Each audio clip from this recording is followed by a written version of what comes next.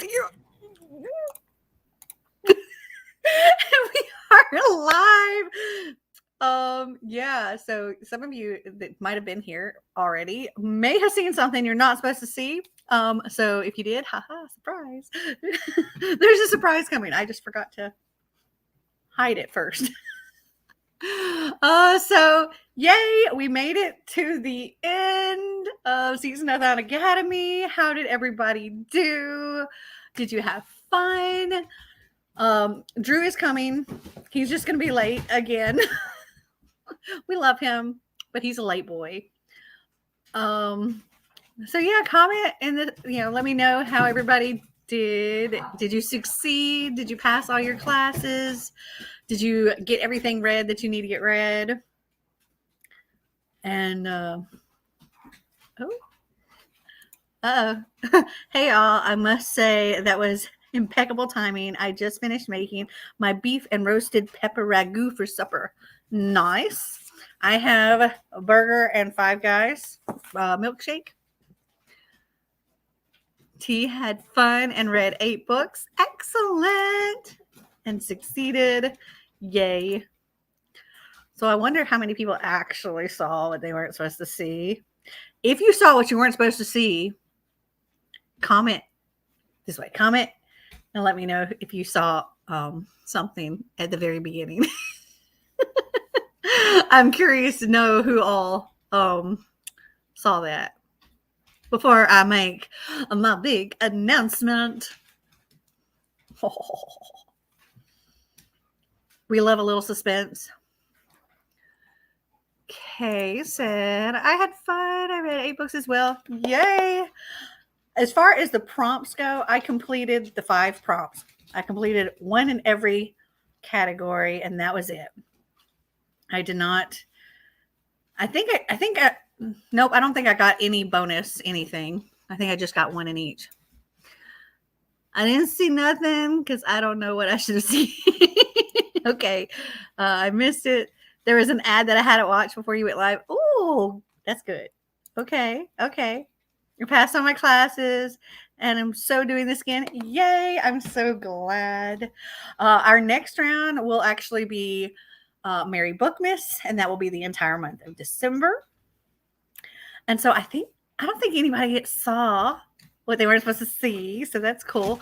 And that is my little announcement of who the co-hosts for Merry Bookmas are going to be. They're here. They're waiting. They were actually on the screen for like just a second before I was like, oh crap, I got to take them off.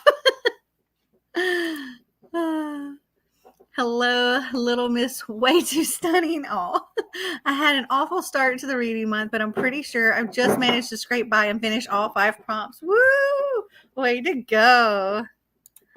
Kay is guessing Amanda and Bethany. Nope. So the first co-host that I asked is Miss Laura Nettles here. Hello. Would you like to introduce yourself and your channel and all of that? Sure. I have a lap full of dog right now. This is Roy. He loves me. We love the pepperonis.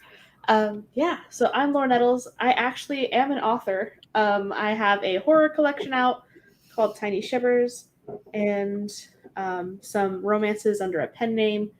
But I love to read a lot. So I read horror, I read sci-fi, I read the gambit. So I'm excited to be here and looking forward to December. So nobody knows, and I'm not going to announce it here, what our group book, because we already have a group book, an author for Merry Bookmas. But based on the book, I actually selected Laura for the specific reason of why, like, of the book. So if you watch her channel, if you've listened to what she just said, you might be able to start piecing together some things. Bella's going to play with a bone directly under the table. And, hold on, let me add Mr. Late Boy here. Hey, I was making my food, Mom. That's what I was doing. And now let me introduce the other co-host for Mary Bookmas, Yay. Miss Becca. Hello. Would you like to Hello. introduce your channel and tell everybody a little about you? Yeah, I'm Becca from Becca Books and Bujo, and like Laura, I love to read, but I'm not an author. I just read them. I live in Minnesota. I have 2 kids and a husband, and yeah, Christmas is like my favorite holiday, so I'm so excited to participate in Mary Bookmas and host Mary Bookmas. Becca also has pepperonis. I do have peppers, but I made them stay upstairs. I did the same thing. So. Yeah. Also, Kay has a message for you, Drew. She says she was making her food earlier and was on time. Same. I made spaghetti. Yeah, Mr. Late Boy. Late for the author chat. Late for At least I showed up, unlike some Yes. people. Well, yeah, she's sick. Shade.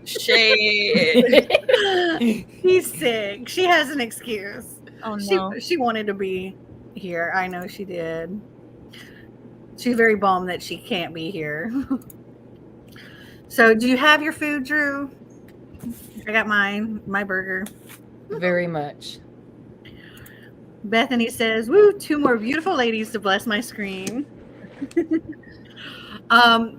Later on, after this live show, I will go and put Becca and Laura's channels down in the description box, so if you want to go and check them out.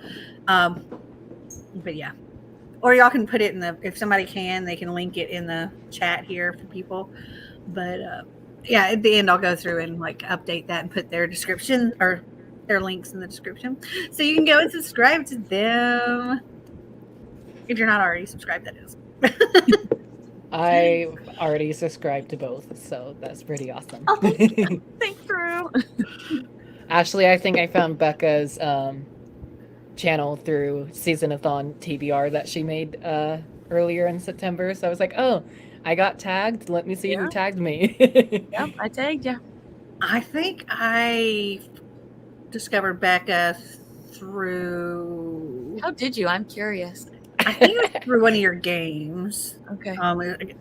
Also, like, I will like watch people's videos. I'll be subscribed to them.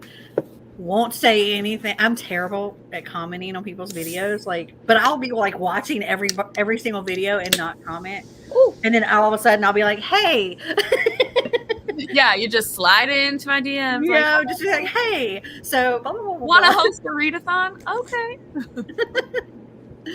And Laura, we were doing. I was in the camp readathon. That's what it was. You were in camp, and you were part of one of my live reading sprints. Mm-hmm. And because I was getting people that were in my camp to join my live reading sprints, and you were in that. And then when I found out you're an author and that you like certain types of books, I was like, you would be perfect to be a co-host for Mary Bookmas because of the type of book that I know we are having. It feels so good already knowing, like, you guys do not know the stress that is involved with trying to get a book and an author at a certain time. And so having one way in advance, so wonderful. So wonderful. Oh. Mel loves the game. I do. That's how I found your channel, Mel. I just love watching all of your games. It was so weird not doing them this time. So weird. I understand, but I felt so. I was just like, I don't know what to do with myself. But I was just like, I can't add any more books. But I think what you're doing is good. Yeah. Literally, same Mel. I'll have people watch all the time and never left a single comment or trace. I would do the same. I would just like watch the video throughout the whole thing, and then I'll hit the like button, then go on to the next video. At least I'll also tell people about other people's, like, I'll tell people about channels that I'm watching, and like, oh, they have this kind of video and this video, and I just love watching this person, though that person may not ever know I actually watch them. Oh, But I'll be talking about them. Like Mikhail Jancy. Love her videos. I've maybe commented on 3 in the, I don't know how many years I've been watching her, but a really long freaking time. She has no clue who I am. Oh, Hey. Angel. Samesies. Robier. Your cans are different. This is a Canada can. Ah. Oh, yeah. Canada can. budgeting kind of sucks right now for me, so we went small. So, did everybody complete all of their prompts? I can't remember if everybody said yet or not. Ooh, I just mood read this month. Yeah, so I am trying to finish my 11th book for the month. Nice. Me too. I think I'm on 11. Yay! I don't know how many I read. Tomorrow I have to film my wrap up. Oh, same here. I have read not a lot. Does anybody else hate filming wrap-ups? Yes.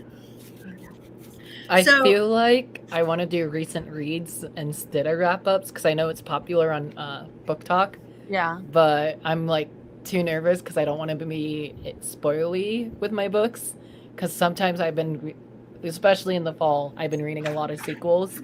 So it's always hard for me to talk about those sequels without spoiling the first couple books. So one thing that I used to do like for a while and I really enjoyed it and it made the whole wrap-up thing easier. So I used to do the regular wrap-ups that everybody did, and I would pick up the book and talk about it and blah blah blah, and I hated doing them so much I was just like, I'm not doing them anymore. And then I decided to do the wrap-up vlog.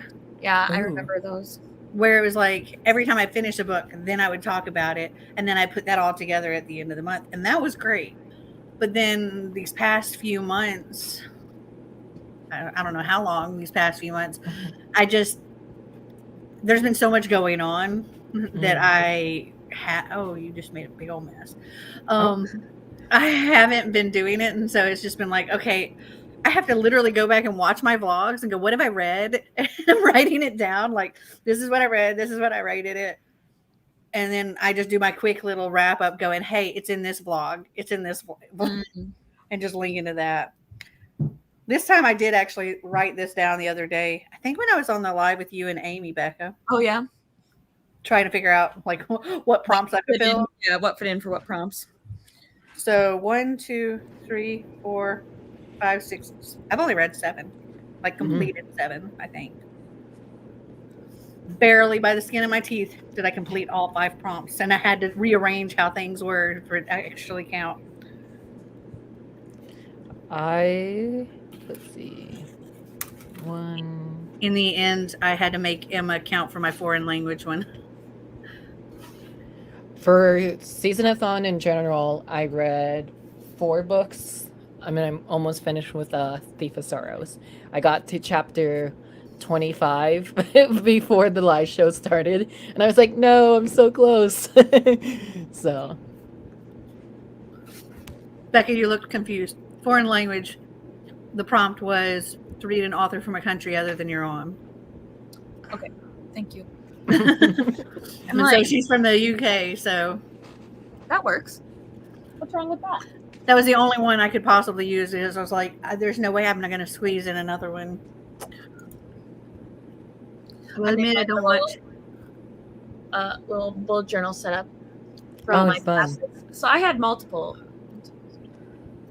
I had 7 fit into classes, but at least got one in every category. So yeah, I had to finagle to get one in every category.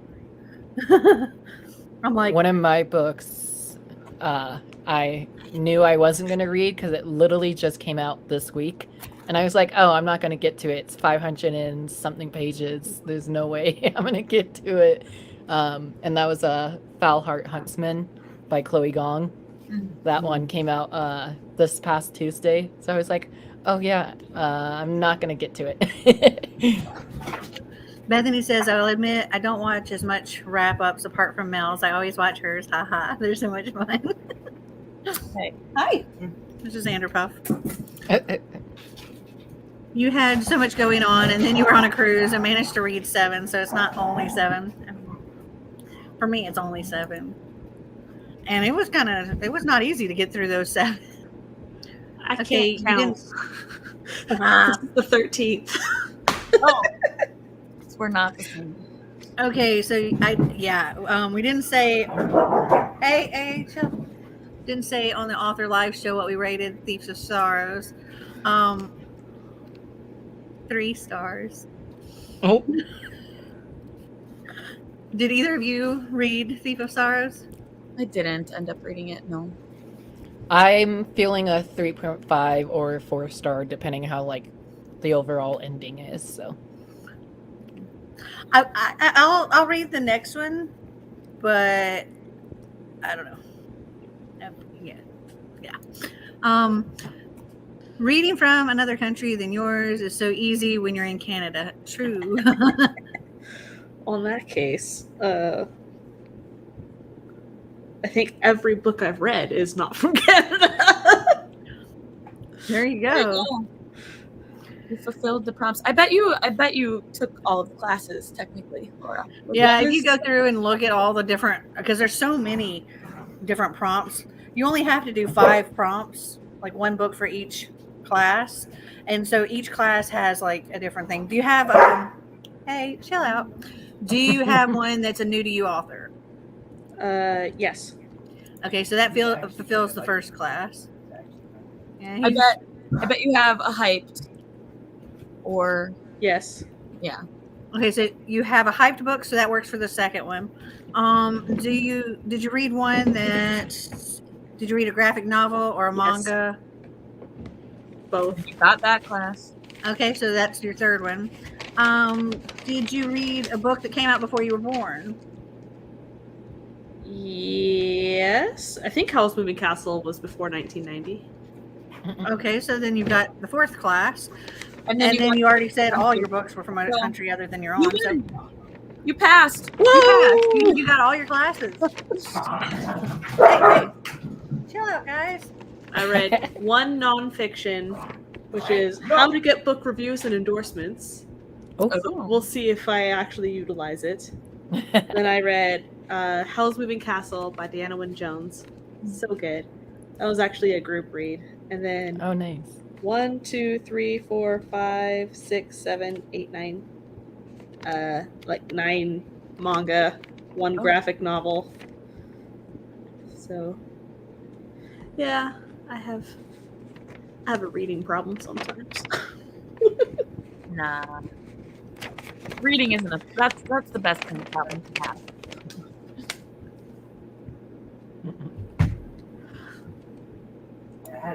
Sorry, we're having dog issues. That's why I had to mute myself.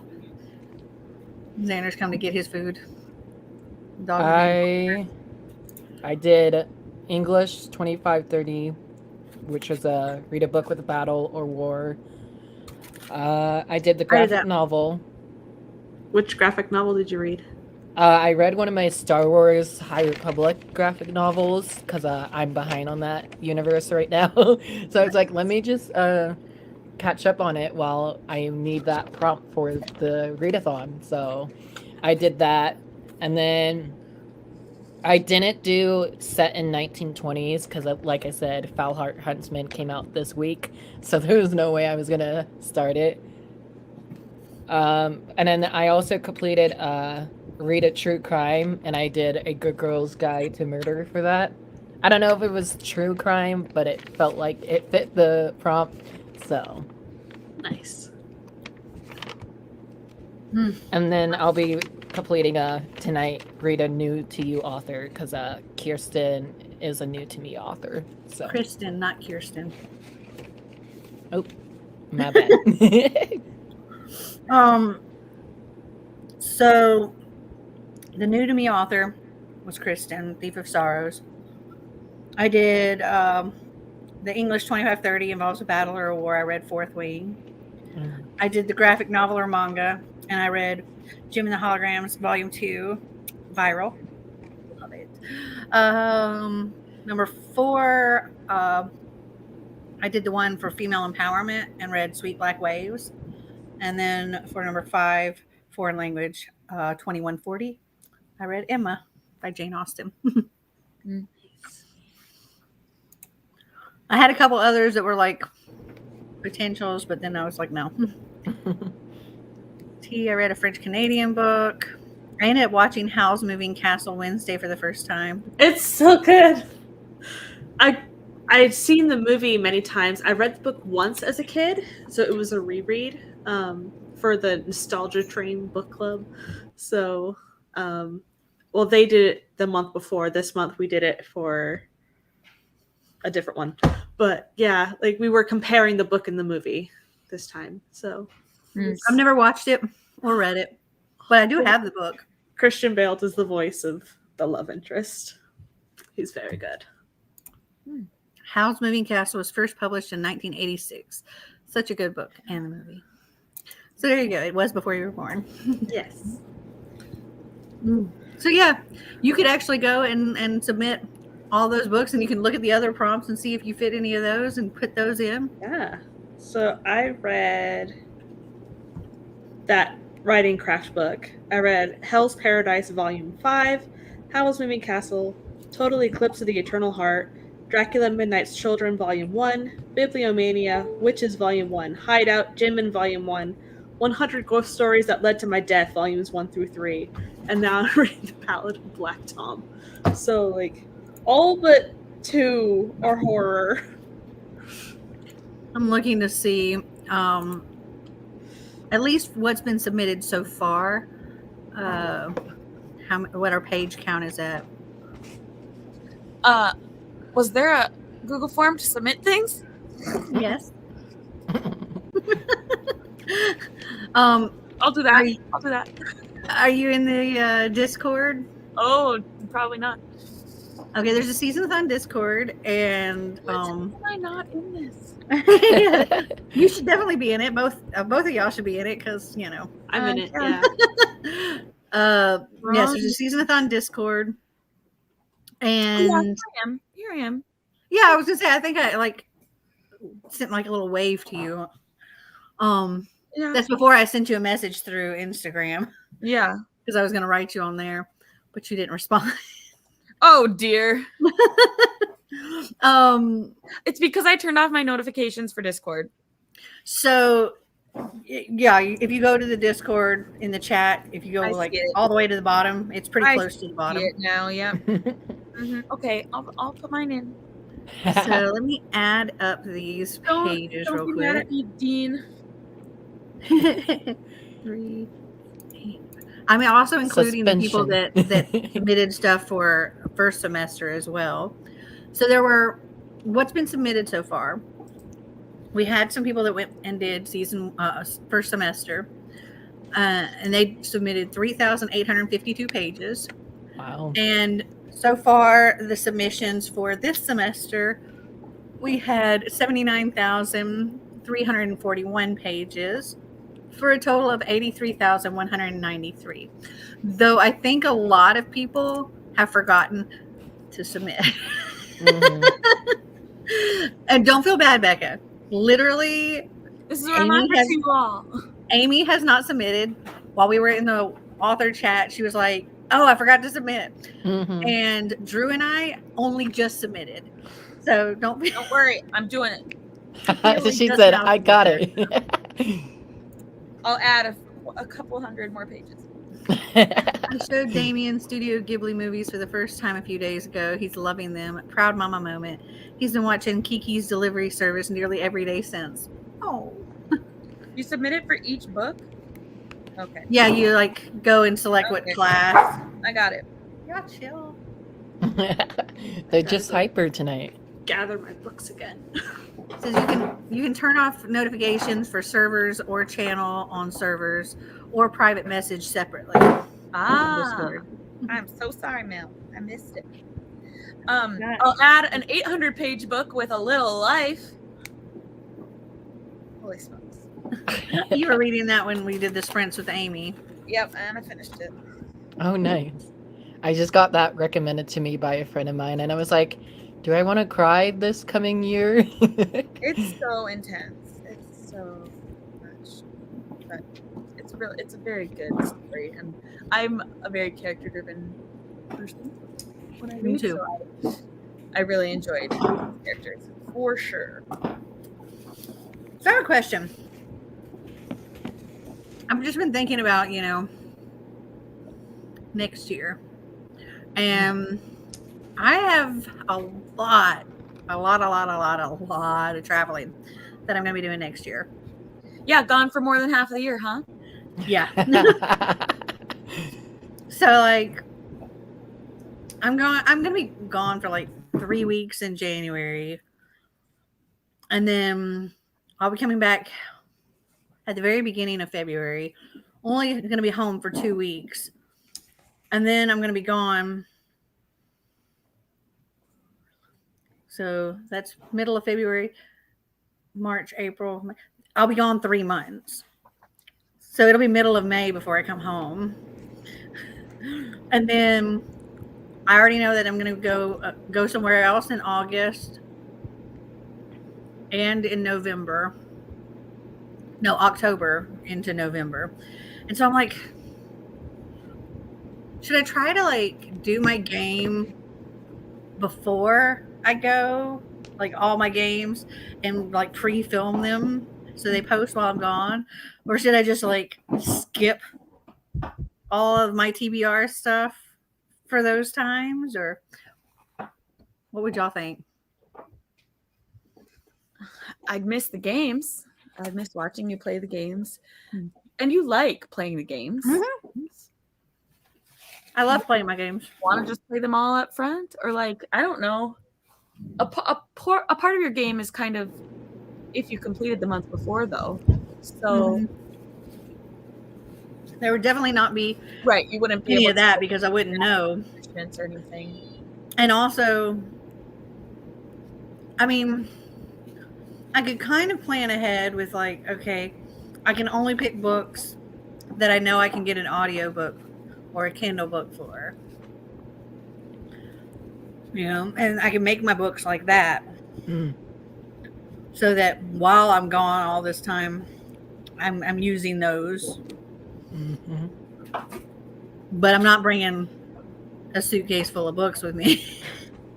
That would be hard to That's why you carry around. underpack to leave half a suitcase just for books. I'm going to be gone for 3 months. That's a lot of books. So, yeah, I'm going to have to pretty much stick to audiobooks and ebooks because, hi, baby.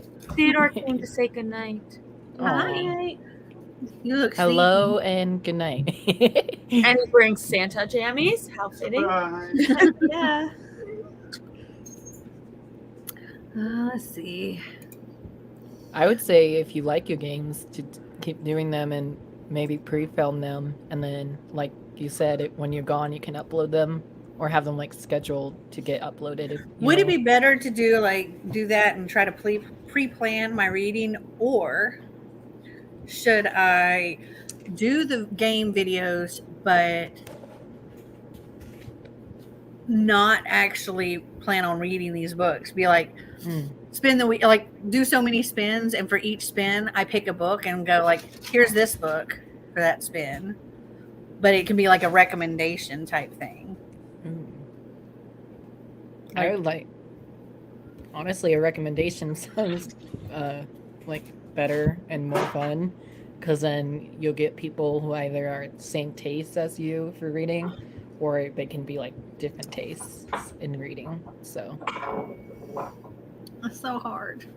Could you do it with like, yeah, I just saw somebody say a wheel online, and could you do a wheel with books only on your Kindle or books only on audio or something? Yeah, that's what I was thinking. Mm-hmm. I saw A Little Life in a charity bookshop with my mom. I asked her if she wanted to read a book that would emotionally destroy her. She hard passed. Yeah, hard pass. I get it. I've heard that about that book. I have no interest in reading it.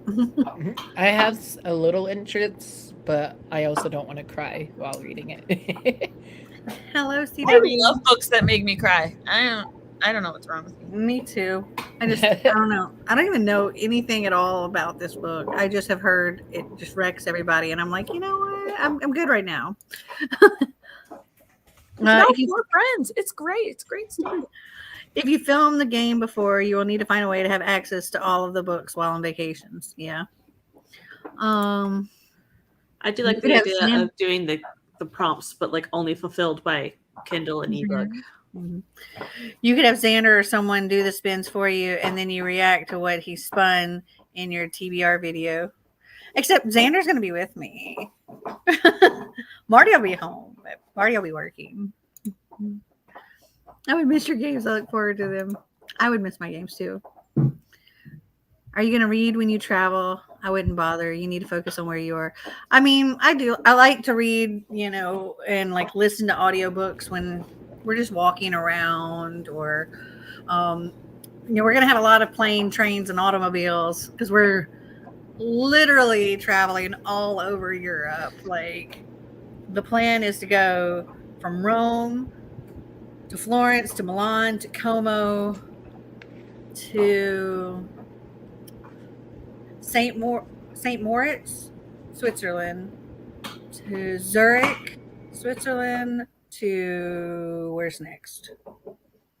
Amsterdam, Netherlands, Brussels, Belgium, up to the UK. I'm going to go hang out with Bethany, and Xander's going to hang out with his friend. And I don't know what all we're going to do. Might go to Edinburgh, maybe. Then Xander and I will be back together, and we'll go to like Nice, France. Nice. And then Barcelona, and then take a 14-day transatlantic cruise back to the US. And we'll hit up a couple of places in Spain, somewhere in the Canary Islands, Bermuda, and then back in Port Canaveral. And then Marty will drive down to Florida, and we'll spend a couple of days there together. And then the 3 of us are going to get on a Caribbean cruise and then go home. So there'll be a lot of travel time. Or have a wheel online instead of a home wheel. Maybe I could do that. And have it. I could make a wheel with all the prompts that could possibly work for things that I have in the like Kindle and audiobooks. Or there's practically an infinite number of audiobooks on all of the different apps I have. So I could find a book for pretty much any prompt I put on there. That's a good idea. Just do a wheel on my phone. Oh, I like it. Okay. That's a fun idea. Shoot, I forgot to add my last book to the form going right now. Don't worry. You got time. Or do the spin and choose the books while you're on the trip. So instead of putting the game as a video, put the spin when you start a book. Cool. So read maybe I can as do you go. short, read as maybe I you can do YouTube shorts, where it's like I go and I'm like, okay, spinning my wheel, spin the wheel, and pick the book, and I'm like, okay, this is the book I picked, and that's the video. And then come back and be like, okay, I finished this book, I rated it, blah blah blah. Spin, pick my next book. Yeah. And then I would just have a whole bunch of short videos, and that would be my wrap up too. I had one guy tell me his fave book was A Little Life. I asked him if he was okay and if he considered a therapist. I love this. He knows he is. He knows he's very, very lucky. I tell him sometimes, I'm like, you know you're spoiled, right? And he's like, yeah. Sometimes he'll be like, you are too. And I'm like, yeah. I am indeed being blessed by a goddess in person next year. I can't wait. It's going to be so fun. I only know Bethany like via online, so it'll be cool to like hang out in person. I've gotten to hang out with Drew in person too. All the way in California. Even though I forgot my COVID card at the time. But then I found out it was in my wallet the whole time. So. Oh. I remember you had to go and like get retested and stuff because you didn't know where your card was. We literally looked up CVS stores and everything like that when we were there. And then we literally got to the closest CVS from Y'all West to whatever CVS store we were at. And then I literally called my dad and I was like, hey, can you look in my room for me real quick to see if he can find the card? And because normally I'll put it on top of my desk or in my desk drawer. And I didn't. So he was like, didn't you put it in your wallet like I told you to last time? I'm like, oh yeah, let me check. And it was literally in my wallet the whole time. So I kept texting Mel. I was like, I don't have it. What am I supposed to do? Did you need to show it like when you went in places? Not. I don't remember, but I think we were required to have it to go into Y'all West. Oh, I see. That was over like a year and a half ago. So it was like right after everything started opening back up. And at that time, I think it was like that was one of the first. Dude, really? That was one of the first big bookish events after COVID, I think. There was a few others, but of course they got canceled because of COVID. But luckily, Y'all West didn't got canceled. This is what's making all the noise. It's a reindeer antler. Oh. One of the doggies got reindeer antlers as a souvenir because they're spoiled too. Because we just got back from our cruise where we went to Iceland and Greenland and Canada and stuff. And while we were there, like we went to the super cute doggy store, and I bought them some moose jerky and some reindeer antlers. Yes, my dogs are spoiled. Okay, I just went through the syllabus. I completed 9 courses. Yay! Now you just gotta go and submit them. I know. You can submit them so we can see what the page count is. I did the new to you author. I did the debut, retelling of a classic, hyped book, manga. I thought one of them was set in the 1920s, but they technically never specify a year. So I was like, dang it. Before I was born, so archaeology, anthropology, and foreign language. The page count is going up. People are still submitting stuff. It was me. It was me. We're up to 85,174 pages. Oh, look at that. That wasn't all me. Well, I mean, 800 pages of it was. 800 pages. Not the let me see who it was. A Little Life alone was 814. A Little Life is? Yeah. Damn. 814. I recommend the audio. I really liked the audio. I am an audio person, so I would see if any of my platform has it. Yeah, I had to get it on Audible. Ooh. Yeah. Which I'm on. So one person, Allison, one of the books she submitted was The Modern Fairy Tales. Oh, that's a 800-page book. Nice. And that was something somebody just submitted. Also, Did mine get in? Yeah, I see. Oh, okay, good. I see your 5. Okay. And CW posted one like in the middle of your 5, because right now they're in order by time, like as people entered them. But it's And a there's a whole 32-hour lot of audio submitted. book. 32 hours. Yeah, and telling me to put it on hold, and I don't know how many people is on hold for it. Oh, you could check. I mean, if you wanted to see. Oh gosh. It says about 7 weeks wait, 24 copies in use, 75 people waiting in total, 3 people waiting per copy. Okay. Oh, dude, that was like when That's nothing. 7 weeks. I put in fourth wing, like we had like 24 copies, but there was like hundreds of people waiting. I was number 85. And Oh, then I was gosh. like, it finally came up and I only got 4% in and I didn't have time to finish reading, and then it got returned and I was like 65th in line. I'm like, Oh gosh. praise to Marty for working so hard so his family can be spoiled. Yeah, that's why he's not going to be with us the whole time, because he's like, I got to work to pay for it. Actually, no, they'll have an outage during that time, and so he's literally going to be working pretty much the entire time, so he wouldn't have even seen us anyway.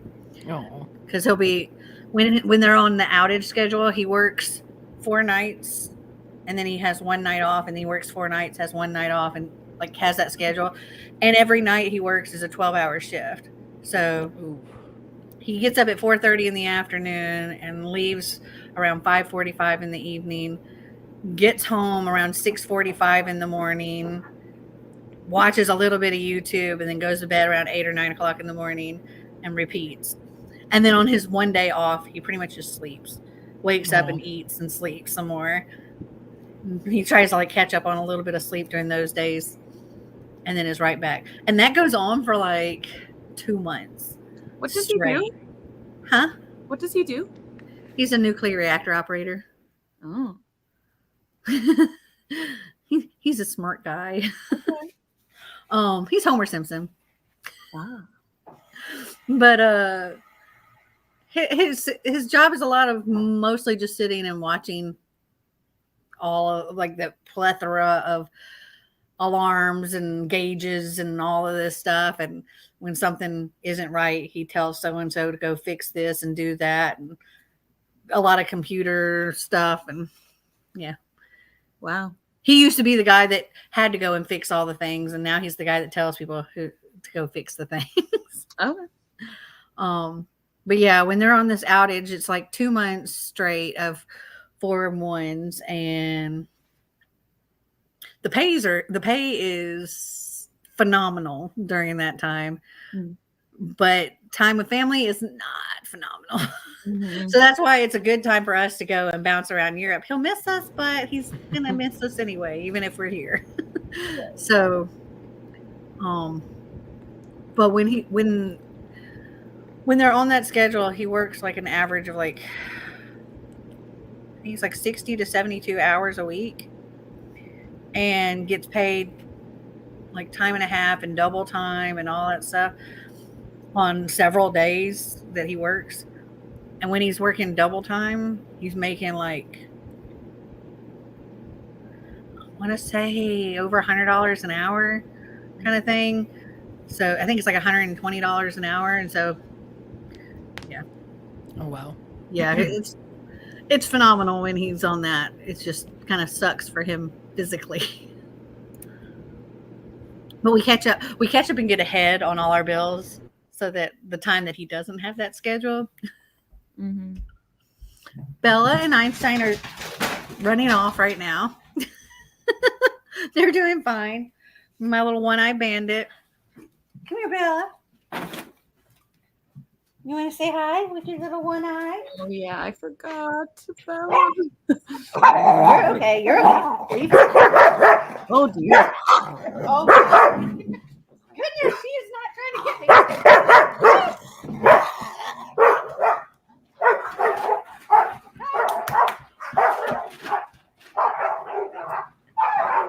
It's a time. Oh my. Wow, we. Pick up one dog, they all attack you. Einstein You okay? was trying to get me, and I was just trying to hold Bella up and show her off. Oh, my dogs came. Hi, dogs. Did you Good hear? Lord. Puppers. That's exhausting. That was loud.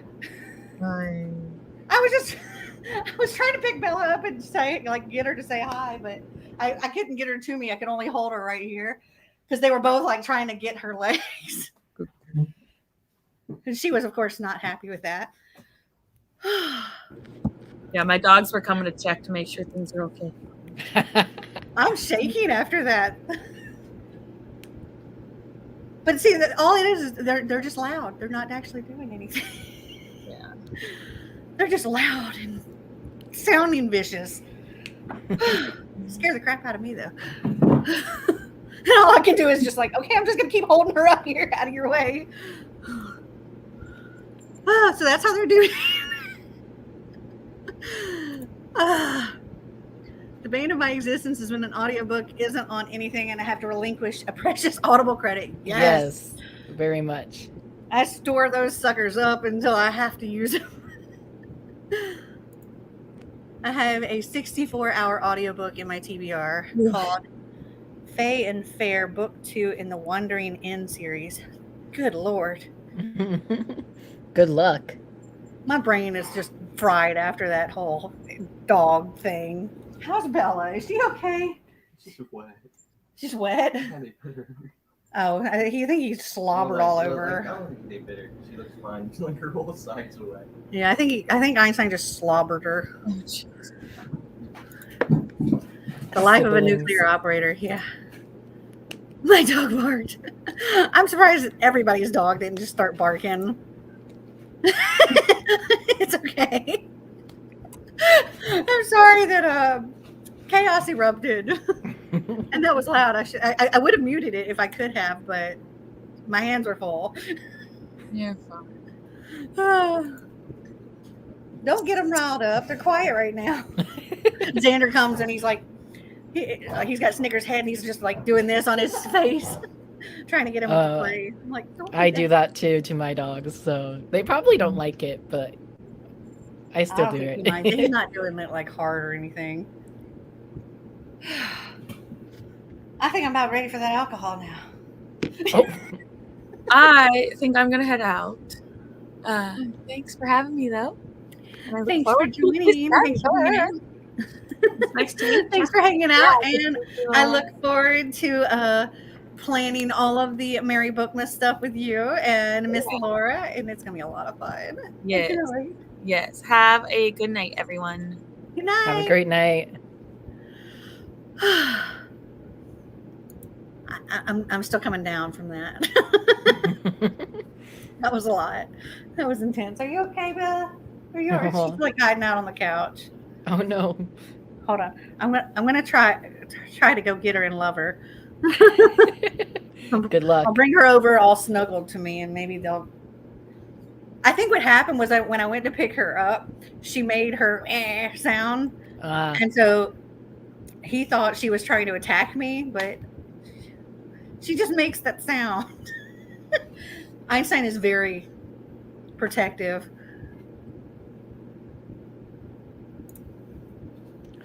Yeah.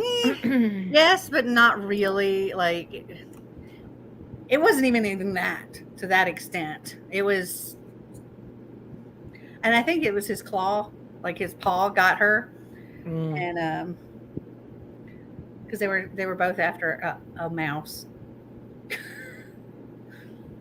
We had a lot of issues. The cat ended up with the mouse, and then the cat died. Oh no. Yeah. Yeah. While we were on the trip, one of my cats died. Aww. There was a lot going on. Are you okay, Miss Bella? I know Laura has a current read, but does anybody else has a current read right now they'd like to share? Mine is the last 2 or 3 chapters of Thief of Sorrows. So I almost finished it before the live show.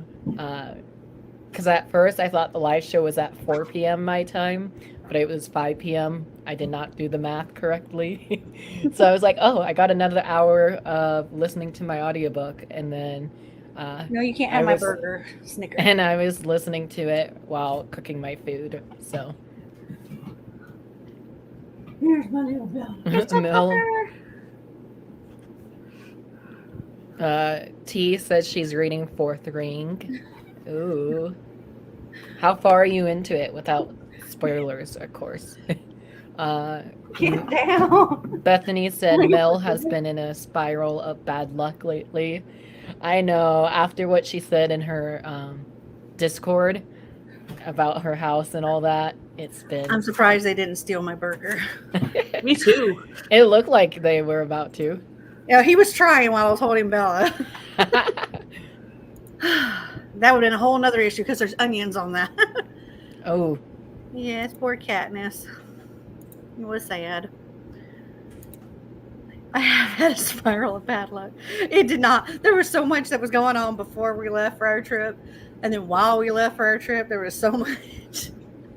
Like the day we were driving to the airport, we got a call from Bella's vet because she was Oh, at no. the vet anyway because her eye, like her actual eyeball, had gotten scratched oh, and needed stitches. And so we kept her there at the vet while she was healing because I didn't want her to actually get injured or anything. mm-hmm. And she needed medication and all this stuff. And so they kept her there and they were monitoring the pressure in her eye. And apparently it started like building and building and wouldn't stop. And so the day we were driving to the airport, they called us and they're like, her eye isn't going to make it. We got to remove it. So they had to take her eye. While we were on the cruise, we had to make 2 home warranty claims because the AC upstairs stopped working. And another time because apparently there was a waterfall in our kitchen from the bathroom upstairs, a pipe in the ceiling. So there's like water damage on our ceiling in our kitchen now. And then they told us Katniss was sick, like not doing well, and then died like that day. And then once we got home, we found out that Einstein had set a fire at one point. Yeah, everybody was asleep. Well, actually, I don't know if Xander was asleep, but Marty's parents were here with Xander, and they had just gone up to take a nap. And the smoke alarm started going off, and they came downstairs, and there is a box of cereal sitting on the stovetop on fire. Oh gosh. Because Einstein had tried to get something off the counter, and we have a gas stove, and so he turned on one of the burners and caught the box of cereal that was sitting up there on fire.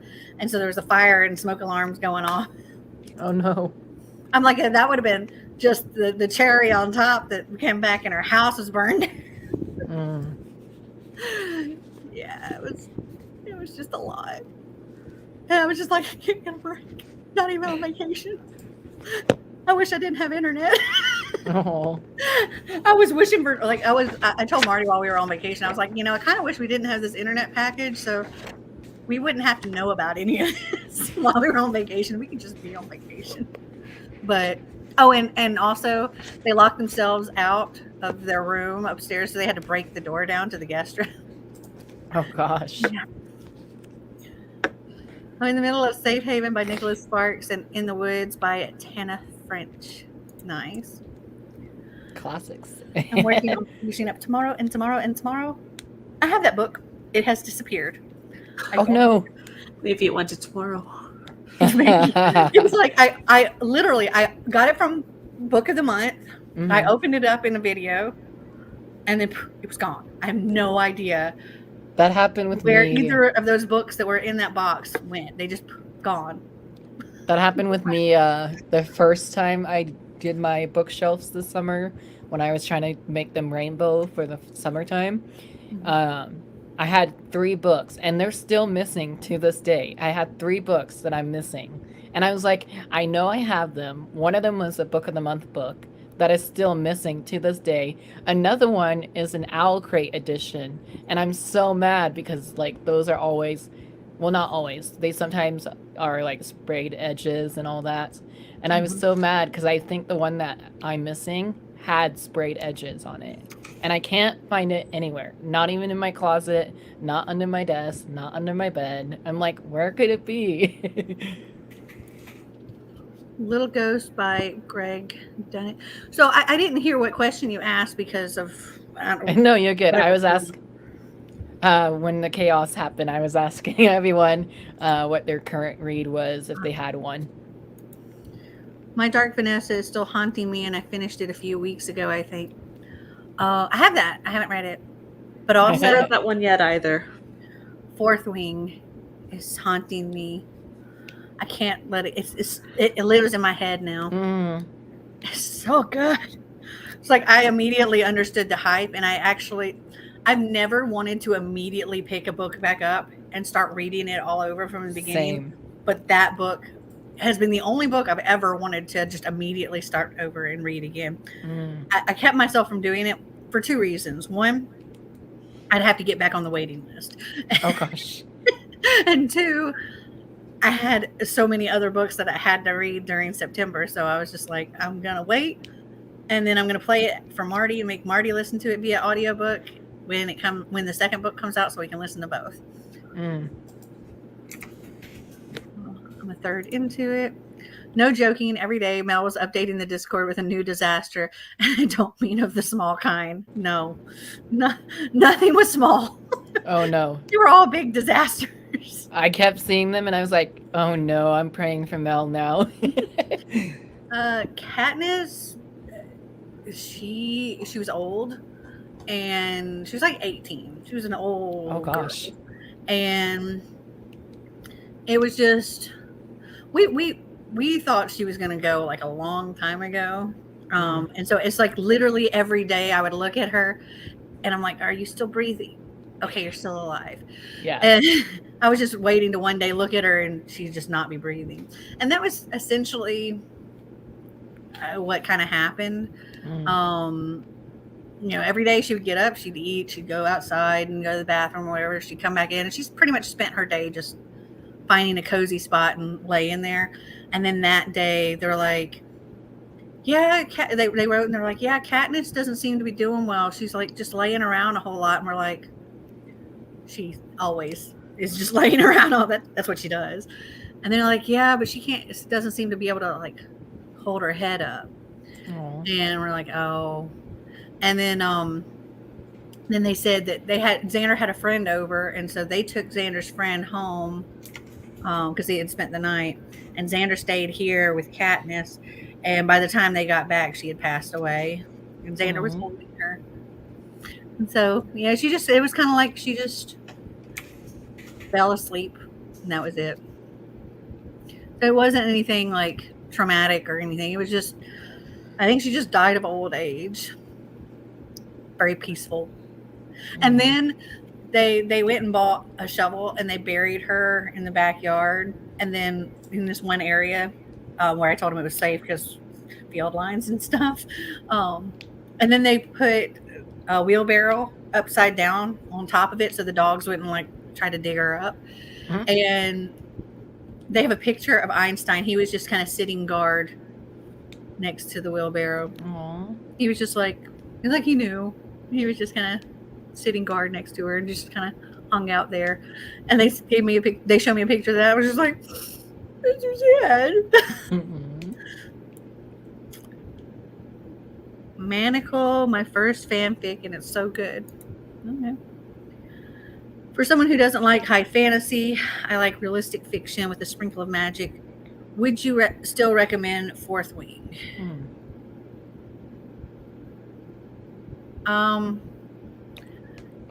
Yeah. I mean, what's your thoughts on dragons? Like, I'm not a dragon person. Like, I'm really not.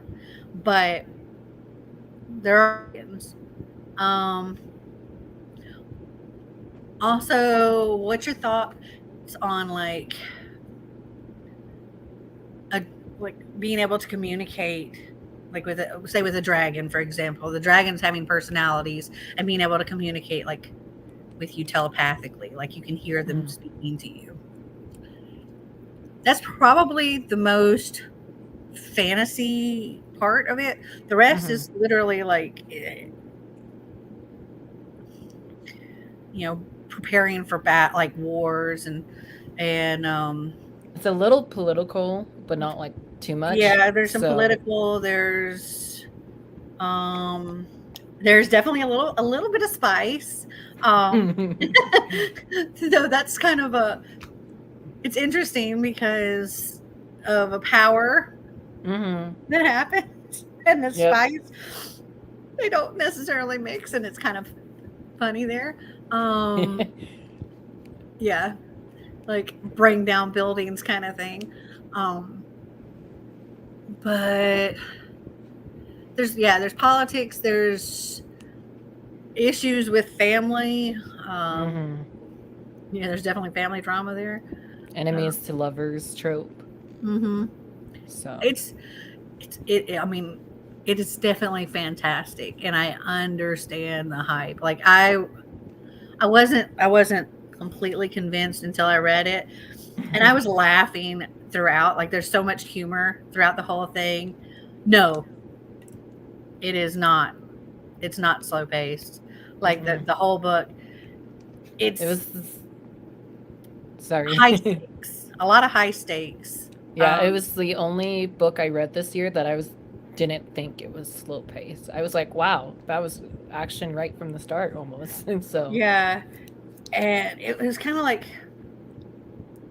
do you like Hunger Games? It's been getting compared to that. I could see the comparison a little bit with Hunger Games as far as like in the beginning parts of it. Oh yes. Yeah. If you like Hunger Games, for one, I definitely think you'd like that. It got compared to Divergent for a little bit, but I didn't see the comparison from Divergent. I think it, both with Hunger Games and Divergent, I think it kind of what's going on in the very beginning of Fourth Wing, I think fits that. Either one. Okay. The games and the crossing the bridge and stuff like. With Divergent, she has to do the whole jumping from the train thing as part of the initiation or whatever, and they have to jump into that hole and all this stuff in the dark. And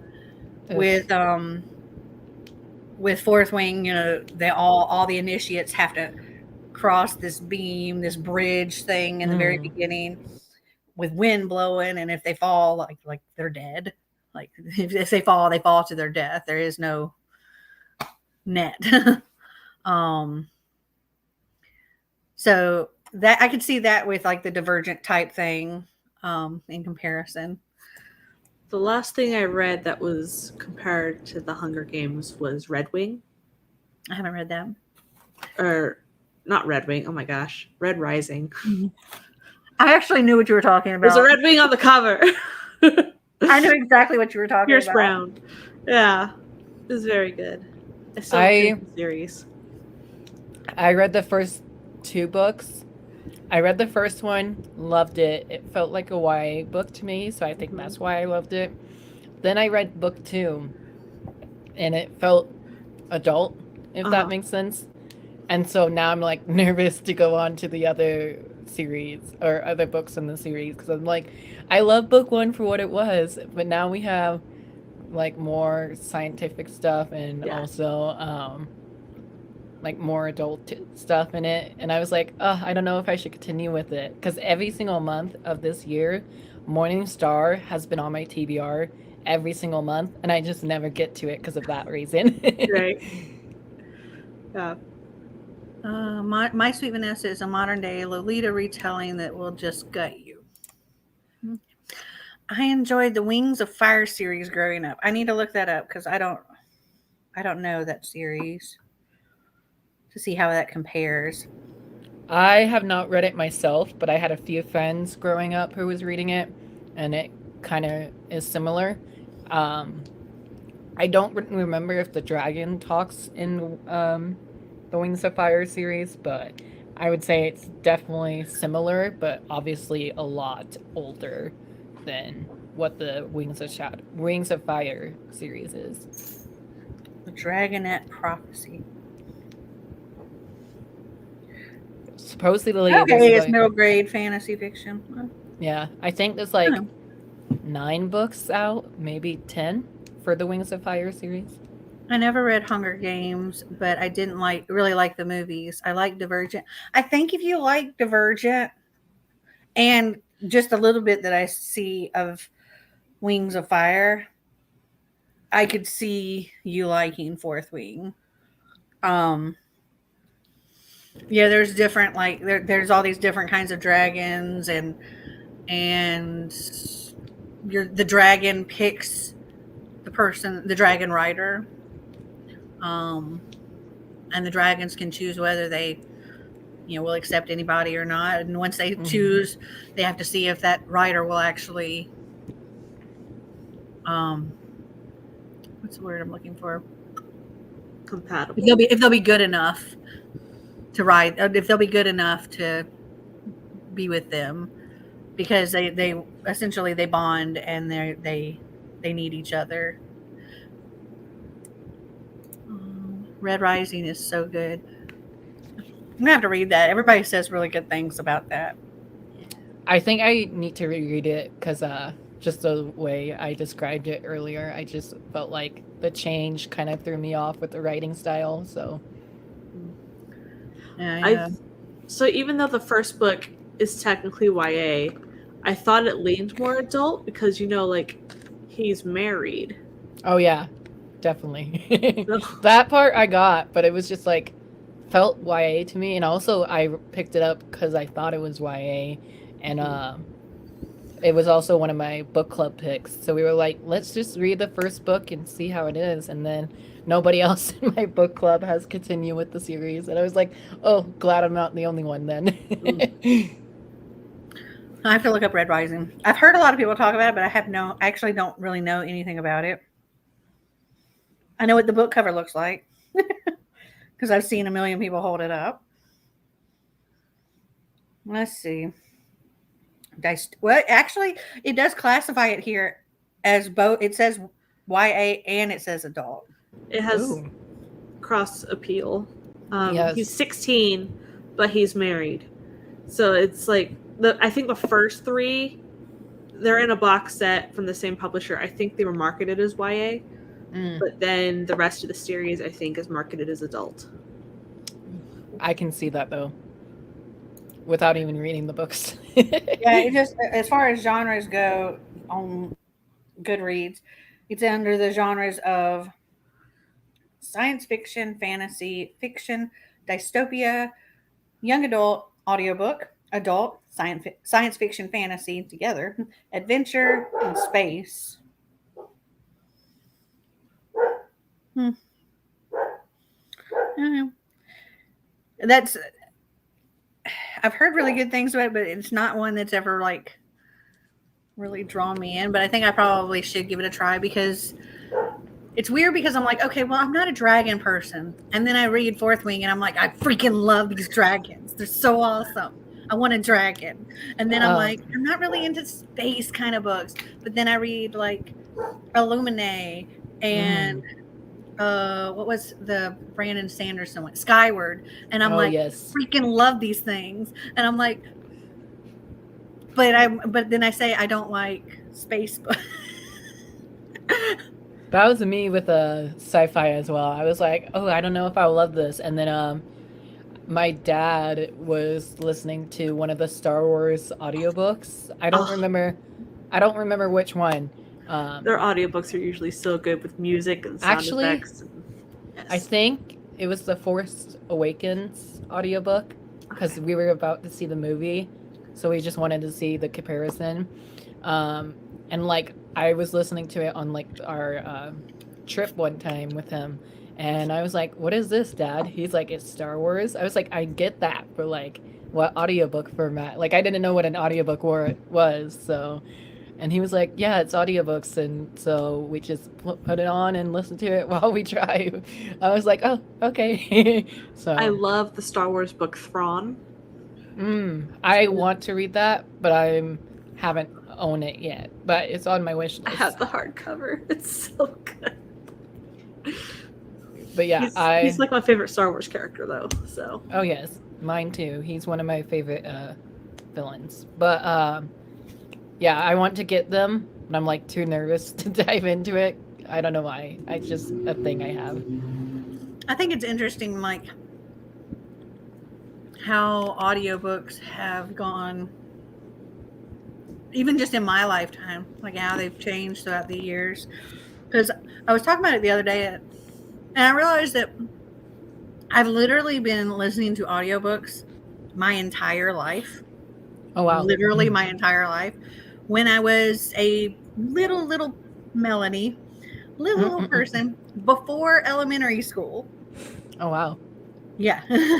I was listening to audiobooks. I had these little paperback books, like little thin kids paperback books, and they had a little sleeve in the back that had a little record, and you put the record on and you read along with the book. Yeah. So I had a ton of these, and I had a tiny little record player to play my little records and listen to my audiobooks. Also, I had cassettes that go into Teddy Ruxpin, and Teddy Ruxpin would read you his books. And so I had audiobooks even then. And then I think, like, I remember audiobooks on cassette that you would have to, like, buy or check out from the library, and you'd listen to them in your car, you know, back when cars had cassette players. And God, I'm old. And then it was CDs, and then it was, now it's like Audible and Scribd and Hoopla. And Yeah. The car I took to college only had a cassette player, so I had to have a cassette converter that would plug into my phone. That's in my car too. We had to get like Bluetooth device to plug into the cigarette holder. So yeah, I remember my family had a record that had fairy tales, like Three Billy Goats Gruff and stuff on it. So we would listen to that record and stuff, and then I would get like the Silmarillion by Tolkien on cassette and put it in my boombox, and I would fall asleep. I was like, dang it, the cassette finished and I don't know where I was. Wind it. still have those same problems now. If you listen to an audio, I don't listen to audiobooks in bed for that reason. I did that. There's like a sleep timer you can put on those. Oh, I know, but still, like, I end up having to go back to the beginning of whatever I was at anyway, because I will fall asleep like that when I'm like all cozy and laying down, and it's like, I don't remember anything that happened even when I was awake, because it was just, it's gone.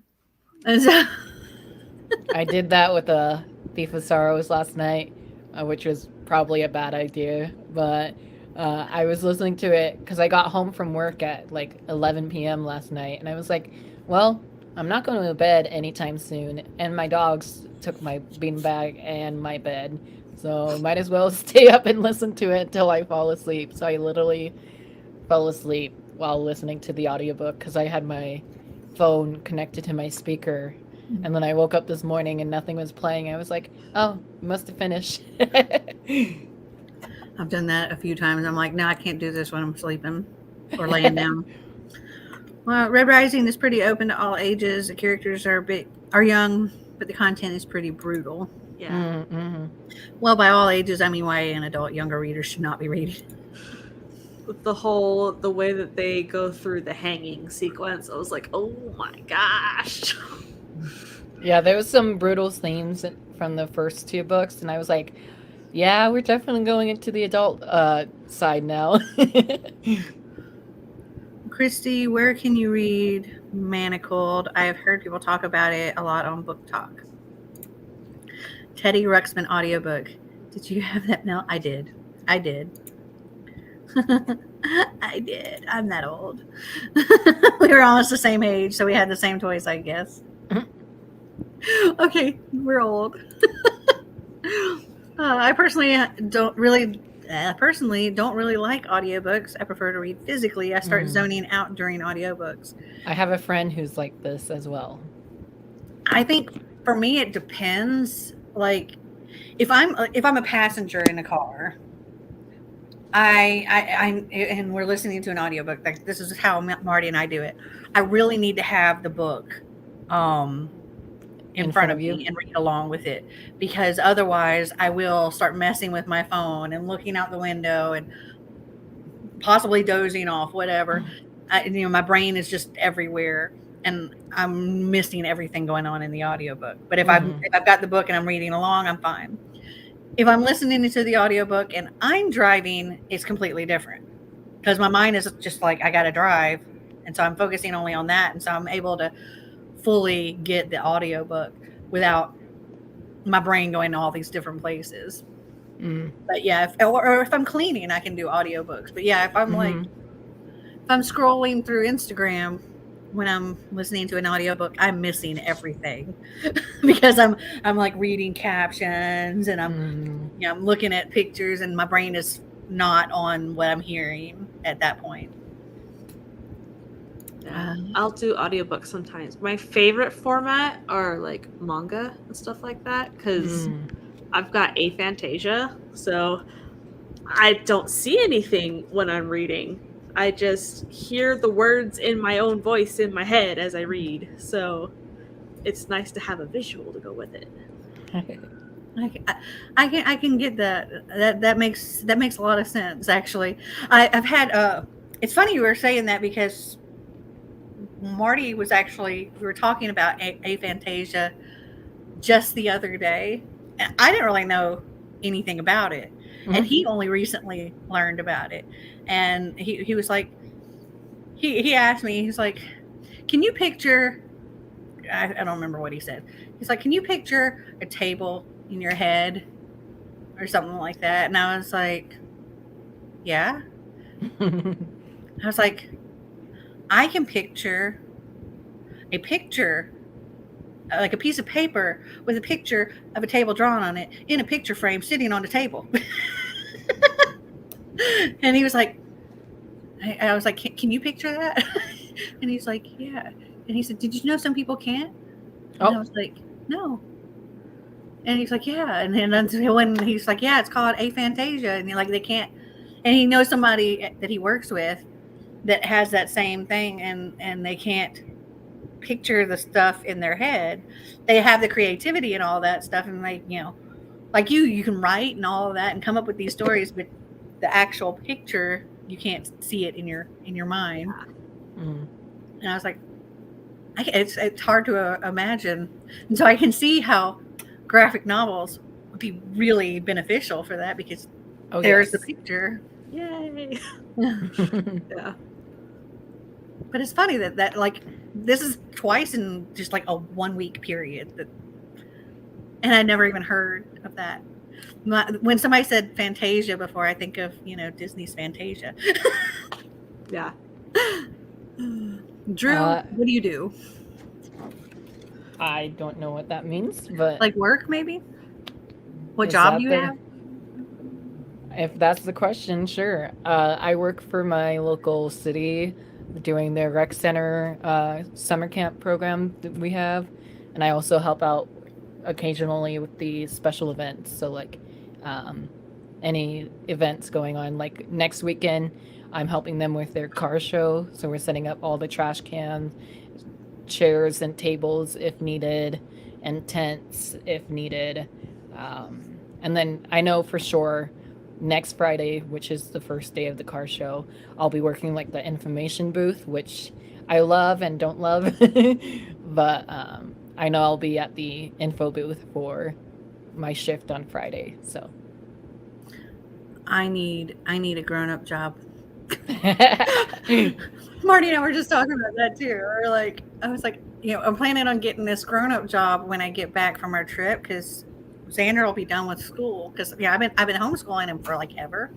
Oh wow! And so between that and all the YouTube stuff, and the fact that I've never really had to have to, you know, didn't have to have a job. Fortunately, you know, because Marty's job pays well enough that I don't. But for one, I want to be able to get Social Security one day, and right now I don't actually qualify because I haven't worked enough in my life. And so I need to work so I can qualify eventually. And I would like for us to retire way earlier than Marty thinks it's possible. And so I'm like, if we don't actually need my income, and we take every bit of income I make and stick it towards retirement, that means we can retire sooner. That's true. So I'm like, I need to get a big girl job, but gosh, it's Yes. My job's pretty cool. I enjoy it. But also, like, I would have to cut back on YouTube some because Oh, I that was wouldn't me. have as much time, working a grown-up job.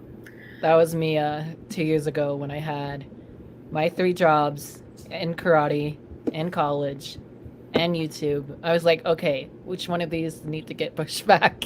So I It's like literally, something's got to give. yeah, I think it's actually on my channel. I think I didn't post like all of 2021. If I did, it was a miracle that I posted it. So, Yeah, I'm like, I can easily manage to do the YouTube thing while also schooling Xander, because a lot of his school is more like, okay, this is like, he does a lot of his work online. So it's mhm, like, here's your assignments, let me know if you need any help with anything. And do this. And it's kind of like on him. Once he finishes each assignment, then I can tell him like his next assignment. But it's different now than like when he was little. mm, So I'm able to, be editing videos while, sitting next to him while he's doing his work, or like give him an assignment and then I can go take a shower and, start getting myself ready for filming or whatever, putting my makeup on while he's doing an assignment. And so I can balance those. But if I'm doing like a legit 40-hour work week, mm. even if I do have a job where I can work from home, I don't see having nearly the amount of time for all the filming and editing and uploading because right now I'm putting 3 to 4 videos a week out. Oh wow. And many, many, many, many, many hours of uploading. I mean, of editing. Right. It's like for every one video, it typically takes hours of editing. So it's like, I don't know if I'll have as much time. So I'm like, maybe I cut back on videos. Mhm. That was my issue when I was having like all the stuff I had. I was like, either karate needs to get pushed back or YouTube needs to get pushed back. And I was like, karate can't get pushed back because in 2021, I was going for my first degree black belt testing. And so I was like, that needs to be first, then YouTube. So I push YouTube back, obviously, because I wanted to test. So If you have a good narrator, audiobooks are great. I'll fall asleep with a bad narrator. mood. True. Also like older, like way older audiobooks. It's terrible. Like yes. the quality is so bad. Like listening to the way audiobooks sound now versus how like I've listened to some that were older ones. I'm like, oh, this was recorded in the 80s. It sounds so bad. Oh gosh. But like even if it's just, it can be a really soothing one. If you're laying down all cozy. I remember when we were on this one cruise and I was waiting up for Xander to come back to the room and Marty was asleep and I was just like, I'm going to listen to my audiobook until Xander comes to the room. And then next thing I know, I was asleep.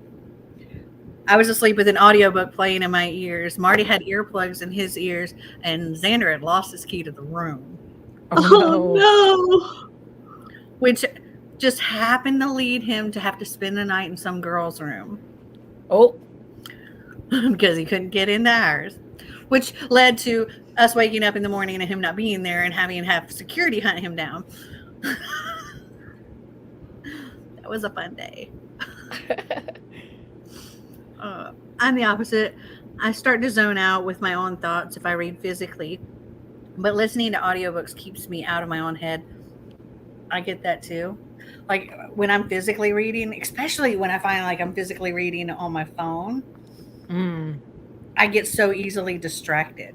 And so I'm constantly like, I'll read a page or two and then I'm doing something else. But if I've got an audiobook, I can do the something else and still have the book going. That was me this morning with the Thesaurus when I texted you. I was like, I'm actually doing my chores when I normally push them off. So I can't listen to audiobook without headphone. It depends for me if if I'm in a very quiet place and it's just me, then I can do that. But if there's any noise going on at all, I've got to have it in my ears. Otherwise, my brain can't function. Yeah.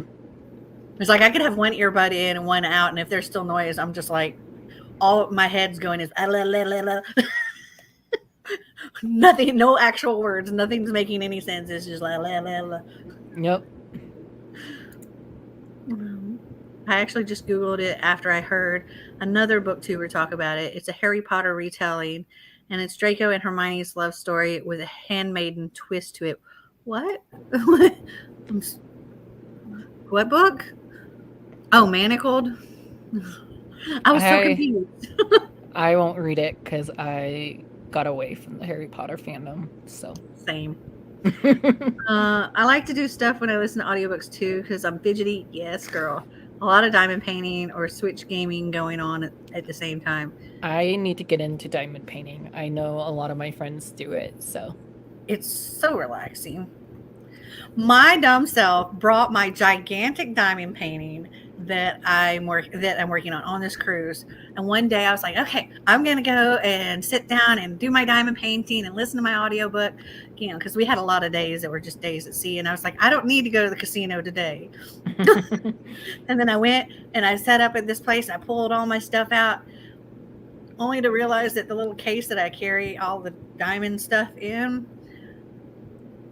I had moved I had pulled everything out and was like repacking it up before the cruise because I also was like putting all my medicines in there to carry.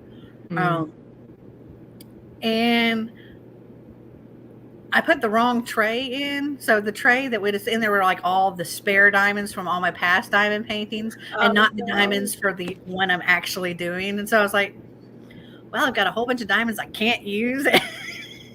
So I packed it all. But I had just spent like 15 minutes putting everything out. And then I had to put it all back and lug it back to my room. I was like, yep, not doing any of it. Like, I guess I can't do that during the cruise. Okay. You can't buy it, but I think it's also on Wattpad. Archive of Our Own is also where you can read it. I love Archive of Our Own. I've never even heard of that. It's a fan fiction website. I've never really read any fan fiction, so I've read so much fan fiction. If I'm on my phone reading, 9 out of 10 it's fan fiction.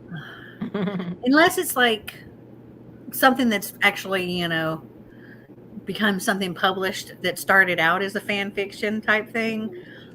Typically, I haven't read any. Or unless it's a book about fan fiction and there's fan fiction in said book, like Fangirl by Rainbow Rowell. Then you get a little bit of like the Simon Snow or whatever his name is. I can't picture things I read. I hear it in my brain, in my voice as I read it. Same. Wow, there's two of you. It's so interesting because, like, I never even realized that was a thing at all. And so it's interesting that it's just like from two completely different sources all at the same time. I'm not sure where I am visualizing stuff. I can visualize blurry outlines or basics, but not the full thing. The faces I can't picture at all. Even people I know in real life, I can't really picture. Can you picture me? I'm right here. Right here. Okay. I haven't even started drinking. Yeah, that's what I meant. I asked because you said you got home late from work. What you do for the day. Oh. Yeah, my shift last night was 4 p.m. to 10 p.m. and then I didn't get home until like 11 almost. So big girl job and no more art. My day job is art. I actually light visual effects for movies. Yeah, it was a Spider-Man? You did a Spider-Man one, right? Yeah. No Way Home. Yeah, I think that's so cool. Yeah, no, I have a lot of art that's very expensive. We bought on cruises. And so like we've been paying and So we thought we had just finished paying off the art because we got like this chunk of money and we're like, okay, bam, paid off the art. And then apparently there's one more piece of art that's coming. And so that just got charged. And so Marty told me today, he's like, so I paid off the art again. Oh. Like, no more. Good, no more.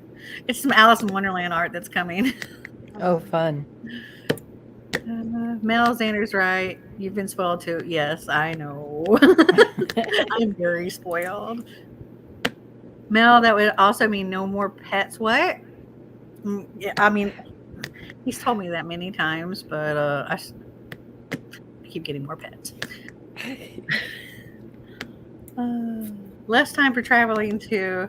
I am in my job because it pays well so that I have extra money to travel, but then I have less time to travel. Yeah, that's why I'm like, I'm going to do like this big thing of travel. And then my plan is I'm either going to get some kind of part-time job or a temporary job or something. I don't know what yet. I'm thinking maybe I can do something that's a work from home. So that if I do want to go and do something, maybe I can work from wherever I'm at. I don't know if that'll work or not, but I'm going to try to find something that'll work where I can still go and do some things. Like I don't know, I might just become a Door Dasher. I've actually been thinking about that, and I bought like a dash cam and stuff so I could like film myself doing DoorDash and just do a whole nother channel. Do a whole nother YouTube channel that's like making money with Mel. Yeah. But then, there's more videos to do. Oh, yeah. But I'm like, if I do something like DoorDash, we have like DoorDash, we have Grubhub, we have dinner delivered, and I think we have Uber Eats. So we have 4 different things in this general area. I was like, I could work for all of them. And then there's also like, is it Spark or something like that? It's Walmart. They have a thing called Spark, I think, where you can do like deliveries for Walmart. And then Instacart. There's a ton of grocery stores. I'm like, I could do that kind of thing. And then that's literally just whenever you want to do it. So yeah, I could work that way. But I don't know if I'd want to do that in the car that I have, because I have a teeny tiny car. Oh no.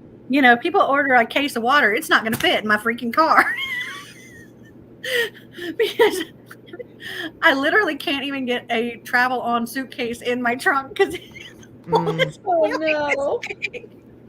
And so I was telling Marty, I was like, okay, so in January, Xander and I are going down to Jacksonville, Florida for a cruise with my mom and my friend across the street.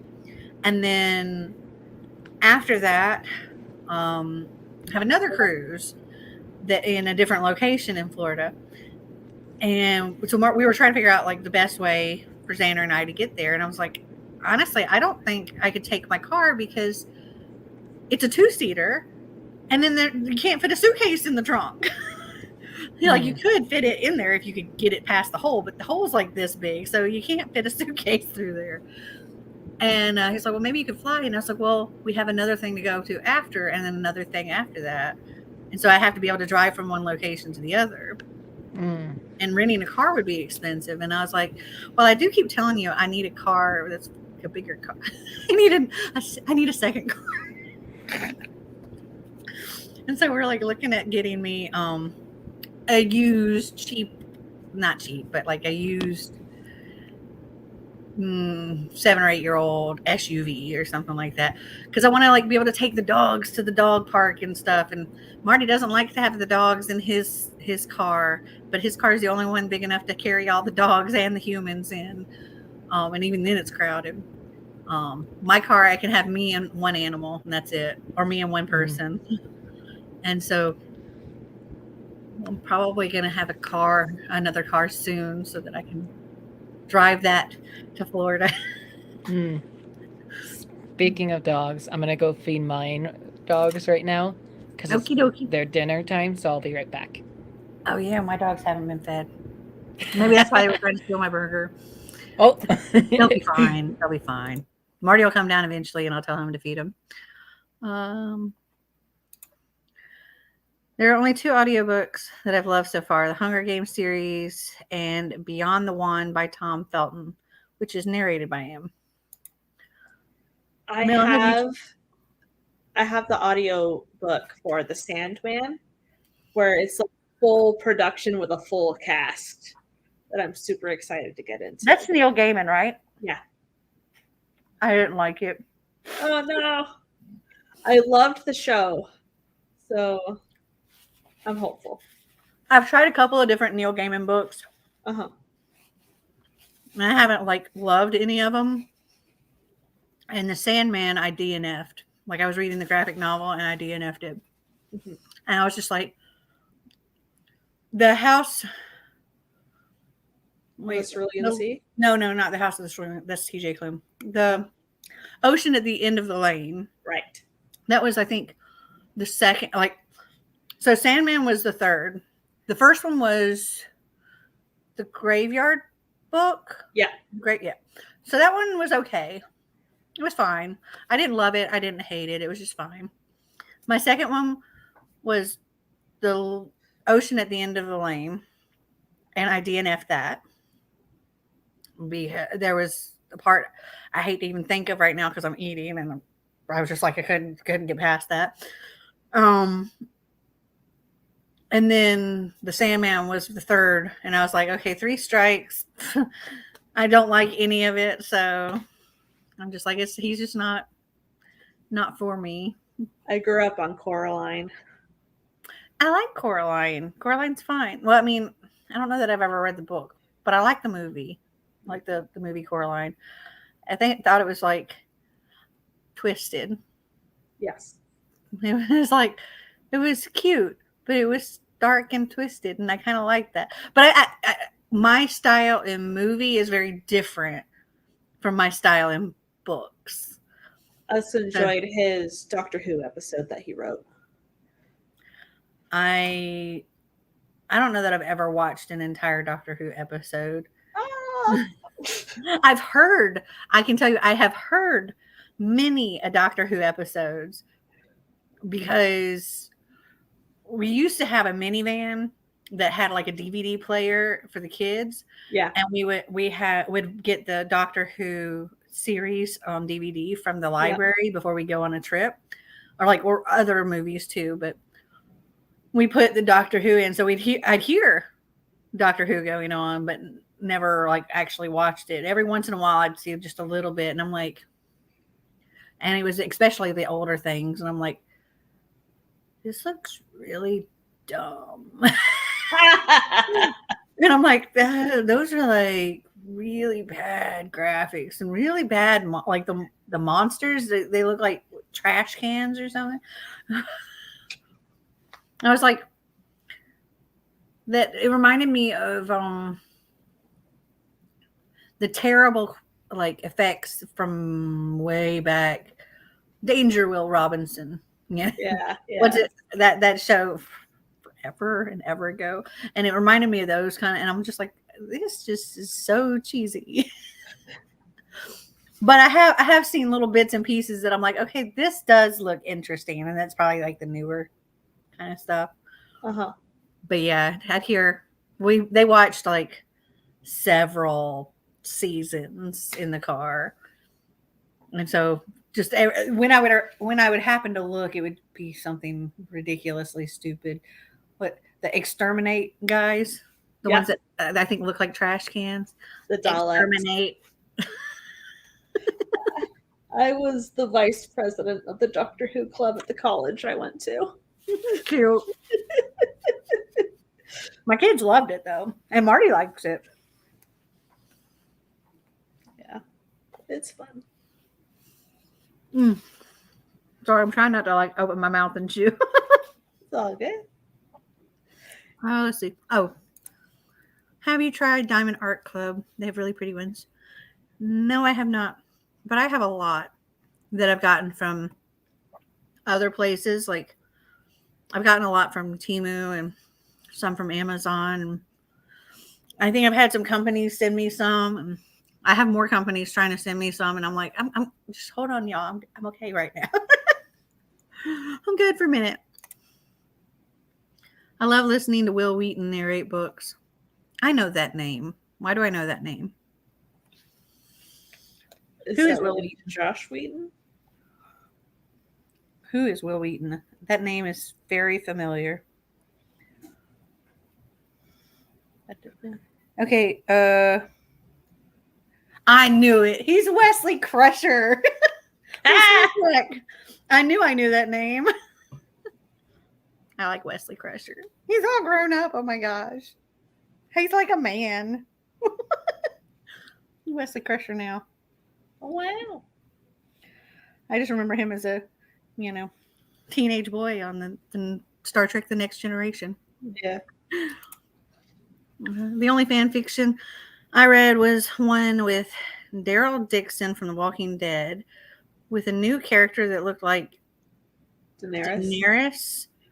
Not her, just a look in the real WD story. Okay. You're actually one of the people I actually can visualize to some degree, which is impressive because I struggle to even picture my mother's face. Oh, thanks. It's the hair, probably. Mm. How many years have you and Marty been married for? It will be on Valentine's Day. It will be 26 years. It's forever. Literally my entire adult life. Because we got married like 3 months before I turned 18.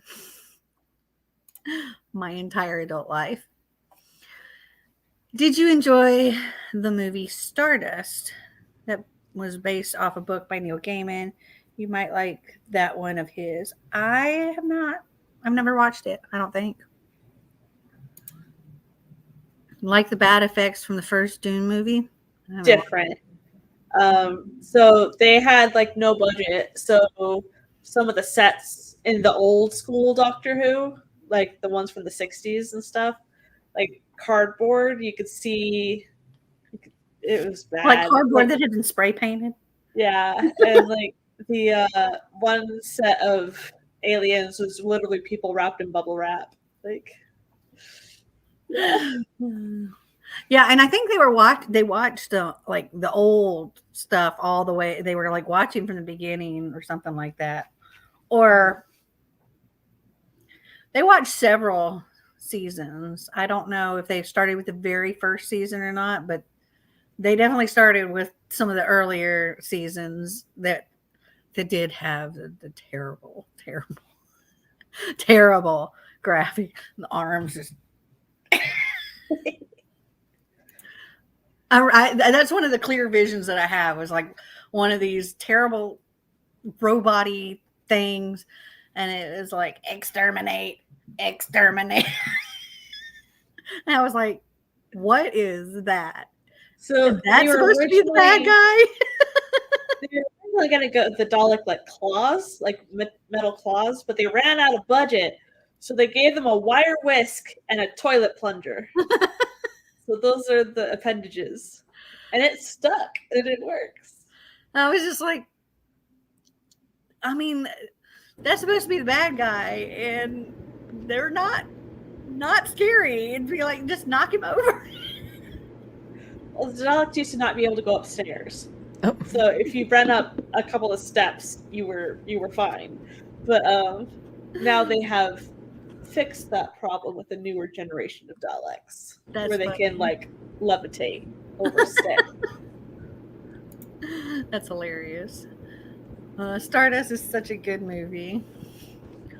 I have to watch that sometime. The only thing I remember from Stardust is Captain Shakespeare and the ghosts of like all the dead dudes that were entertaining. Let's see. Stardust. I think it's Neil Gaiman they're talking about, but I don't Yeah. know. They're talking about the movie, though.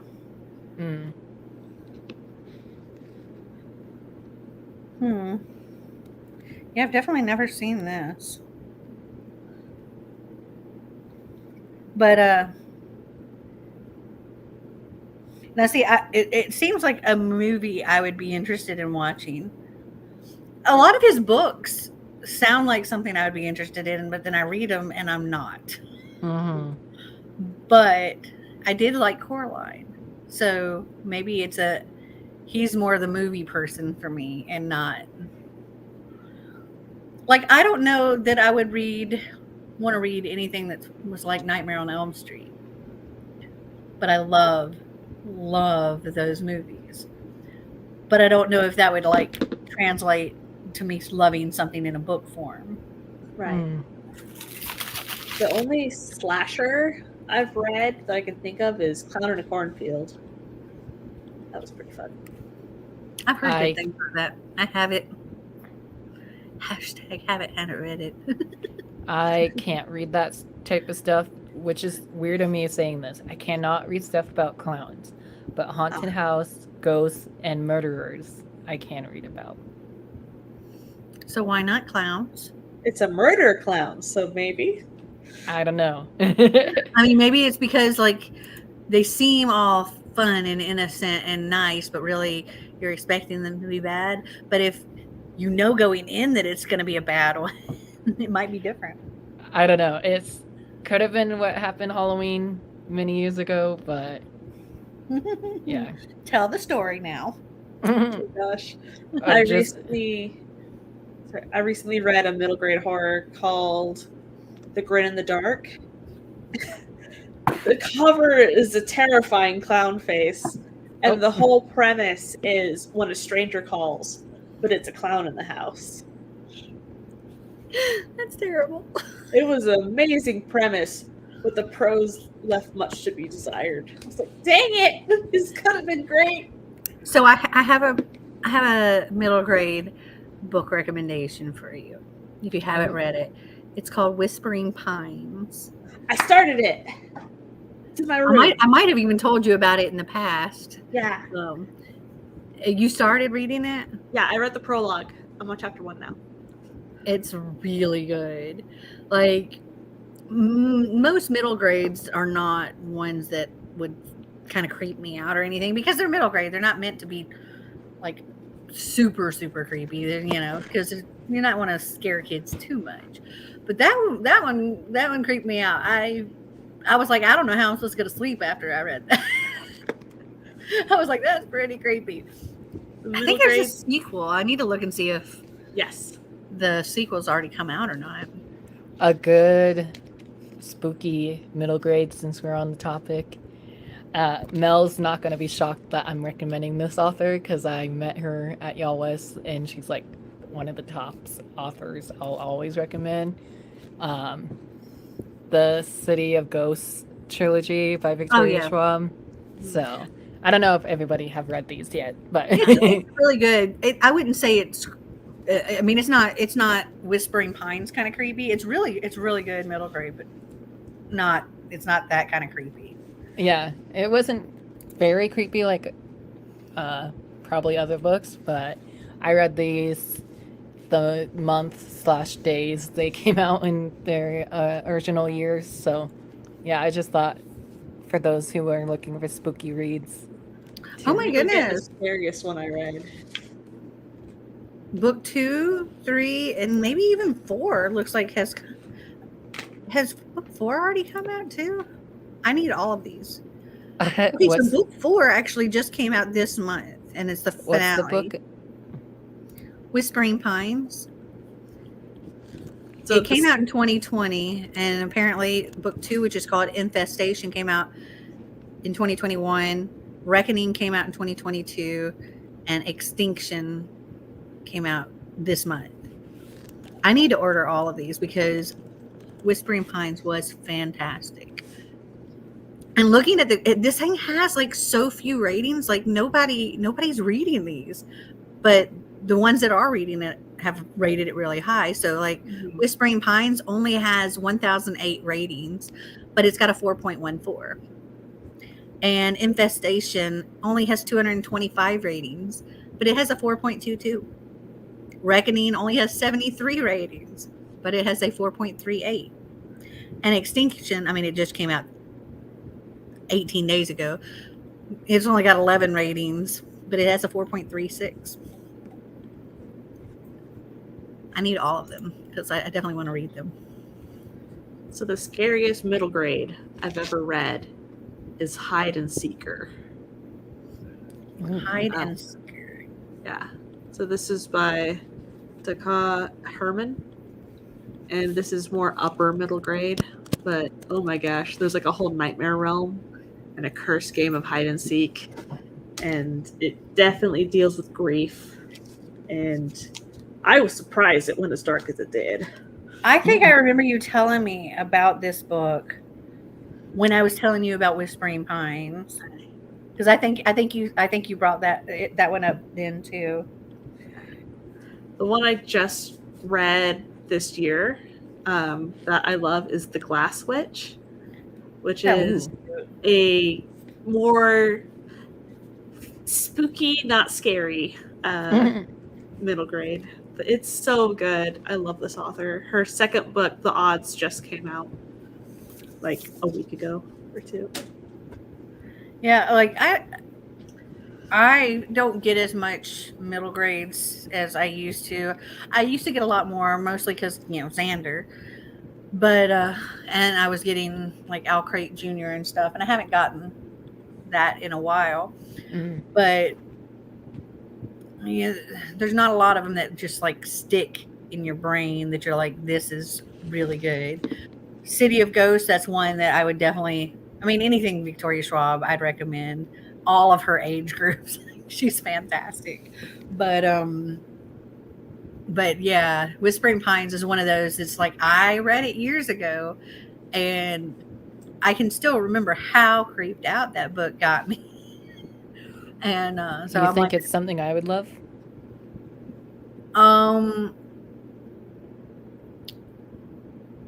Yeah, it's really, really good. And so but yeah, it's creepy. It is creepy.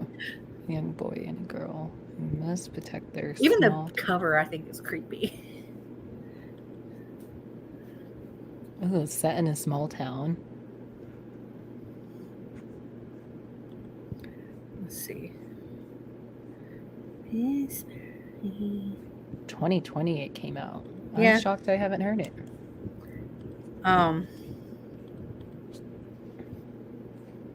Yeah, I showed it on my channel a bit for a while there. But yeah, it looks like the cover looks like this. Oh, that is creepy.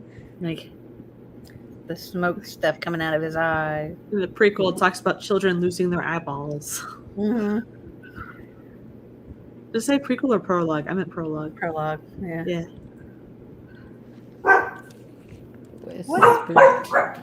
One barks and they all have to bark. Okay, let's Ooh, my library has it in the catalog. The ghosts in the movie are hilarious. Or Stardust. Clowns are a big no. I can't read that one either. I'm afraid of clowns. Hi, clown. There's nothing wrong with clowns, man. Unless, of course, they are murdering people. Then, there's something wrong with them. I love the City of Ghosts series. I'm not good with creepy, so that's as close as I'll get. So for Bethany, I would say no to Whispering Pines because it's creepier. I need to go. Bye, T. Thanks for joining. Always fun. I think I am actually going to open up this alcohol and pour me a glass. So chat amongst yourselves. I'll be right back. Fun. Well, T is leaving. But yeah, I need more spooky books like this. I don't know if there's anything similar to it, but I have, my library has Whispering Pines in their catalog, so I might, actually, let me see how many holds it has. 0 holds, so I'll be the first one on it. Nice. Try and pull this book out of the pile. Ooh, she got the bottle and the glass.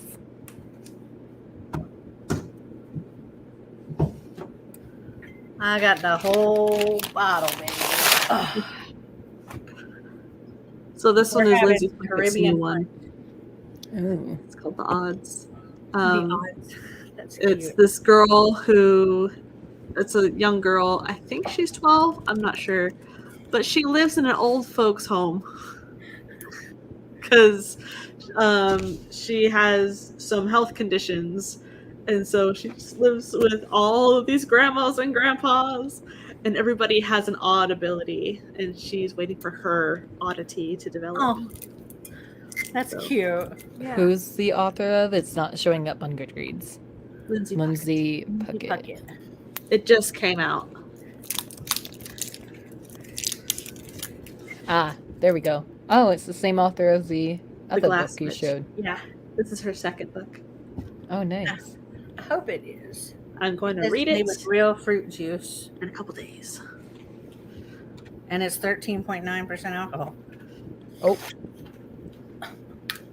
Let's see if it's delicious. I hope it is. I've never gotten this before, but I saw it in the grocery store. I was like, "Ooh, that looks good." I like a fruity drink. I like my alcohol to not taste like alcohol. Like I like my coffee to not taste like coffee. Oh my gosh, this pours so slow. Why does it pour so slow? Still Forcing you to drink responsibly.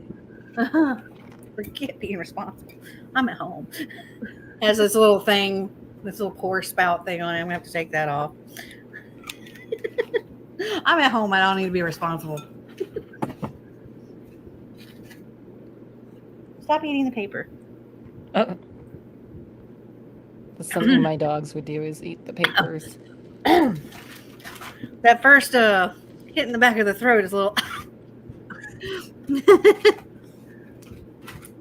It's got a little more punch than I thought. Whispering. Maybe I should drink responsibly. Pine. Whew. It's got a little burn to it. That fruit is on fire. This fruit is on fire. Exactly. I'm gonna have to refill my glass. I mean, it smells really good. It smells like, I can definitely tell there's pineapple. Like maybe cherry. I don't know. But I don't know what the alcohol is, but I feel it. I feel it burn every time I swallow it.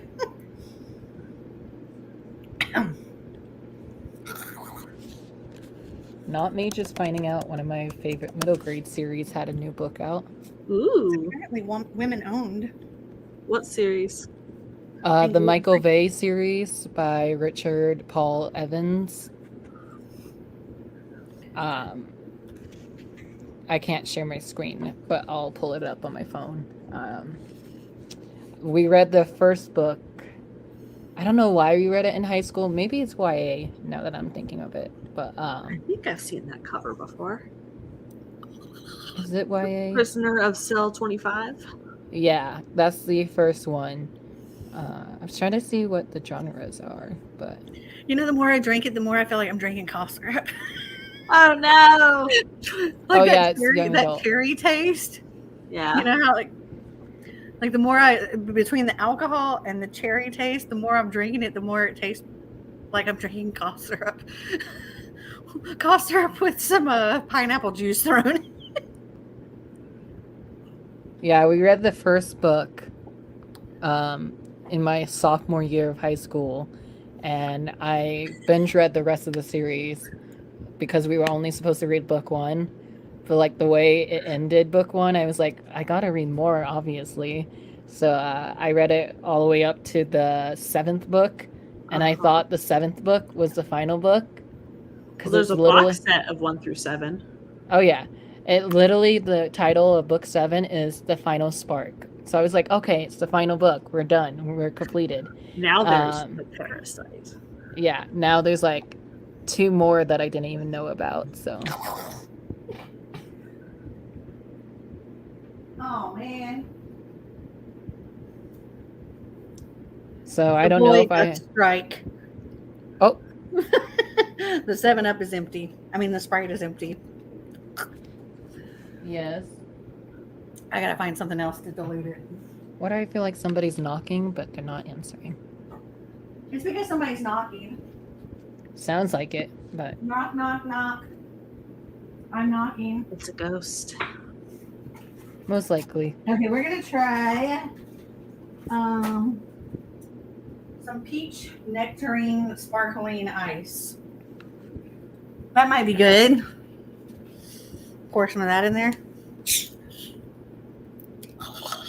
Just don't have the drink spill on you like I did with my root beer. I just spilled it on Einstein. Yeah, when I first opened my can, it kind of exploded everywhere. I was like, oh no. And only got on my laptop, so I'm okay with that. Let's see.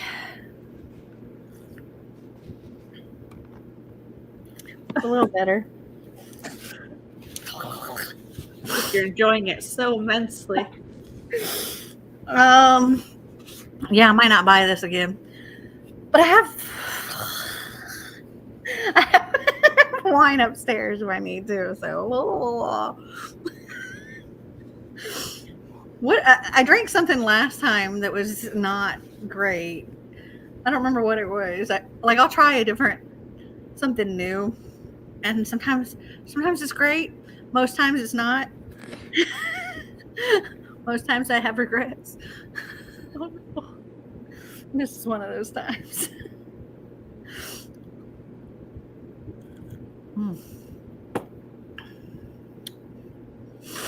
That's not. That's not it. Hours until October. I shall reach my full power. So who? I'm wearing my Halloween-y shirt. I'm wearing my Unis Honest Memento Mori shirt. What is that? It was a YouTube channel. Ah.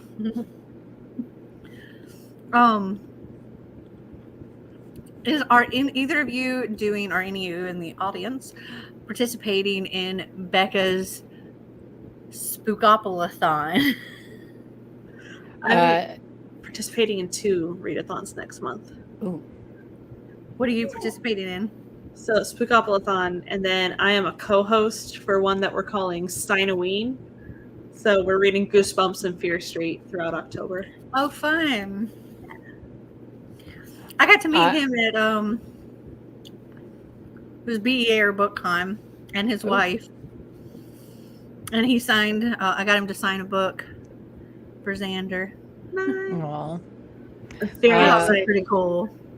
I am not participating in one, but I saw there was one that I don't even remember who it was. There was one readathon based on like Nickelodeon and Disney's Halloween episodes. I forgot what the readathon is. I'm sure if I go back to my YouTube history, I'll find it. But I was like, ooh, I'll have to come back to this video and like write down the challenges and everything. So, My favorite. but as of TV now, I'm not. So, My favorite TV show series of all time is Supernatural. Is there a book series that you all could recommend, a book or book series that would be similar to Supernatural? only one coming to my mind, and I don't know if it's similar because I haven't read it, is maybe the Crave series, but I'm not too sure. Oh, I don't know that Crave series would.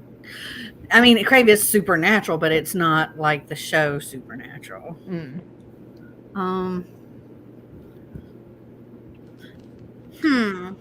So if you were going for like middle grade that would fit along kind of the themes of the show Supernatural, City of Ghosts by Victoria Schwab would actually work for that kind of thing, because like I've only watched a little bit of the show Supernatural, but I believe that in that show there's a lot of like, dealing with ghosts and things like that, helping them, figure out whatever to move on or something, I believe. And I know in the Blake Cassidy or whatever her name is. Is that her name? Mm-hmm. In that series by Victoria Schwab. She kind of does that too. And can talk to the ghosts and all of that. Well, hi, Doggo. I can't Do y'all think, have any recommendations? I can't think of like a sibling monster hunting, ghost busting duo series. Well, there's not a sibling thing going on in City of Ghosts. It's just the one girl. But her family, she sees ghosts. Her parents don't, but her parents do a haunted house show where they go and they're like, checking how, doing these whole videos. They have a TV show where they're like going to these haunted houses and feeling the vibes and all this stuff. But she's actually can see them, and they don't know that she can see them and talk to them, and she helps them move on. And I found the readathon name that I looked at the other day. It's the Trick or Treat readathon. So Andrea Reeds is hosting or co-hosting it. So I was like, oh, this sounds fun.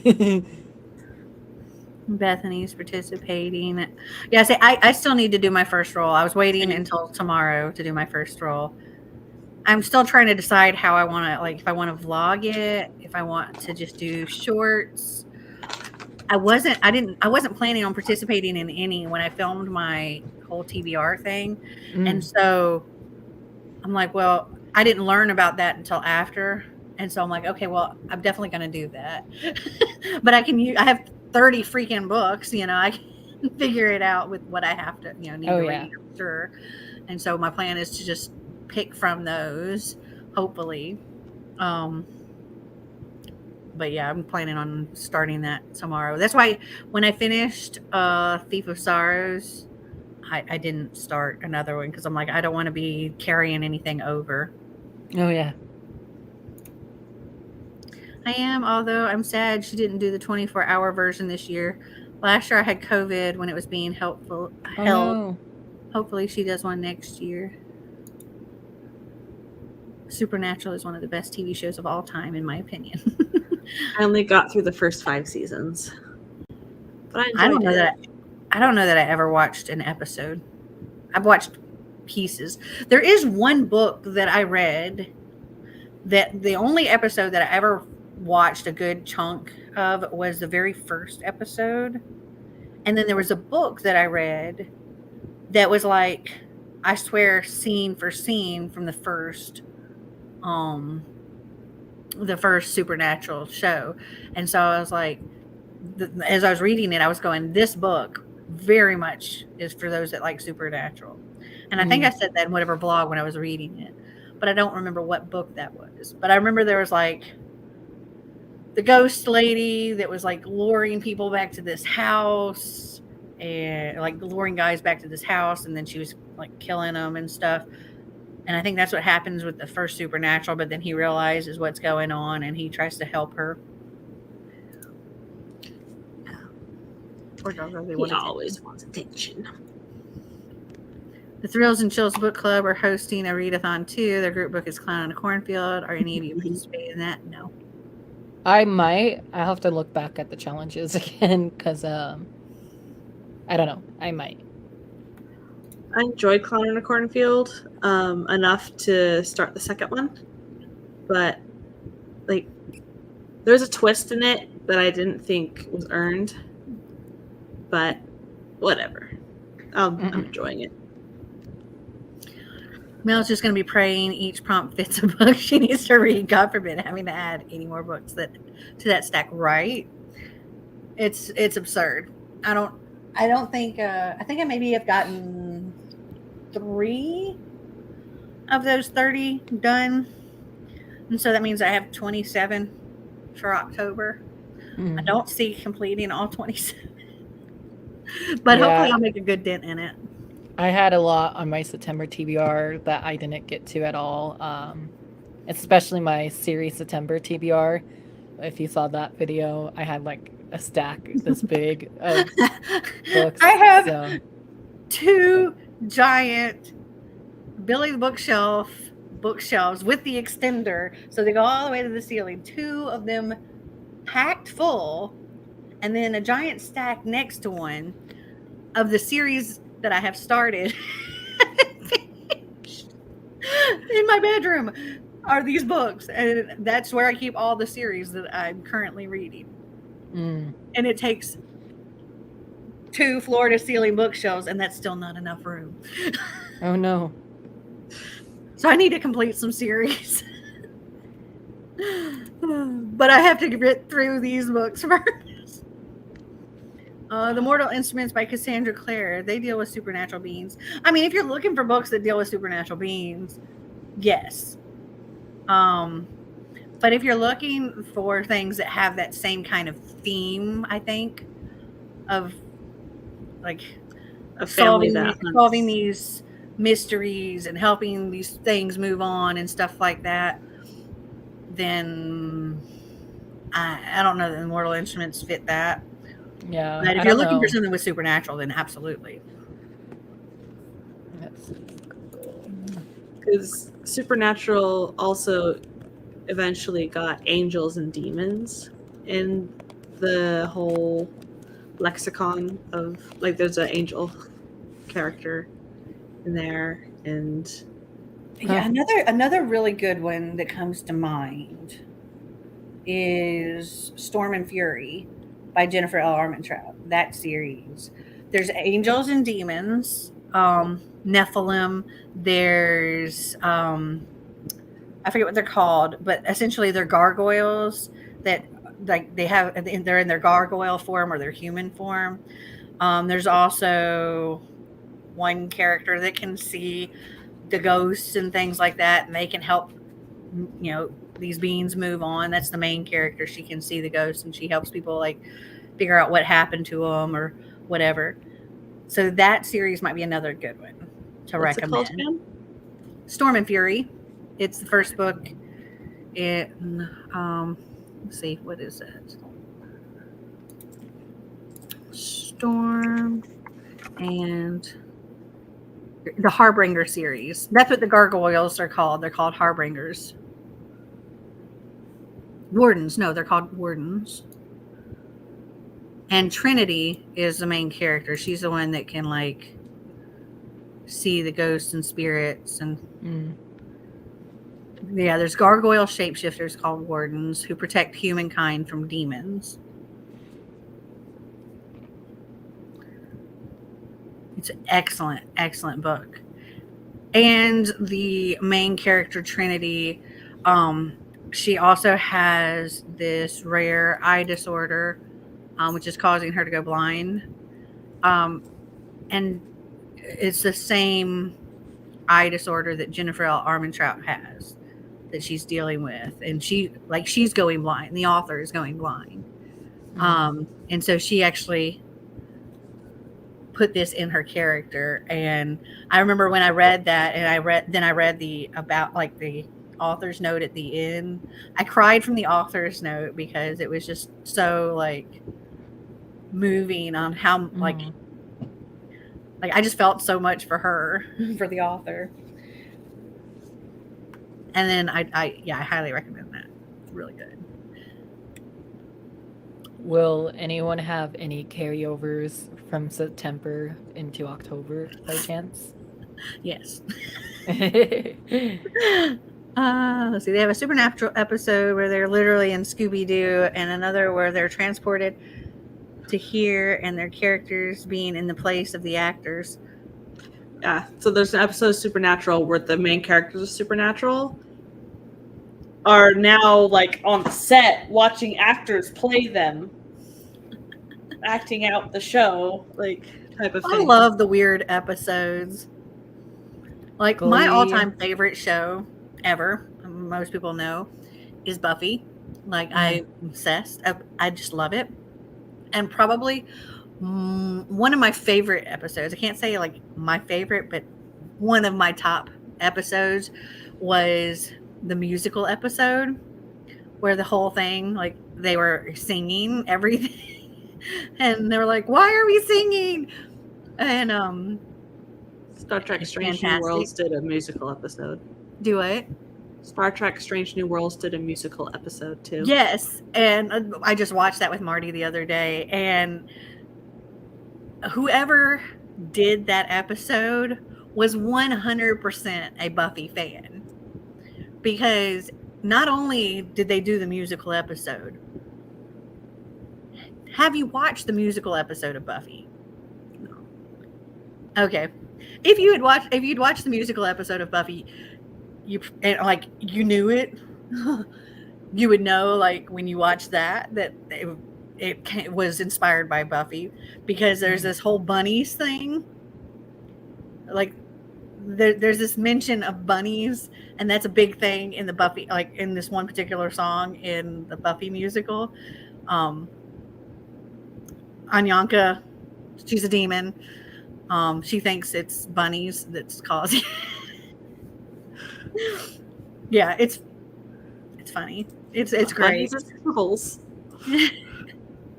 And when they were talking in A Strange New World, somebody mentioned bunnies and like a couple of times, and I was just dying. I was just like, oh my gosh, yeah, that was they were definitely. There's there's 2 songs, one on each, that like Buffy and them were singing. Like, why are we singing? Like, we are trying to figure out. I've got a theory. And then in Star Trek Strange New World, they're all like, you know, that the song at the beginning, like kind of at the beginning, like, I don't know why we're singing. This is strange, very confounding. And I was like, oh my gosh, this is definitely a nod. And I loved it. But oh my gosh, when the Klingons, when they bursted into song. The Klingons is the best part.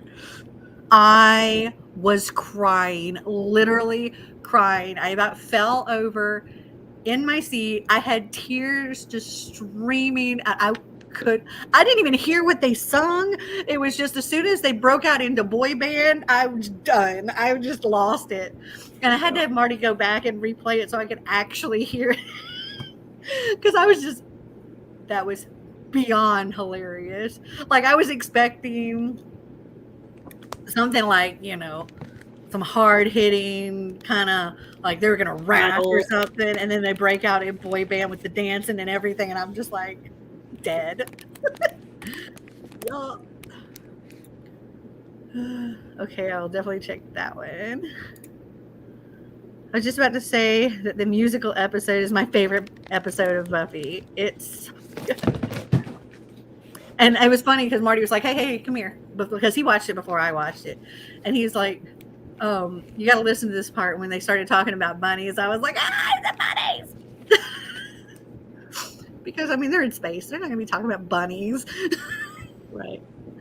I was just about to say, Supernatural is full of weird episodes. They literally did it all. In this world episode, Dean is married in real life to a girl that plays an evil character, and his reaction is hilarious.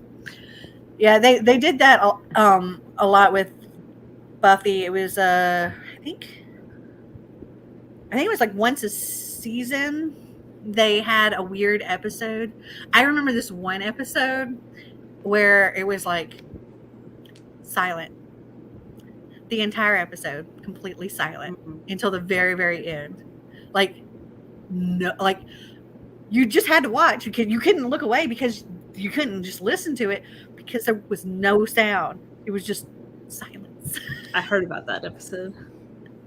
Like it was every season they had some kind of weird, wacky episode, and those were always a lot of fun. I love the wild, crazy ones. So this is making me kind of want to watch Supernatural. I never really got into it, but I might watch it now. I think it's 12 seasons now. Let me add some more of this. Now that I've made some more room. 12 seasons. Wow. Yeah. Yeah, Buffy went on for 10. I've watched it so many times. Have you read the Kendar Blake's Buffy books? No. I have it, but I haven't read it. I read Kirsten White's Slayer, and I was so disappointed. Oh, I was too. I was so disappointed. And then I read the Buffy reboot. It's 15 seasons. Okay. I read the Buffy reboot, like graphic novel, and I hated it.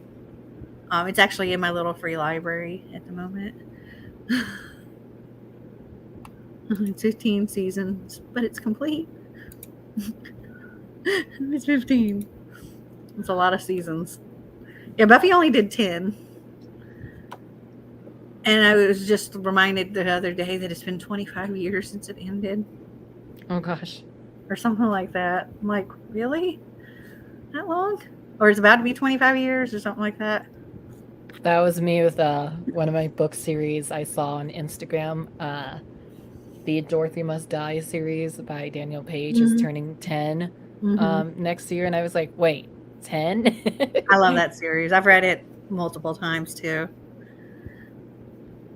Dorothy Must Die. It's a Wizard of Oz retelling. Like the first Lord of the Rings movie is 22 years old now. Like, really? Oh, yeah, I feel old. I would have thought it would. I would have thought it was like a lot older than that for some reason. Nah, came out 21 or 2001. 21. What am I thinking of? I was thinking of there was something else that was like when I was like a teenager. Well, there was the animated Lord of the Rings one. I think it was Bakshi animation. I don't remember. No. Maybe it was one of the Star Wars movies or something. I don't know. I never watched them either. I can't. One of them has their 40-year anniversary. So Rankin Bass. What has its 40-year anniversary? When the Return of the Jedi, the Star Wars movie, it has its 40-year anniversary. Is there like year. This is probably a stupid question, but is there like a scene where they're like walking across a desert, like at the top of the desert thing? Yes, that's in A New Hope, which is the fourth one, or technically the first Star Wars. The original one. Yeah. Okay. Depending on the order. When did that one come out? 1973. 77. Okay, 77. that might have been. I mean, granted, I wasn't alive then, but I think that's the one I'm thinking of that I remember trying to watch. 84 was Dune, Mm. which is like desert planet, I think. Same. I don't like looking at things ages anymore. It always scars me. Same. I came back. It's my birthday. I had to go and eat cake. Happy birthday! Happy birthday to you. Happy birthday to you. Happy birthday, CW. Happy birthday to you. And many more. Cheers. My drink's no longer pink, it's orange. Oh. I've had it like so much of this. What type of cake you had? Because Tastes better now. I want cake now. Still not good though. I had cake yesterday. Or was that today? I think it was yesterday. It was leftover cake. It was like one whole slice. Isn't that right, Kay? Like, what cake? Hello. A serious question. What kind of cake? Just read my mind. I had chocolate cake. Hey, that's mine. Give me that. Look, that's not yours. Oh, not the bear. I was flinging it around. It's all slobbered on. That's not yours. That's not yours. Another movie that has people walking along a desert is the spoof of Star Wars called Spaceballs. I've seen that. That's stupid. Mel Brooks. That is just that's stupid. I don't mind watching it though for like spoof. German chocolate is delicious. Damon's been watching Madagascar every day, and I now have the happy birthday scene back in my life. Oh gosh. It's been a while since I've watched that movie. Same. I'm trying to think of what the scene looks like. Can't think of it. I would play it, but I don't know if it'll get copyrighted. It would. Probably. It would. I was thinking about playing like this one YouTube video. Yeah, this YouTube video that's a clip from the Buffy episode I was talking about, where the bunnies thing came up. But I figured I might actually get a copyright for that. I'm making Black Forest cupcakes next weekend for 2 of my coworkers' birthdays. Oh, that's nice. Are you sending me one too? And me. We like cake. I'm supposed to be dieting. I gained so much weight on this cruise. Oh my Lord. I ate everything and I drank everything. I had the drink package, which allowed like unlimited drinks. So, but it's an expensive package. So yeah, I had to make sure you drank enough to cover the money that you spent for the drink package. So I drank way more than I ever, like, I don't typically do a lot of drinking, except for like in these after hour live shows. And I drink a lot on that cruise. But I had to like maintain like throughout the day. I was like, okay, I'll have a mimosa in the morning, and then okay, I'll have this cocktail in the afternoon, and then a few glasses of wine throughout the evening or something, because I had to like, you know, keep a straight enough brain to spend as much time in the casino as I did. Oh, I'm a hooligan. However, all the time I spent in the casino has gotten me a ridiculous amount of free cruises. Since I've gotten home, I've booked 5 free cruises. Wow. They keep sending me offers. I'm like, okay, I'll keep taking them as long as I can. But I'm literally running out of available time to book them. Like this last one I booked, I had one cruise in January, and then I got a free cruise and I booked it later at the end of January. And then I got another free cruise and I booked it between the two. And so like I'm literally going to be gone for 3 weeks and not coming home. And then I only have 2 weeks before we go on this big European vacation. And then like the cruises are only booking out so far. And so right now I'm running out of time I can possibly select in these free cruises they want to send me. But I want to keep taking them because, you know, free cruises. Marty's like, they're not free if you spend too much time in the casino. But they kind of are, because I'm getting a lot more free cruises than I'm spending money in the casino. Plus, if I win in the casinos. I think they may be stale if I sent some. I'm sure, I bet you could figure out. Just put it all in a Ziploc bag, you know? I'll just turn the Ziploc bag inside out and lick the icing. Just send icing. Just send the tub of icing. It'll be fine. Yep. I'll just eat it with a spoon. No, don't do that, please. Because I actually would eat the icing. Please don't send me icing. They're shredding paper.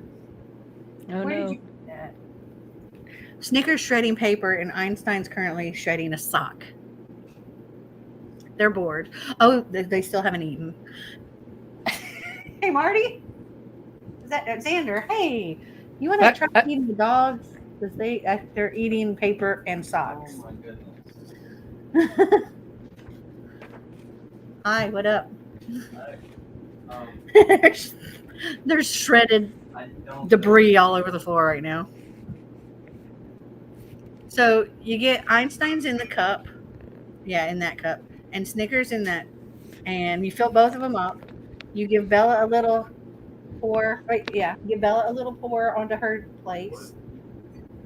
You know, it's in the closet there. You give Einstein and Bella the Blue Buffalo. And give Snicker the Science Hill Science, the puppy food. And sprinkle it in their place settings. It's complicated feeding these three because they all want to eat each other's food Oh, I or relate each to that. other. Mhm. They're like, Uh, don't touch my food. Yeah, one of my dogs have to have medicine now because she hasn't been eating well lately. So I have Here, to I'll be right back do so a I can whole like system. get these dogs food. But yeah, it's a whole system with my two Shiba Inus. So yeah, she's not feeling well lately. So, and she's an oldie too. So, He's 2.5. aw, He's spoiled. He won't eat his kibble by itself. I have to crush up treats and sprinkle them on top. I have to do wet food for my dogs, and she'll eat the wet food, but she won't eat the regular Kibble. dog food. Yeah. But yeah. So stinking cute. I'm back. We'll see how well this goes because I just kind of dumped it. And normally I try to pace it. So I'm like sprinkling Einstein's a little slower than I'm sprinkling Snickers because if Einstein will like inhale all of his and then he'll try to eat Snickers too. And so I've got to make it so Snicker finishes around the same time. But he's a slower eater. It's a balancing act. And also Bella's not over there eating right now, so one of them is going to end up eating her food. Oh no. My doggo is 16 hours away living with my mama.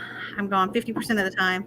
And he's an old man, 16 years old in a few days. So he wouldn't do well being left alone. Oh, yeah. That's a long time. You're not an old man, Xander. Like a dog that's that age is old. And Bella, she's almost 13, so I get you. But yeah, we don't leave them alone. We leave them with like Xander and the grandparents, or when we're going on this big trip, Marty will be here most of the time, except for like the little bit of time we take a little Rome trip. Kisses. For Kisses. For your TBR knockout, Mel, since I have you, for a read a book with monsters, can that be anything really? If it's a monster. Okay. Yeah, I guess it would just depend on what you classify as a monster. Like it could be a monstrous character. Like it doesn't have to be a werewolf. It can be a murderer. You know, the murderer is a monstrous character. That's the only prompt out of all my TBR challenges I have that I can't fill for some reason. I mean, it's pretty open. Literally anything you would count as a monstrous character would count.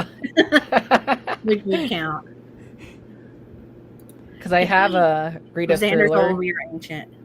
I feel like sometimes. I have a read a thriller filled out already. So I was like, ooh, since I have Mel, let me see if she can help out. Yeah, I mean, like it can be a literal monster, like, you know, in the monster movies, like, what up? Yeah, suggest clown in a cornfield. Yeah, clown in a cornfield, any werewolves, vampires, anything like that. The comment, yeah. It could be somebody that's just a monstrous character that's like a murderer. It could be someone like Gage in Thief of Sorrows. He's monstrous. You can count, so just, it's pretty open to your interpretation. Vicious by B.E. Schwab. You could count. I still need to read Vengeful, so maybe I'll use that. If you read The Glass Witch, there is a witch hunter. He's pretty monstrous. Oh. Yeah, that's one of those. It's pretty open, like, just anything that you would count as monsters. It could be a friendly monster, Because I even say so on the summary here, but I'm going to do A Universe of Wishes by Danielle Clayton and a bunch of other authors in Mhm. here, because it was saying that a monster long misunderstood, memories that vanish with a spell, and voices that refuses to stay silent in the face of injustice. So I mean, yeah, I'm sure there's something monstrous in there. I feel like if Drew read Clown in a Cornfield, he'd be huddled in a corner rocking out. I literally would. Y'all don't want to see that. I mean, we might. Yes, it's the extremely young Xander, since we are all very youthful ourselves, right, guys? Right. Yeah. Drew, have you read A Monster Calls by Patrick Ness? I have, and I cried in it. You said if not, you should read that. It's been a while since I read it though, so I could use that. Also, the graphic novel Monstrous. I mean, it's got monster in there. Yeah. I've never read it, but You could I've read always Rachel Terabithia because the author is a monster for making you cry that much. I mean that's pretty reaching.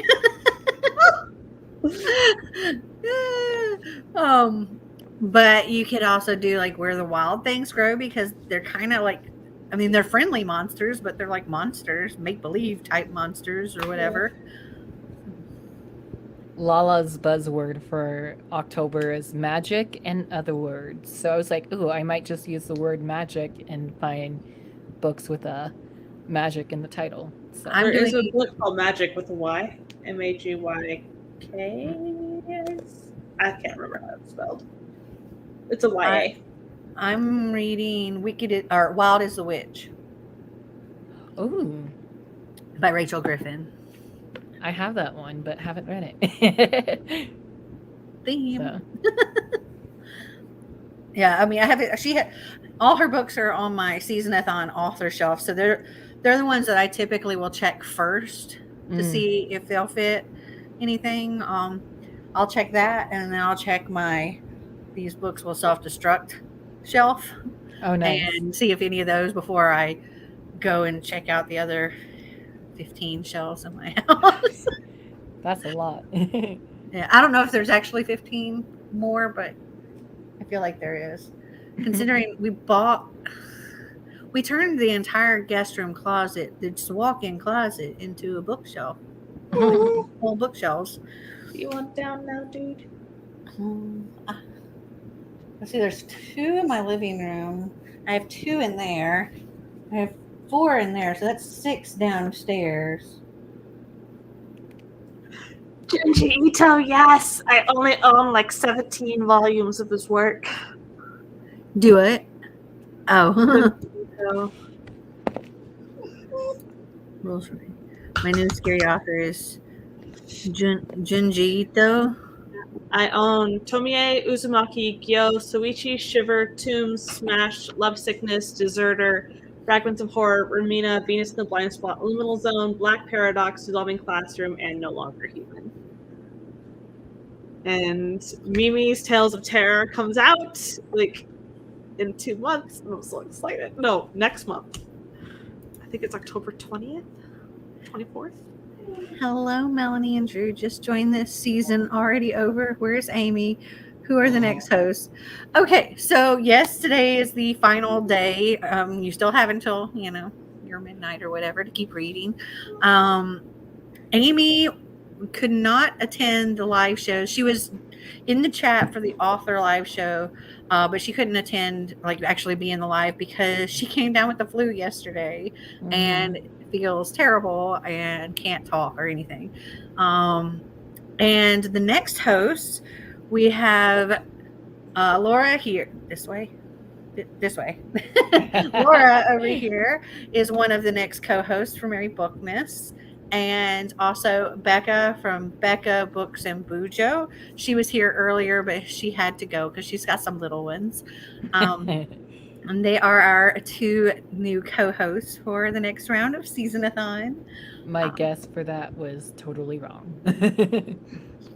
What were your guesses? I was gonna say Bethany, the one who's in the chat right now, Uh-huh. and then probably Kaylani. But then I was like, oh wait, Kaylani says she's gonna take a break, so probably not her. Yeah. I mean, I don't know how long Kaylani will be away, or if she's, permanently away. She is welcome to come back. I've told her, anytime she wants to, just let me know. Yeah. I'll put her on my list of co-hosts.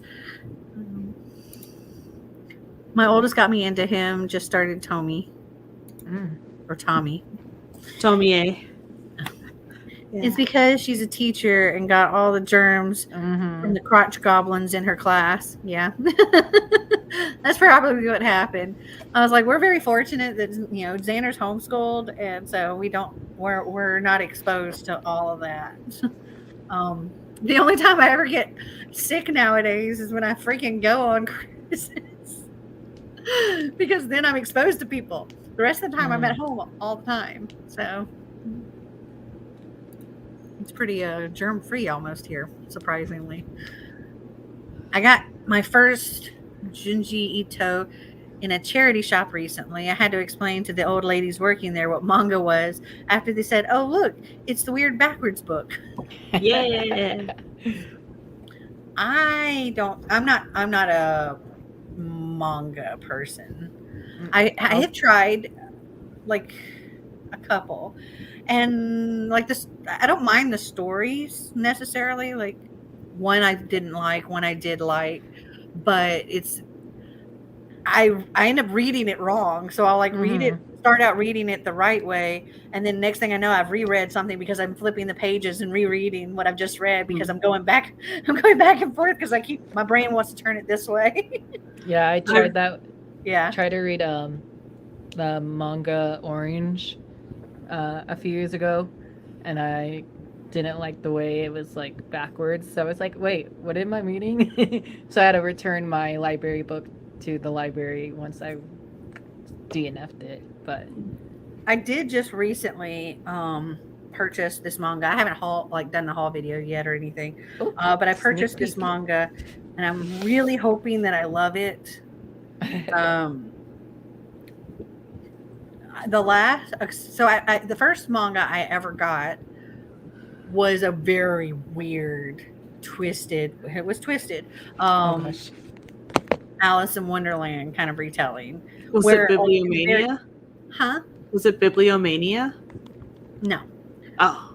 I forget what it was. I think it was just called Wonderland. And in the very beginning, like the girl wakes up, and it's not Alice. Alice comes later, but the main character, she wakes up in bed and she's like tiny, and her parents are tiny, and like the whole city is tiny. And she watches her parents get ripped to shreds by their pet cat, who is normal size still, and thinks that they're like rats or toys or something. And so the cat massacres her parents, and that's how the book starts. And it was just like, okay. And so I read the whole thing, but I didn't end up reading the second one, even though I had it. I DNF'd it and I unhauled them. And because it's just I wasn't feeling it. It was weird. The next one I read was Fairy Tale, and I did enjoy that. I thought it was very cute. And so I have another one here, dipping my toes in a little bit. And this one's also a Wonderland one. It's a brand new Wonderland one, but I have higher hopes for this one because this is Disney. It's Disney Twisted Wonderland, the manga. Book of Heart Slobule. Yeah. Oh, I've seen that going around Book Talk. And I don't know. I have a little bit higher hopes for this one because it's Disney. And so I think maybe it might be more like what I was hoping for. Let's see. Stranded in the world of Twisted Wonderland, you must brave, YU is her name, You must brave a magical school filled with ghosts, monsters, and there's monsters, and uncooperative students. You is whisked away to Night Raven College, an arcane academy in the world of Twisted Wonderland. Stranded until he can find a way home, You is allowed to stay on campus despite having no magic of his own. But when his new friends land him in trouble with the head mage, his future at the school looks bleak. Now Yu's fate hinges on bringing together a pair of argumentative first years and a fire-breathing monster cat. To me, this sounds super cute. So, I mean, there's still a bad kitty. But maybe not massacre your family, bad kitty. Yeah. Oh gosh. One I just read is Midnight Children. So this is a Dracula retelling. Oh. And the artwork is stunning. Ooh, that is pretty. That is beautiful. So What is it called? it's hashtag DRCL Midnight Children. Let's see if my library has that. Hold on. It just came out kind of recently. The second volume comes out in a couple months, I think. But yeah, so the Demeter, the ship that Dracula's on, it lands off the coast of England near a boarding school. So this is kids at a boarding school encounter Dracula. Is it DCRL? DRCL. It's Dracula without the vowels. RCL. Okay. Search. So I'm searching my library's website to see if it's on there. that's one I just recently read. It's also called, like, it's Midnight Children. Yeah. You try that.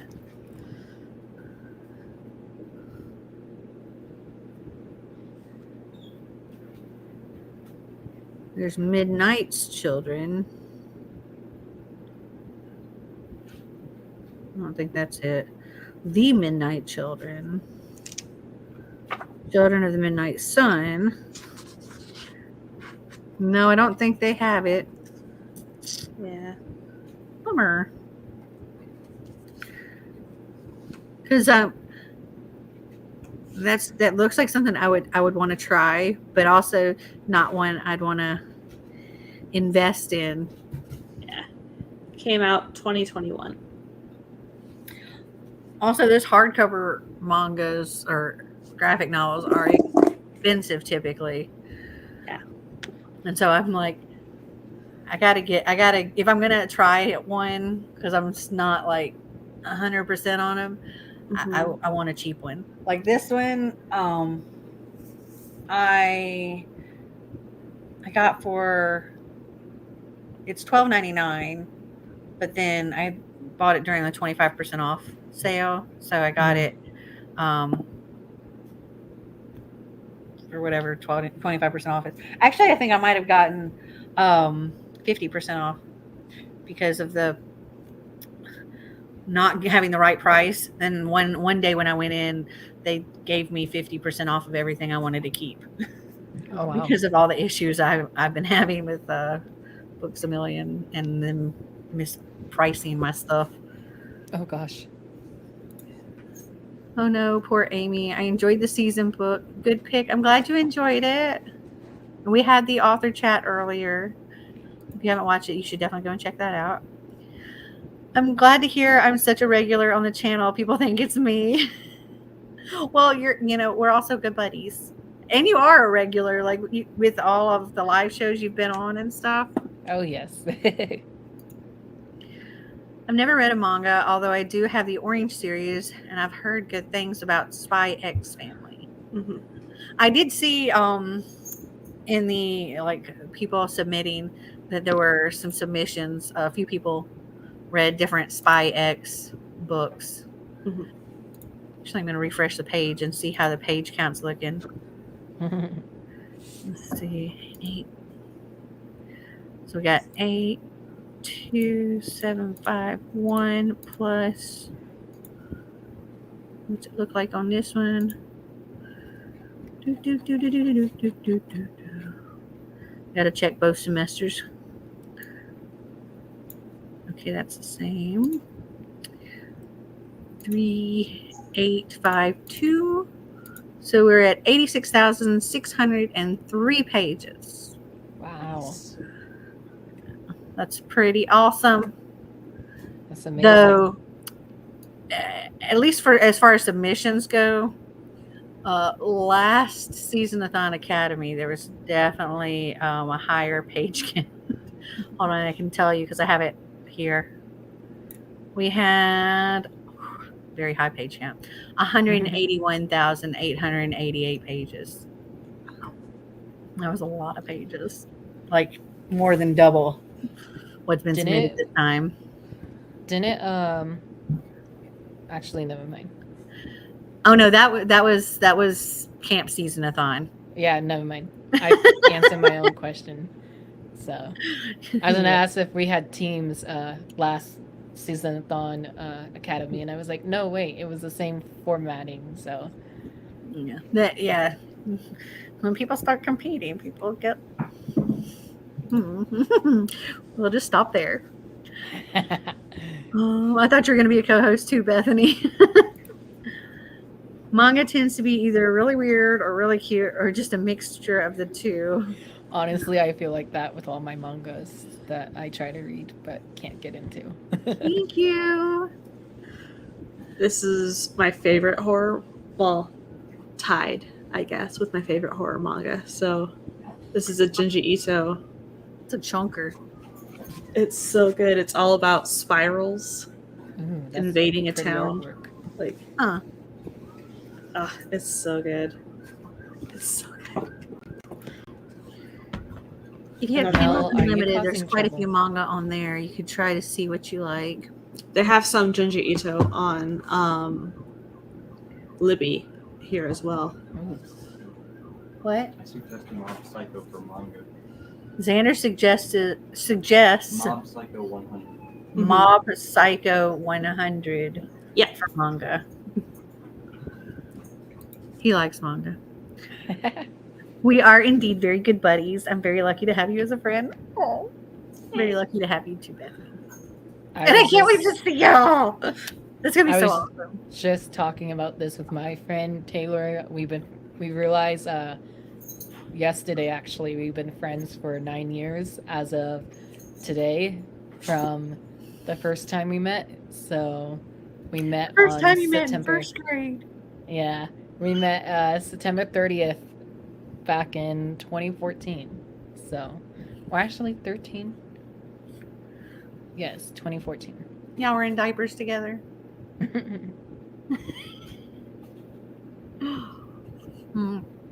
Drew is the baby of the group always. Everywhere I go. Though you are older than I thought you were initially, because like initially when I very first met you, like chatting on here and everything, I thought you were probably like 15. Little do we know he's actually like 26 now. 24, thank you very much. Trying to age you. I mean, I don't mind getting older. It's just I don't want it to happen. Yeah, don't rush it, because getting old sucks after a little while. Mm-hmm. It's like everybody's rushing to get older when they're younger, and then once they're older, they're like, you know what, this isn't all that great after all. Can I go back to being a kid? My sister was just saying the same thing to me. She was like, why did I rush to get old? I wanted to drive when I was 10. I wanted to hang out with friends past midnight when I'm 10. But now that I'm like 17, I am driving now, and I do hang out with friends past midnight. But I don't want to do it no more. I was like, I feel you, Izzy. I feel you. She's like, shut up. I thought you were around 19. Definitely not old enough to drink legally in the U.S. I thought Drew was like 19 or something before he told us his age. You know, I kind of don't remember how I met Mel, but it's most likely through Season-a-thon is how I met you. So Probably. You know, this has been going on for a minute. Okay. I think my first Season-a-thon was in 2018. That sounds about right, because I started watching BookTube throughout my sophomore year of high school, which was 2015 for me, and then I graduated 2018. So. And it's been going for a minute. Let me see. Let me go to Oh. my first SeasonAthon live show. Okay, so the very first SeasonAthon, and it wasn't even called SeasonAthon. It was just literally one readathon. It was called Fall into Reading-a-thon, and that was in September of 2018. So literally, this is the 5-year anniversary of SeasonAthon. Happy anniversary, SeasonAthon.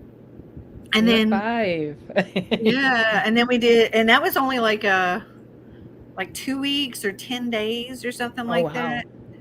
And then we did Spring in a Reading-a-thon in March of 2019. We decided, you know what, we're going to do another one. And that back then it was just me and Clint. And then we decided to do Summertime Reads 2019. And then we repeated. We had back to fall into Reading-a-thon. And then Merry Bookmas. That was 2019 was the first year we had Merry Bookmas. And then spring of 2020, Allie from Hardback Hoarder was a co-host. Mm-hmm. And then we had Summertime Reads again with just me and Clint. And then Fall into Reading again with just me and Clint. Merry Bookmas of 2020 was the first time Kaylani joined. Oh, wow. And then that's pretty much been how it's been. You know, granted, they've extended, like we did have I think Fall into Reading was 10 days to 2 weeks. Spring into Reading was just a week long. And then Summer and Merry Bookmas were our month-long ones. And now we're just we eventually morphed into, let's just do them all month long. I know, I was trying to, I don't know who it was in the Discord. It was one of our new people in the Discord. They were like, how long is this readathon? I was like, and they were asking about past readathons too. They were like, how long was the past readathons? I was like, if I remember correctly, sometimes they're a week long or sometimes they're a month. And then Mel's been a minute since they've done that. Yeah, and then Mel came in. She's like, we haven't done that in a minute. Yeah, it's probably been a couple of years since they've been a week or 2 weeks, where we just kind of were like, no, let's just do them all month long. Yeah.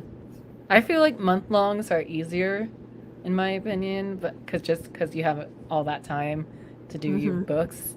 And then even if you have, well, something that I did was to wait last minute for the author book to read it. In the future, don't do that. Yes. Don't, well, I was it's okay to wait closer to it, but make sure you give yourself enough time to actually finish.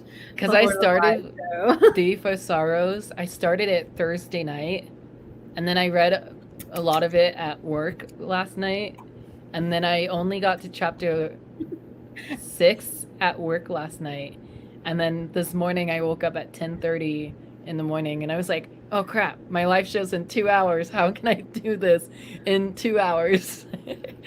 You could not. Nope. I almost did, but I was only on 15 when we did the author live show. So, yeah. It was funny. The author asked me what scene I was at, and I was like, sexy time in the library. That's where I'm at. Month-long readathons are my fave. Less stress, and it gives you time to enjoy the readathon. I like it as a month-long too. The only downside, so it's the upside, it is a little easier, less stress, a little more laid back, more time to interact with people. But at the same time, it being a month long, it's This thing goes on forever. I would. Like if it's a week or 10 days, it's like, okay, cram it all in, let's get it done, and then bam, it's done, and it's like, oh. With I this, would like, say also. you know, it's go like the whole month, and then okay, can't relax because I already got to be planning the next one.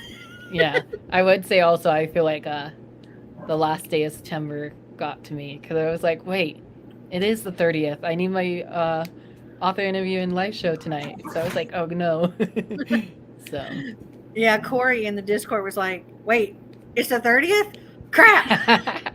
It just kind of snuck up on everybody. I think, hey, chill. Hey, no, don't. Oh, don't spill her drinks, dog. I know, they're like doing this under the table. Hey, Oh no. chill out, both of you. Is it Bella and Einstein? No, it's Snicker and Einstein. How did you get my toy? And my stuffed bear. Oh no. Marty got me this with like a little, what do you call it? A bouquet of candy bars. What? Ooh. I don't remember what it was for, Uh, but the dogs keep trying to eat it. oh no. Like, I don't know how it got out of my bedroom when my door stays closed, Oh, but somehow it ended up in the hall, and then it ended up in the kitchen, and oh no. it keeps ending up in their mouths. Even though right now it's sitting on the table. Like, they're little hooligans. Oh yeah. Einstein's like, I'm sorry. He's looking at me like with the eyebrows down and like, Oh. I'm sorry, Mom. It's okay, I still woof you. I still woof you very much, you goofer. You goofy goober. But don't know. Snickers under my chair. I'm like, y'all can't start fighting literally under my seat. Oh no. They like wrestling around. They do that like a lot. It's just sometimes we'll get a little excited and carried away, and then I have to break them up and they're fine. It's like that at mine. Any soft toy of mine, Damien instantly claims. Yep. Xander does the same thing too. Oh. He's like, oh, that's cute. Can I have it? I'm like, it's a rainbow keychain with like a cupcake and stuff on it. I would have put it on my cute. It had like a little wristband. I'm like, I would have put it on my keys. You don't even have a car. You don't even have a permit to drive. He currently has it attached to a backpack. Oh. He still claimed it. He's like, yeah, but it's cute, and I've already got it attached here. I'm like, but it's mine. He's like, where'd you get it? And I'm like, from this place. Yeah, and I told him. He's like, well, can I keep it because it's already on here? Sounds like something I would do. I'm like, whatever. Good night. Thank you for hanging out. Bye. Good night. I'll see you later. My last day of co-host has ended. Not yet, but passing the torch on. Passing the torch to Laura. Yay! I'm currently entering in my word counts now. Not my word counts, my page counts. There's the writer.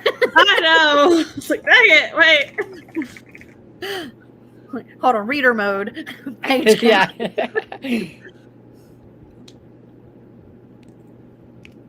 Yeah, we I have to have Marty set up a thing so we can like do the page count for Mary Bookmiss. I don't think we've ever done one like where people submitted for Mary Bookmiss, but I think maybe we will this year, just because it's fun to see like how the page, like how much everybody submits. Yeah, I enjoyed it. But yeah, I was like, I didn't want to put Thief of Sorrows in quite yet because I was like at the very end of the book, and then when you told me to put it in, I was like, okay, I'll put it in. Well, I don't close submissions, so literally, like looking back at let me go back. Looking back at first semester, like people submitted things. Several people submitted things on October 1st, 2nd, and 3rd. Like people submitted all the way until October 3rd. Oh wow. But I didn't close the submissions because people were going to submit this time too for first semester if they wanted to go back and do the first semester first. And so there were some people that did that and they submitted it on that form. And so that's still open from the first semester. And so I'm going to keep this one open too. For myself, I am finding a trend with your season-a-thon, readathons. I would pick 7 books each round. And for the past 3 rounds I participated, I only read 4 out of the 7 books. Like each time I pick 7 books, I only read 4 of them. So did you only read 4 this time or did you get a 5th one? Technically, yes, I got the 5th one in because of Thief of Sorrows is my 5th book, but it's not completed yet. But after the live show, it will be. So it's okay. Like you can still finish. Like people can still finish if they haven't finished yet. It's fine. They can still finish and they can still submit their things. It's just as far as like announcing page counts and things like that, that would be done here. But. And like next year, I can say, oh, this is how many were submitted last year. And anything that's submitted after today would count in that. But I'm not, it's not a hard and fast, no, you're not allowed. It's not super governed here. It's all about having fun anyway. So yeah, I was like, oh, is it 4 each time I'm participating? So well, I know that next season-a-thon, like this is the only one where, like Season-a-thon Academy is the only one where you can only do 1 book per prompt. With all of the other season-a-thons, you can double up and triple up and all of that stuff. This is just because you only have to do 5. So this is the only one that's like that. So I guess I did get to my 5. But with all the others, you can double up and triple up to like with bringing a reading-a-thon. We have the bingo board. You can do a full blackout, but you don't have to read, however 25 or 30 or whatever books it is. You just, 1 book can count for as many prompts as they'll fit on there. If you're able to get a bingo with just 1 book, more power to you. Yeah. But that's how those are. And Mary Bookmas has 12 prompts. And again, you can double up, triple up. So if you're only able to get 2 or 3 books, if you can fill all 12 prompts with those 2 or 3 books, cool. Yeah. Mel is a very chill host. I try to be. I do try to be. We know that yeah, never mind. Oh. I try to be. I got my 5. I was trying for more, but ran into a reading slump. Oh no! I just needed a break from reading. What got you got to you 5, in a reading slump? And that we understand. It happens. What got you in a reading slump? Was it a particular book you read, or you just have read a lot lately and it was your brain needed a break? Honestly, that was me after camp season-a-thon because I read 43 books that month, and the next month I was like, I can't read. My brain stopped working. I'm done. My pages are entered. All right, let me refresh the page so I can see what our current page count's at. 1, 2, 3, 4, 5. Okay.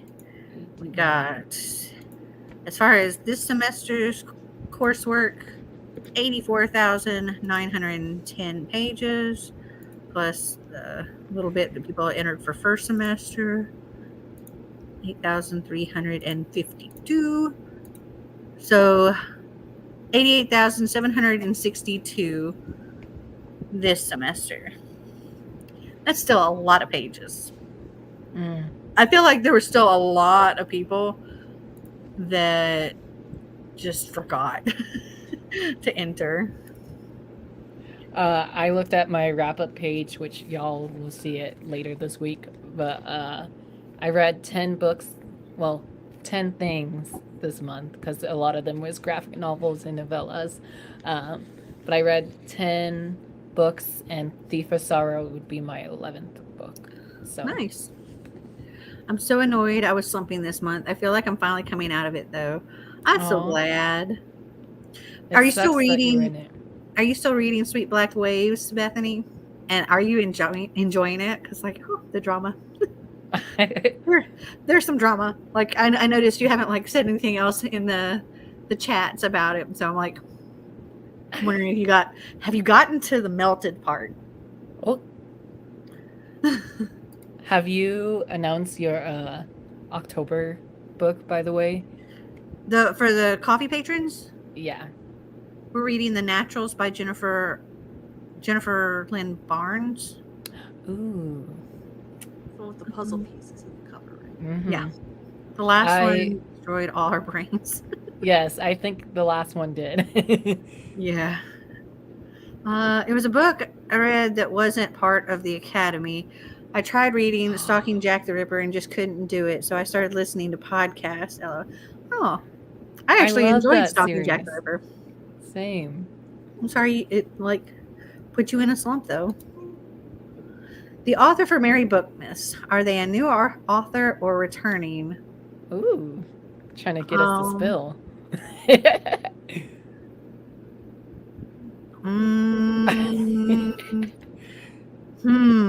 Laura, do you You know what? I guess no, Laura they're an knows. author. Laura knows. Laura knows what the book is and everything. Yes, they're a returning author. But if you figure out what it is, who it is, don't say. Like, leave it as a surprise. Just you can say if you know, but don't say what it is. Okay. Male Yes, or it is a female? returning author. Huh? Male or female? You'll have to figure that out. I finished Sweet Black Waves. I need to update the chat still. The drama. I also finished Thief of Sorrows. It was when she would talk about what she was wearing, I would get bored. Well, that's totally understandable. I do get that. Oh.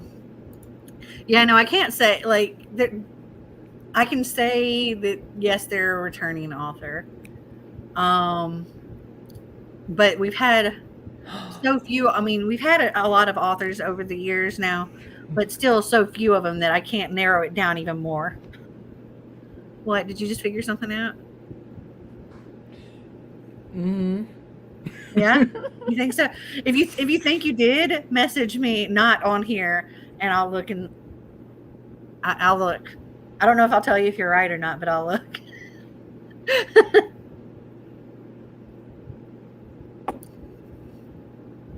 I'm hoping that it's a good one. CW says, I hope it's TJ Klune. I thought about that at first, but I was like, there's no like wintry book of his that will be like for Mary Bookmas, so unless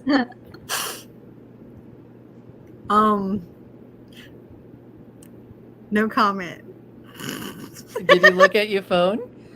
Oh no, I haven't looked at my phone. Oh, okay. I thought But you was just like, with what you said, I'm already guessing you're wrong. oh. Where did you send the message? In our SeasonAthon group chat. You're wrong. Damn. Because when you said returning author, I was like, wait. That author, actually, we've never had that author. Oh yeah, that's because we were trying to get it for this round, but we couldn't. Right. Never mind. Yeah, never had that author. Never mind. I was wrong. I was just too excited because I remember Mel was texting me earlier, like way early before we When started. we were trying to figure out who we were going to have for this round. Yeah. He was, I can tell who you were guessing because it's not an author we've ever had. Yeah. He was guessing Carrie Maniscalco. But no, it's not Carrie Maniscalco because we've never had her. Yeah. Never mind. I got way too excited. What readathons is everyone doing for October? I plan on just participating in the Spookopalathon. Man, my tongue gets twisted trying to say that. I found out about that after I did my TBR video, and so I'm going to try to do it with the books that I have on my TBR, hopefully. I'm gonna be doing Spookopoly and Steinoween. So R.L. Stein. Mel is making me think it's TJ Klune now. I shall not tell you. I'm doing that one. It's not part of a series though, right? Like it's not second or third book in a series. No, it is not. It would not be a second or third book in a series. Typically ever. Like I try to go with either it's a standalone or it's the first book in a series. I wouldn't go with the second or third because that would mean people would have to like read the first if they haven't already. And so That's my issue with my book club right now. We did a lot of sequels our first year of the book club, and I didn't realize that like everybody who's in my club did not read the rest of the series. And so now this year we've been a little better at like not picking sequels. I mean, granted, we are reading the new Percy Jackson book in October, and that's a sequel, but like pretty much everyone but 2 is caught up with the Percy Jackson series. So the 2 who aren't, I feel sorry for because that's a lot of reading to do. it is. But yeah.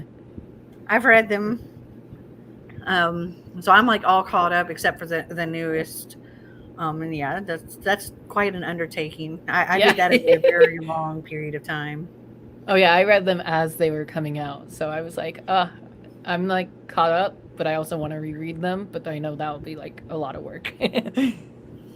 But yeah, you don't have to worry about me ever picking a book that's not either it'll always either be the first book or a standalone. Always. Spookopoly-thon for me. I love the little book-opoly-thons. They're just so cute. And then she went and did a whole spooky one, and I'm like, well, I have to participate in that. So I muted myself to talk. I'm still on top of it. I still gotta get my board printed.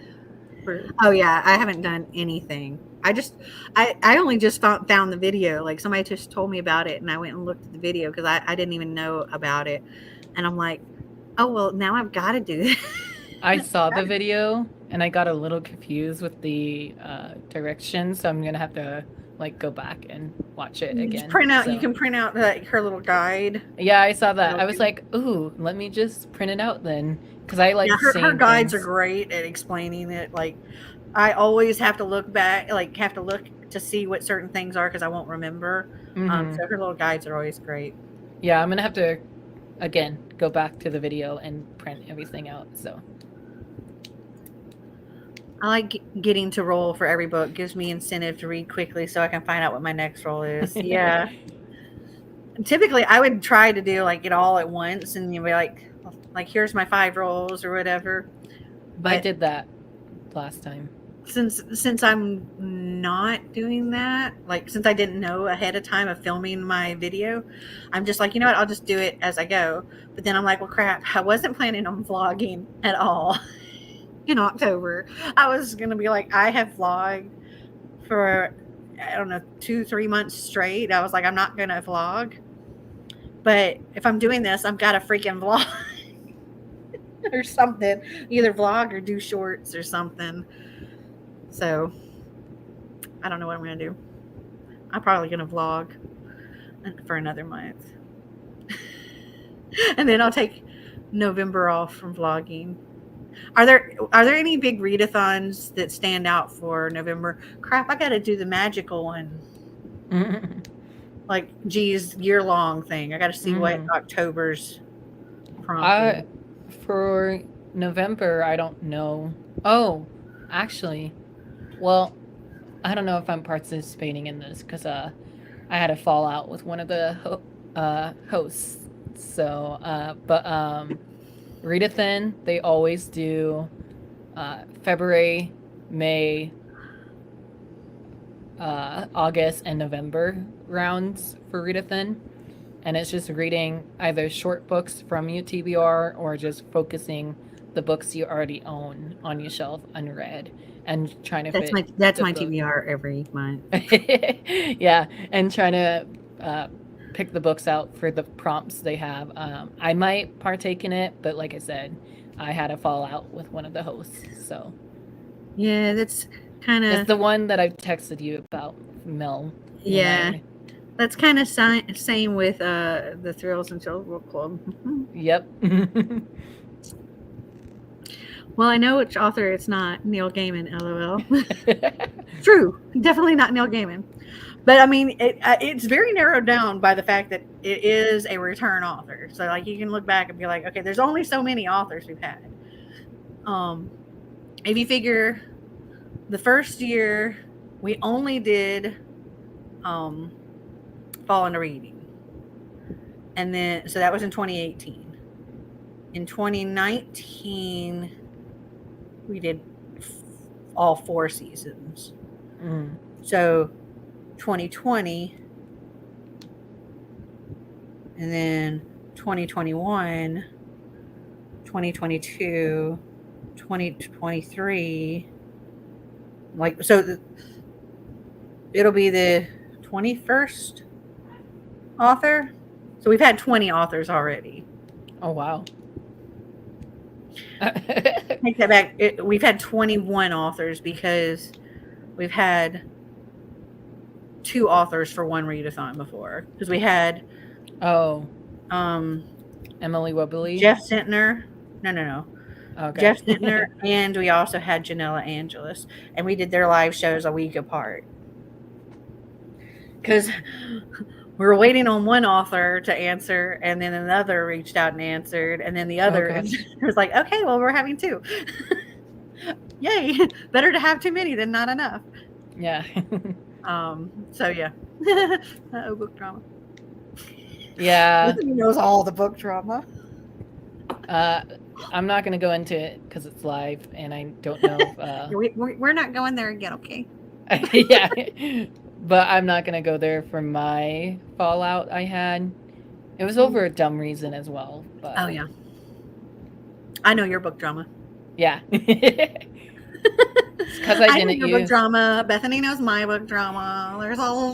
There's so much book drama. Like, it's books. Like, there shouldn't be drama except for what's in the actual book. It wasn't even about the book. It was about the person. So true. That's true. So I was like... Though, in my case, it was about the person and the books. Sort of. Anyway. Oh, there was a whole thing last season-a-thon. I was kind of part of that. Not really. But... Oh no, I hate to say it, but I hope it's not Allie Hazelwood. She seems like a wonderful person. I just don't mesh well with her books. Actually, we had Allie Hazelwood twice, now that I think about it. So go back to saying there's been 20 authors because she was 2 seasons back to back. I'll say it's not Allie Hazelwood. I will say that. So that narrows it down even more. It's not Allie Hazelwood because we literally did have her 2 in a row. 2 in a row. And it's funny, Melanie picked out Love Theoretically for me to read for a video that will never see the light of day because it's kind of too late to post it. But well, it was because that was the group book for Season-a-thon. Yeah. And that in the month that you were asking for me to tell you books to read. Yeah. So much book drama. Literally, how is there so much? No, for real. Maybe some KJ Sutton in the future? Maybe. I never heard of that author. I only have 16 authors. Okay, so let me go through. I'll go through and tell you all the authors that we've had.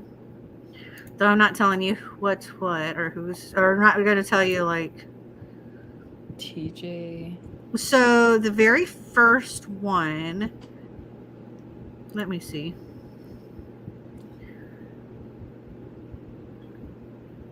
Oh, you know what? Our first year. So for our fall into reading in 2018, our spring into reading 2019, and our summer 2019, we didn't have an author. Interesting. The first time we had an author was September, like our fall into reading-a-thon for 2019. Oh yes. So we've had Adriana Mather. We had Emily Wibberley and Austin Segment Broca. We had Jessica Brody. We had Caleb Rohrig.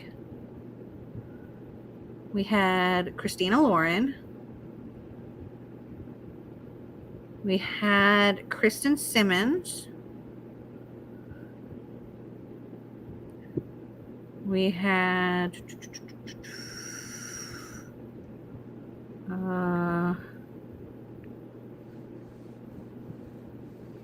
Crystal Sutherland.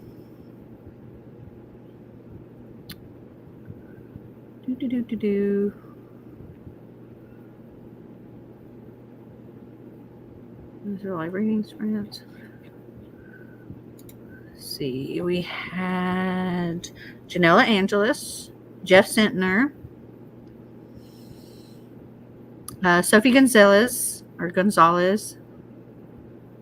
Amanda Foodie, TJ Clune,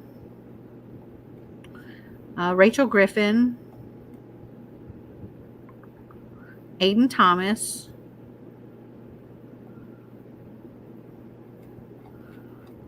Aiden Thomas was a funny moment, the way that he found out. oh yeah,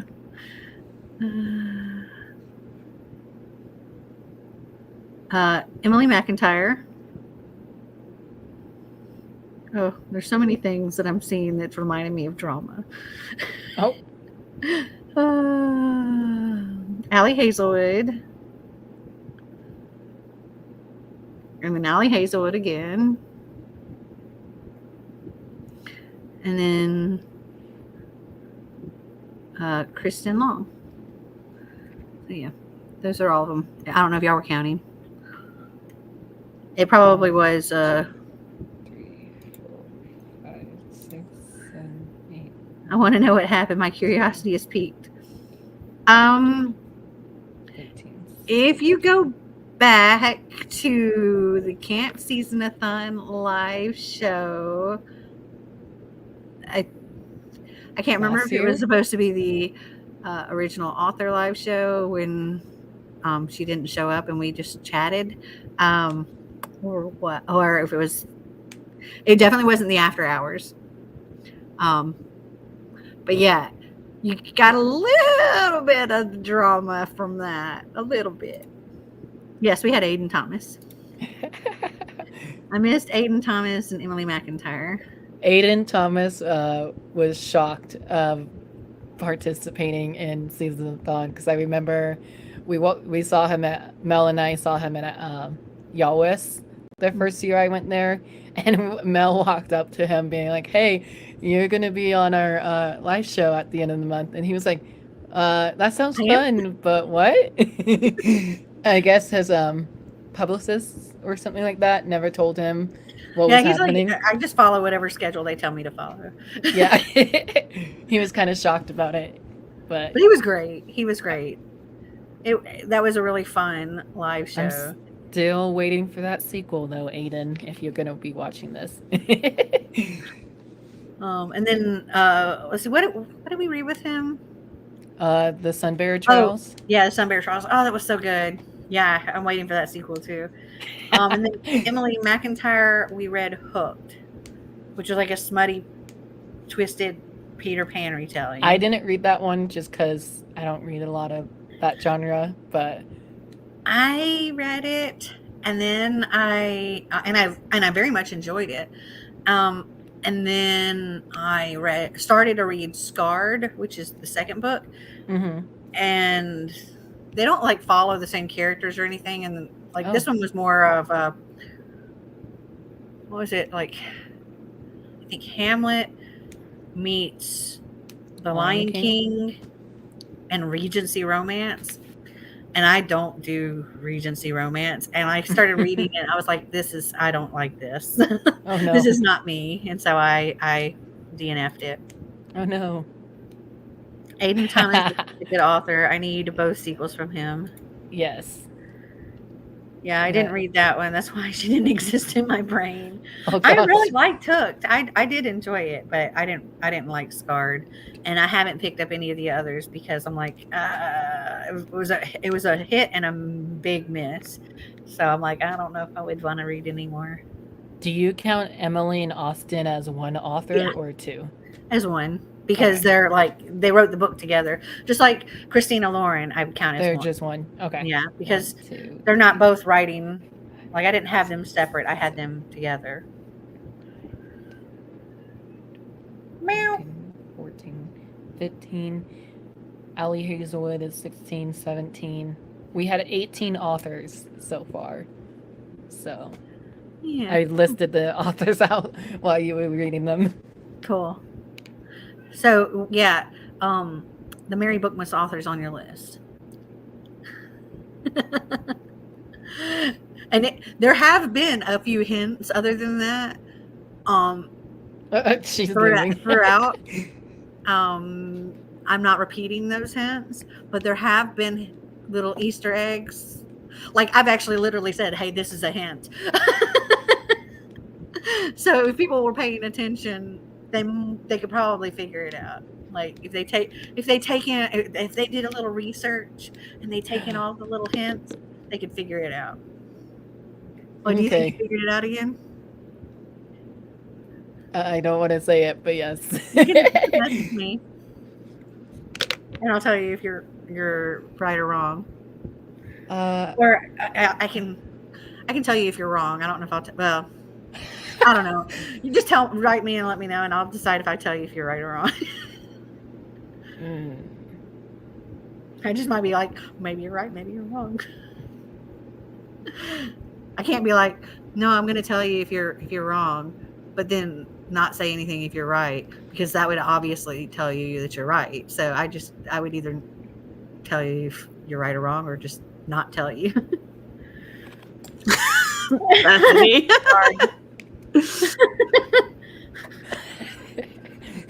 I imagine that all just sounded like blah, blah, blah, blah, blah, blah, blah, blah, blah, blah, blah, blah. It kind of did, but It kind of it's sounded okay. like that to me too. So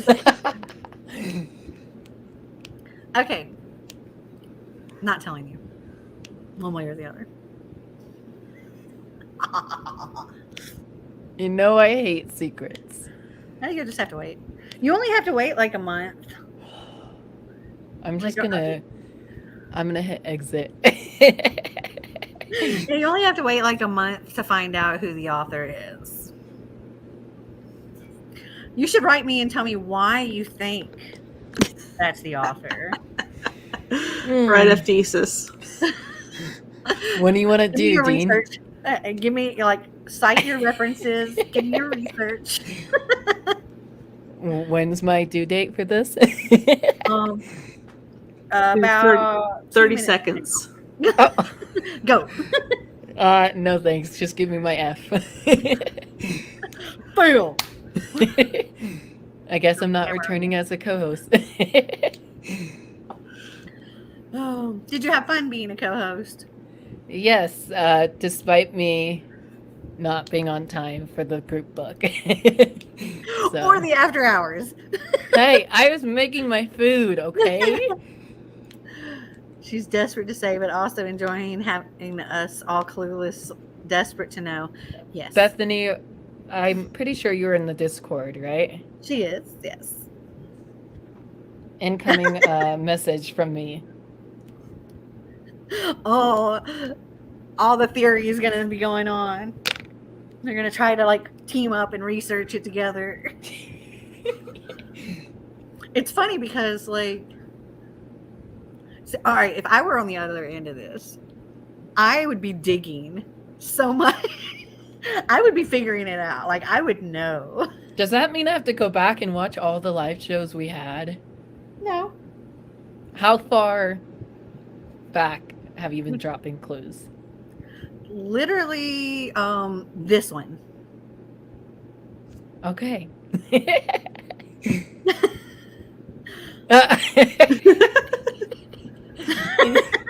I don't know if my brain cells would help out. I don't know if mine would help out, I but only have half a brain cell. I'm sorry. Rub your brain cells together, see what happens. A spark of inspiration. Oh man, I'm sweating over here. I need my dad's detective skills. Yeah, I almost repeat. I was almost about to say, like, here's where the hints are. This is what the hints were. Now I'll put it together. But no, that's just making things too easy. Time to pour some more alcohol. Like half a cup this time. TBH, Mel could have literally told me before and I had forgotten. I haven't. Or Not even- actually, oh my gosh, Bethany, I have told you. Bethany! Literally all of my wine patrons know because that's one of the perks. That's one of the perks of being one of my wine patrons. They actually know these things. So yes, Bethany, you do know. Like, I've said it. Oh, I'm In coming the for you Discord. now. There, you can look back and I tell who the author is and what the book is. Bethany knows. Don't share it, Bethany. Bethany, I will pay you. No, you won't. Hold on, I'm looking at the Discord right now. I'm And on it's- Discord right now. Yeah, but you don't have access to this particular channel. Shucks, I need more money. So in the author votes channel, it's in there. Literally, you commented. You were you said just read the synopsis and it sounds really good.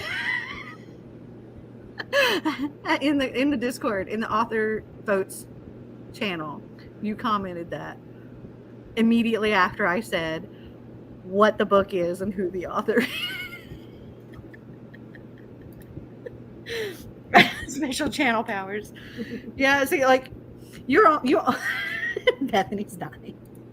So like each category has access to certain channels on the Discord. Certain channels on the Discord. So I have 3 tiers. I have the T tier, and they have access to, let's see, hangout, movie night, game night. I think the 24-hour readathon. Yep. Self promo. Jennifer L. Armentrout, Keeper of the Lost Cities, Cassandra Clare. Control your life. Oh, and Control My Life. And that's it.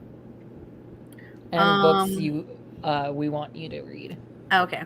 And let's see. That's wine. Let me go down here.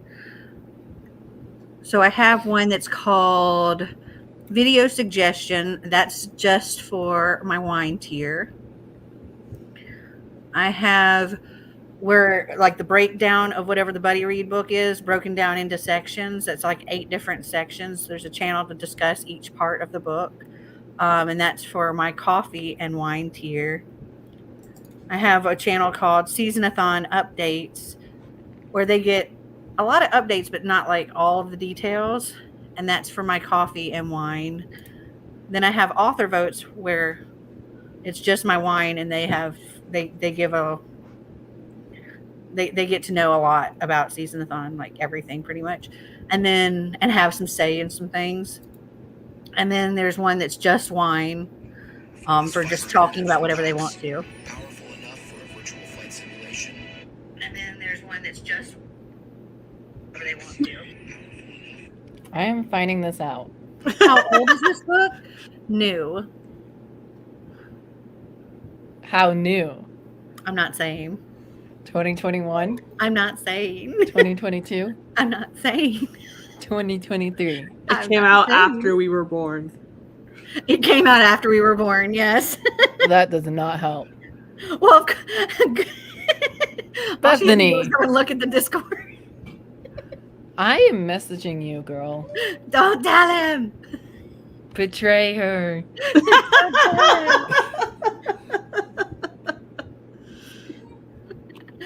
Don't tell him. It's our little secret. Poor Drew is the only one who doesn't know.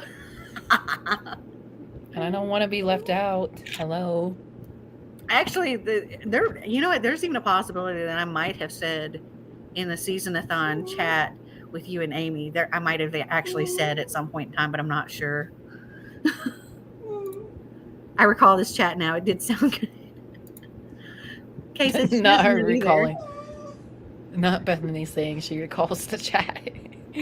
Yeah, well, now that she can see it, she's like, "Oh yeah, I remember talking about this." Because yeah, I can tell you what people said when I said what it was. So I asked if they wanted to know, because they weren't getting to help choose the author and stuff, because I already had to pick. I was like, "You want to know what it is? It's my wine peeps. I can give you the heads up, but you can't share what you learn." And Bethany says yes, and Brittany says yes, and Christina says yes, and so I said, "Okay, it's blank." And Bethany says, "Just read the synopsis and it sounds really good. A short one as well." And I said, "We love a short book for a readathon."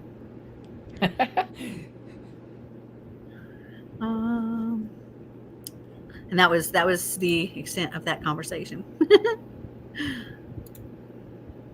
I need enough time to get the book. Ella. Don't worry, you'll have enough time. I'm just very because we'll make the nosy. announcement around the beginning of November, and the readathon doesn't start until December, so you have time. Don't Girl, worry. it's October tomorrow. That's Yeah, like you got 3 time. weeks. It's October in 20 minutes. 19. Not for me.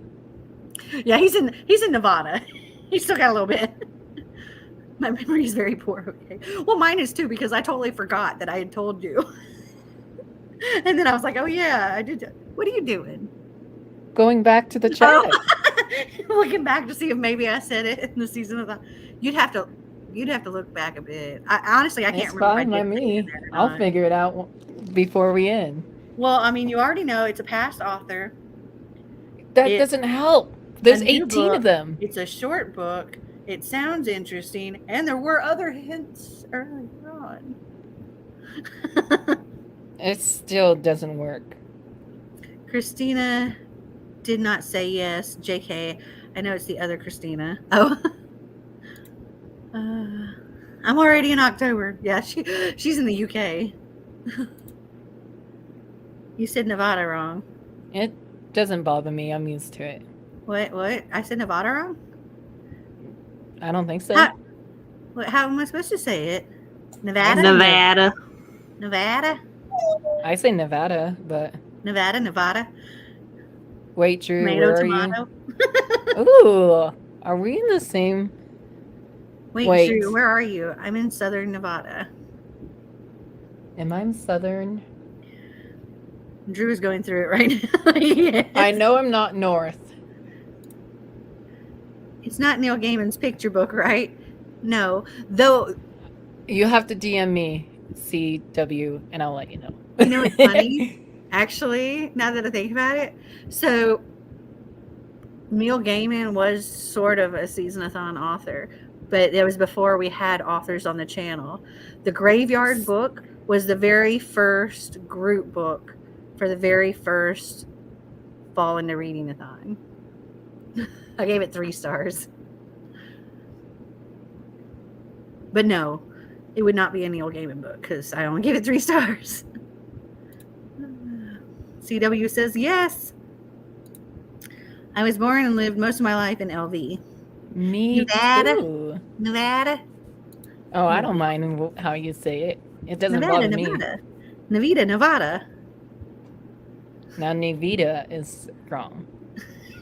Nevada. Oh, I'm leaving.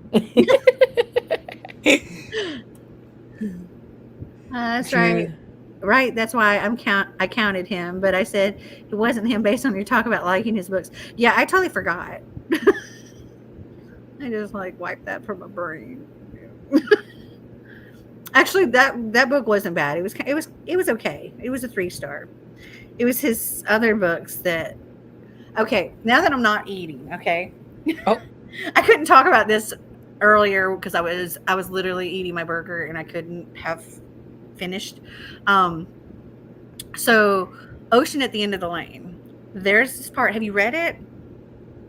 I have, but Not it's yet. been a while. Okay, well, you might remember this when I tell you. But there's this part in it when he's talking about these worms Oof. coming out of his feet, like through the skin coming out. And I was just like, No thanks. Nope. I was like, no, I'm done. I just couldn't. I tried to keep reading, and I'm just like, it was very descriptive. And I was just like, I can't move past that. And that was as far as I got in the book. It was just disgusting. And I was just like, no. Mm-mm. And that's why I decided, okay, I'll give this graphic novel a shot, because it was like, there was one book that was okay. And then there was this one book that I know a lot of people loved, but I was too grossed out to continue reading. And so I was like, okay, let me give this graphic novel. And I was like, I don't know what in the hell is going on with this book. Sandman. I was just like, what is this? It made no sense. And I'm like, I don't like it. I've watched the show Sandman, and I loved it. And so I have the first omnibus volume of Sandman that I need to read still. Maybe I'd like watching it. I I don't know. Maybe I like watching it. knew where horror. I knew where you live, Bethany. I just kind of got the No, she's time talking zone. about you being like thinking about where you live. She's like, Oh, yeah. Giving, where am I? Where is this? Well, Who am I know I'm not north, but I don't know. I'm bad with that direction. My 14-year-old son and I keep yelling, Nevada. Nevada. Nina Nanada. No. No. Hey, I'm from the UK. A lot of words you say wrong to me. Mel had a violent response to the worms. I really did. Really did. Hey, I'm still doing detective work over here, so You might not be able to handle Junji Ito. That am I saying it right? Junji Ito. Junji Ito. Yeah. Okay. He has Good one to know. story that I've never seen a tarot card and a cockroach used that way before. It was, I don't do bugs. ugh. I don't do bugs. He doesn't usually do bugs, but oh my gosh, that one. This is where not being able to visualize is an asset. Yeah, see, because I visualize everything I read, like very detailed visualization, and that was a problem with that book. Yeah, his pictures are very graphic. There was one that I turned the page and almost jumped. Yeah, I love the page. I have a favorite horror manga series called PTSD Radio, where I have jumped when I turn the page in this. Oh my gosh, I love it so much. Have you ever been looking at something, like watching something on your phone, like watching a video, and you're like, I know something's about to happen.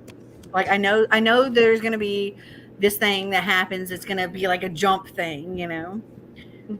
But even knowing that it's coming, it's still will still scare you. Well, with visual medium, like with movies and TV shows, usually it's not the scare itself that makes me jump. It's the explosion of bringing back the sound and blowing out my ears. And it's like, So yesterday I was watching this video and I was like, this is like Marty actually said it best. This is a Darwin at work. I was watching people doing something stupid and something bad's about to happen. And I'm just watching this unfold and I'm like, I know this is bad. I know what's about to happen. And so okay, it's these stupid people. I don't know where they were, what country they were in, but there's this crocodile on the ground, alligator crocodile, I don't know which, but it's laying there on the ground. It's got its mouth open and all that, it's just waiting for something to come along and so it can chomp. And some stupid person, they're like, they go up and they put their hand on it, like from the back. They go up and put their hand on it, and they're kind of crouched over it and posing for pictures. A couple other people come around, and they're like putting their arms around this guy, and they're posing for these pictures. And you're like, you're stupid. All of you are stupid. And you just know that somebody is about to get really freaking hurt because this crocodile is just going to freaking turn around and like rip one of them apart. You know it's coming. And then this stupid woman in this ridiculously bright orange outfit, like top and bottom matching bright neon orange. She comes up and she's like at the halfway point of this crocodile where he's going to spot this bright color thing. And so as soon as she comes up, he jumps, like goes to bite her. And then there's like, every chaos going on. So I'm watching this and I know this is going to happen. And as soon as I see her orange outfit, I'm thinking, oh yeah, he's about to bite her. So it's about to happen. And as soon as that croc does this real quick movement, my phone went flying. I know. I literally, it was just a reflex. I jumped and threw my phone across the Then we're sitting there because he was doing his schoolwork, and I'm just like, it was something that came up, and I was watching it and just watching, knowing this is gonna happen. And then I threw my phone. He's like, "What just happened?" And I'm dying. I'm laughing because my phone's across here. And he's like, "Why did you do that?" And I'm like, I had to actually go back and rewind the video so I could actually see what happened to this person as I threw my phone. And it was like, I knew this was coming. My sister and I were watching the movie When a Stranger Calls. Have you seen that one? I'm not sure. The remake one from the 2000s. I'm not sure. So there's a guy who's inside the house that the girl is babysitting in. And there's an atrium, like a little greenhouse thing where there's birds and cats and misters and stuff. And so I'd seen it before. My sister had not. And the guy just goes bang up against the glass. And my sister literally jumps out of the chair. The remote goes flying. It was beautiful. That's funny. Yeah, that was pretty much the reaction I had with the just flinging my phone. I don't know that I've ever had. Oh, Drew said in the comments, "Ignore me right now. I'm doing detective work." One movie that made me pick my feet up off the floor was The Body Snatchers with Boris Karloff. So they're like grave robbers. He thinks he's figured something out again. See, I put the phone away from my face when I think something bad will happen or jump up at me.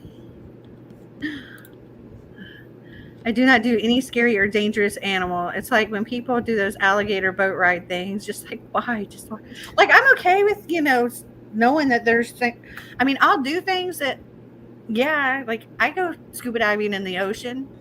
Do you do the shark cage? I mean, dives. If you are diving in the ocean, just diving in the ocean, there are sharks. You're not always going to be in a cage. There are sharks. And there have been sharks. I've taken a selfie with a nurse shark before. And I've gone on a shark dive where you're not in a cage. You go down and you kind of like are back away, and then they feed them in the middle and like get them to.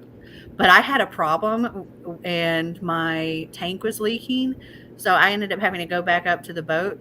But as I'm going up to the boat, the fish are being drawn to the food, and they're going. I mean, not the fish, the sharks, and they're like the bitey kind of sharks, and they're going past me.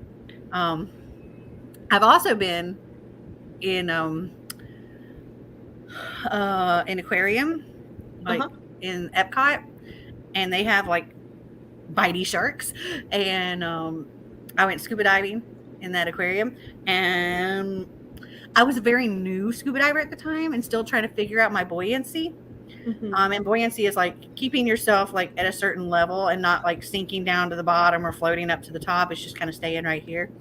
And so I was still figuring mine out. So I was doing a lot of up and down and up and down. And bitey shark big bad bitey shark swimming this way, and I'm swimming this way, and I'm doing my not getting things right, and I'm currently sinking, and I go, here goes me and shark, and my stomach ran across the top of the shark, and I landed on the bottom right behind him. I was like, oh God, please don't eat me. Oh gosh. It was so scary. But yeah, when you're out in the ocean, you're not necessarily in a cage, and there's always sharks. They just might not necessarily be around. But depending on, there's always sharks. Mm-hmm. But you're not necessarily always chumming the water. True. But depending on where you're at, my mom has this one video of some people that had done a shark dive, and they were kind of like in groups almost as they were going back to the boat. And when you do a shark dive, you wear all black, like no bright colors, because bright colors will like they make them think of fish, because like their food is brightly colored fish. So you don't wear any bright colors. You're literally covered head to toe. Like you're wearing a head mask that's only got an opening for your face, covers your neck, full body suits, all black. Your fins got to be all black, black gloves. You don't want anything that pops color because it will attract them. And this guy, so there's like a couple people in front of her, a couple people behind her. She's towards this back group, and she has a GoPro that's like always going. And so she's filming, and this shark, great white shark, comes up, and the group in front of her, one of the guys has some color on his fins, and the shark comes up and chomps his fin. Luckily did not chomp his foot, but chomped his fin. And he kind of, like, he just thought somebody grabbed his fin, but the shark chomped it, and he looked back, and and the shark went off. But my mom was seeing it, like, she saw this shark coming, and so she's like banging on her tank trying to get people's attention, because the shark is coming right towards, and went right in between them. Like, it grabbed his fin, and then I guess when he turned around, it startled him, and he went off. But yeah, that's why you don't wear color. Oof. I want to swim with sharks without a cage. I took a selfie with a nurse shark. Nurse sharks won't really mess with you unless you mess with them. Oh.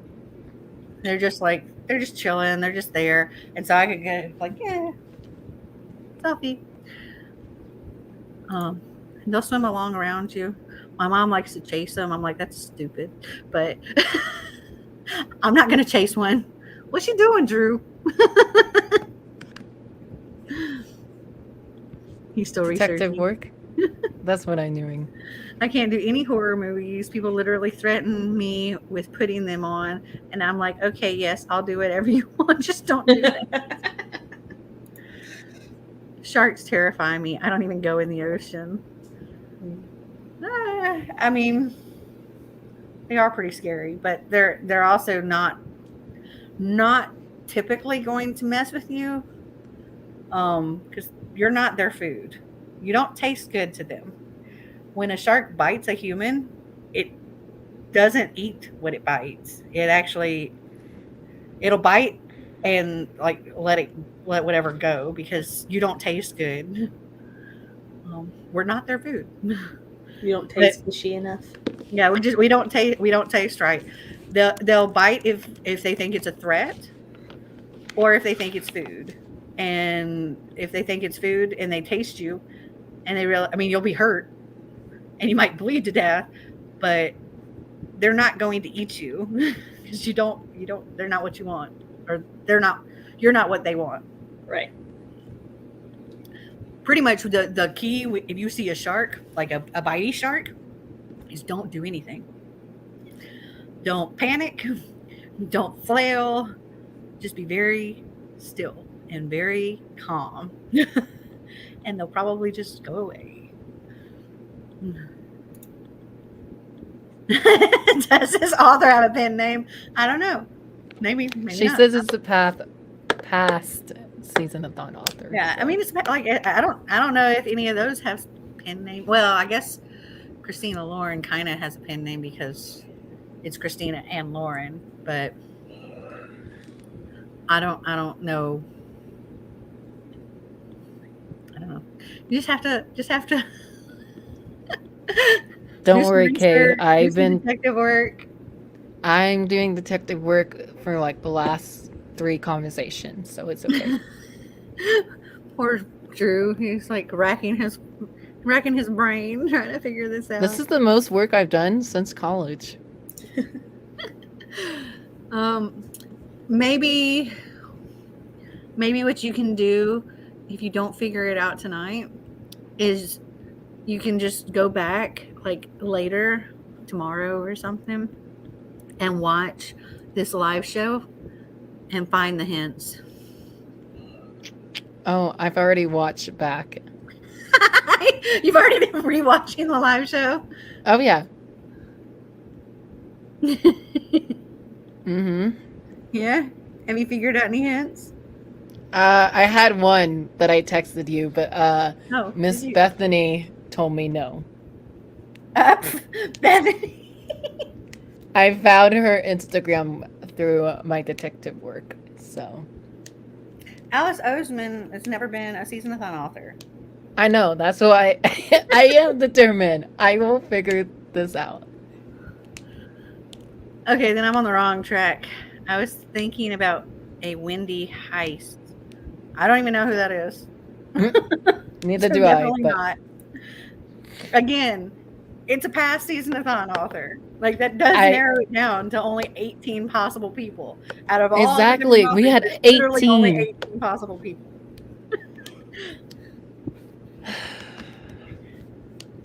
So what you want to tell me what hint you think you come up with? Yes, but I know you're gonna say no.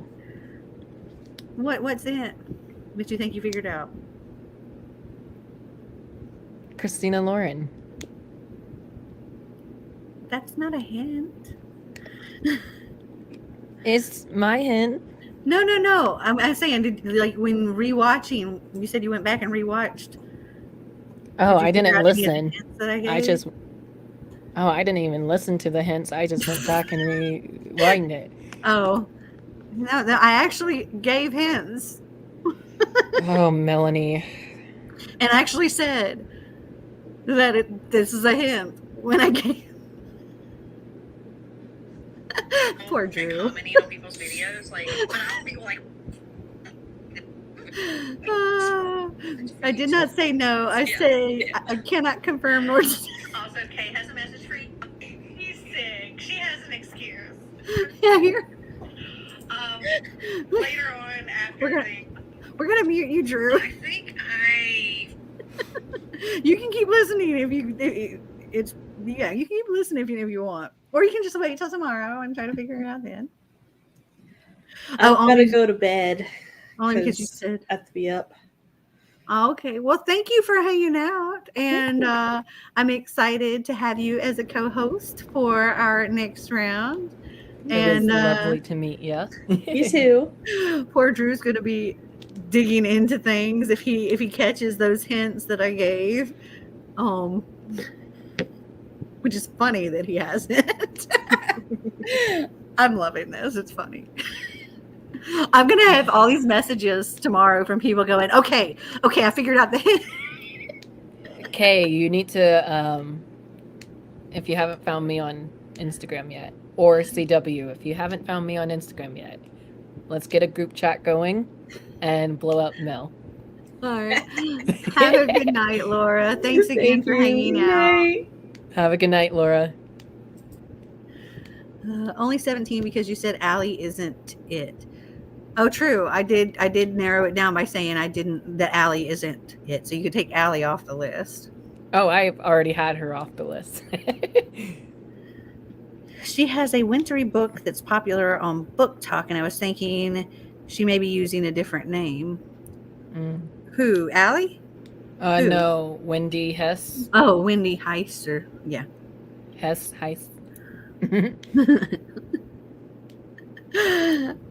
I am gonna have all these like people messaging me going, I think I figured out the hint. I Because mean, you said it's past Seasonathan author, and it's it's a not past Allie. SeasonAthon author, and if people go back and rewatch this live, they'll figure out the hints because I blatantly say this is a hint.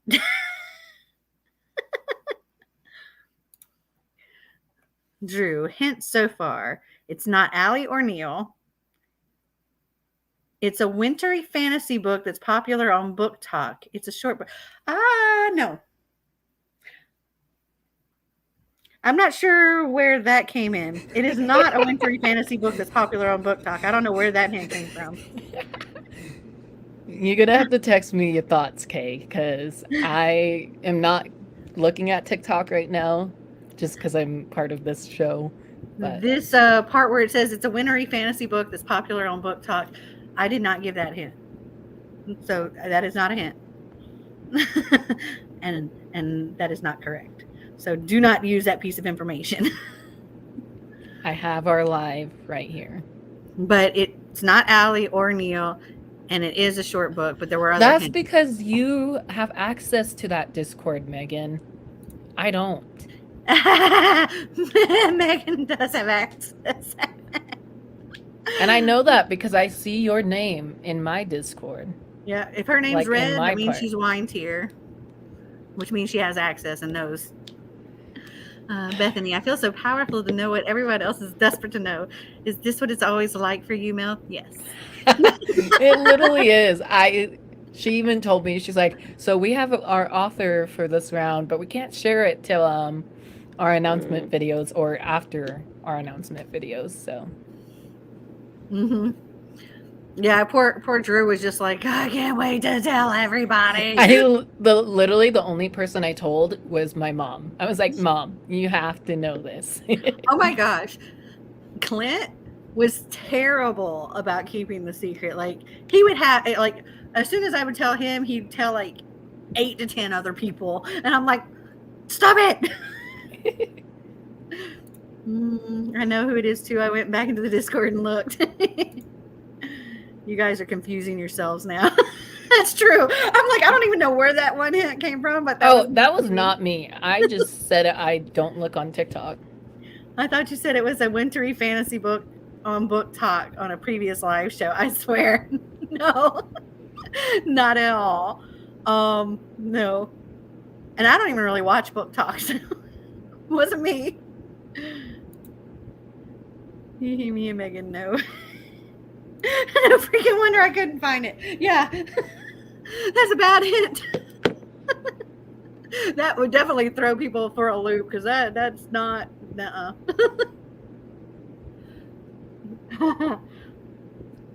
Kay says, let me regroup. Hold on. Okay, find me on Instagram and we can do this together. I'm loving this. This is fun. How can I get a hold of you? Talk about this. My Instagram. It's the same as Drew's Ambitious Reading. So you can find me on there. And then I'll blow up Mel tomorrow morning. Oh, the research that everybody's going to be doing. I love it. Like, normally at this point in Can I time, do I this? don't have a clue who our author and our book is. And so this is fun actually having, like, knowing ahead of time. Oh, Bethany says you can always join Wine Tier and find in there. I don't got money for Wine Tier though. Your boy is broke. That's why he's been working a lot of shifts this week. No, that's one of the perks they get. Also, my Wine Tier has actually helped with selecting the theme for Merry Bookmas because we do the how we do like the 12 blanks of Bookmas, and so they've helped pick the theme for the 12 whatevers of Bookmas this time. They get lots of perks, lots and lots of perks. Can you give one descriptive word that is a synonym? Synonymous to the book, without giving too much away. Oh, no, never mind.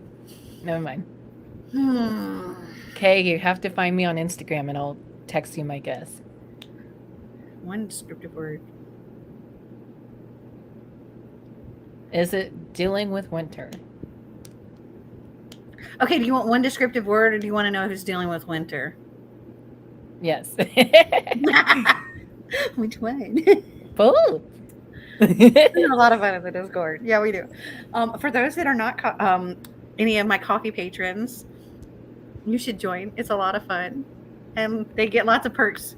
Some perks get more, because they're higher levels, but, they get a lot of perks. Like, I'm sending out book mail, like seasonal book mail to my wine tiers.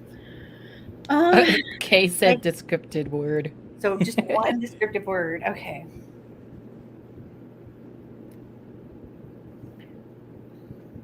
Oh gosh, it's hard to say without giving something away. Tick. Because I don't want to be too descriptive. Tuck.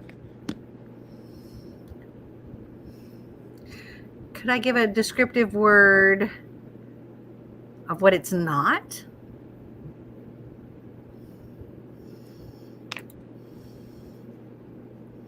I've already looked for wintry books. I have a word. I mean, I have words. I have definitely words that would work. Mel has I words. just don't want to say certain words, like some words, because I don't want it to easily give things away. Kay says she sent you a message, Drew. No.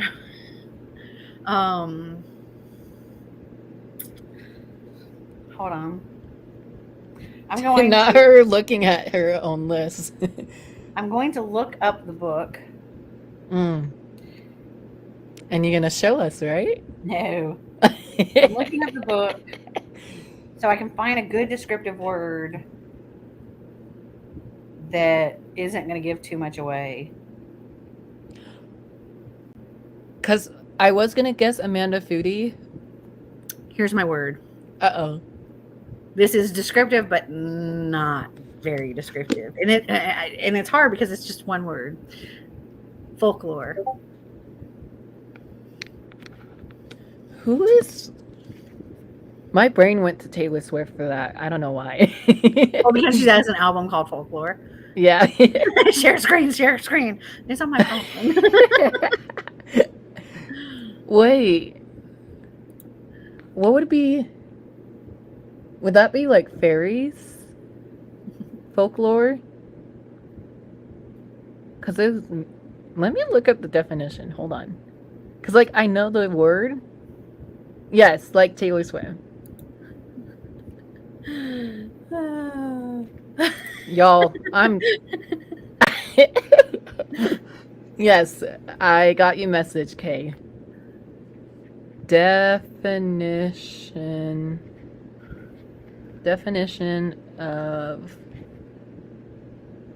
I got you, Kay. Hold on. Folklore. Enjoy your drink, Mel. I got this. Do you like the word, Bethany?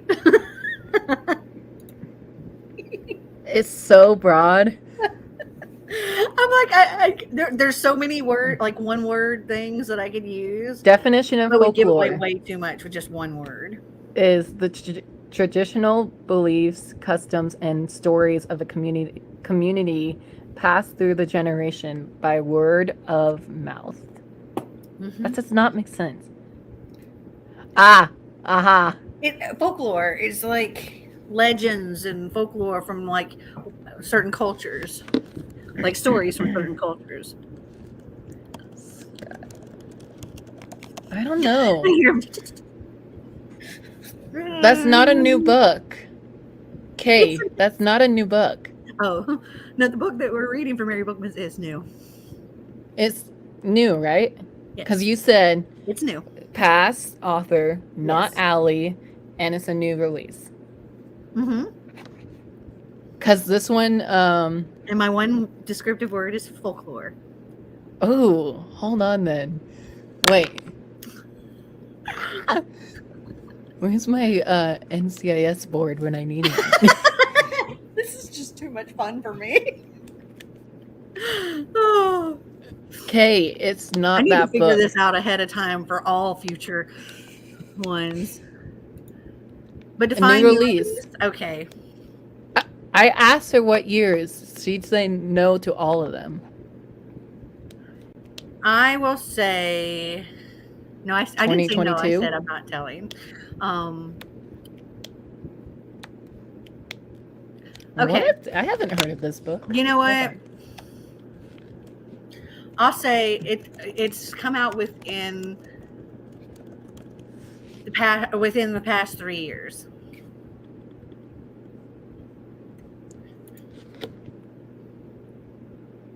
Past Maybe. 3 years? Yeah, which means it could be 2021, 2022, 2023. Just read the synopsis and realize why it sounds so good to me personally. Relates to something I'm obsessed with. Bethany. There's a hint if you know Bethany well enough. I don't. Wait. Wait.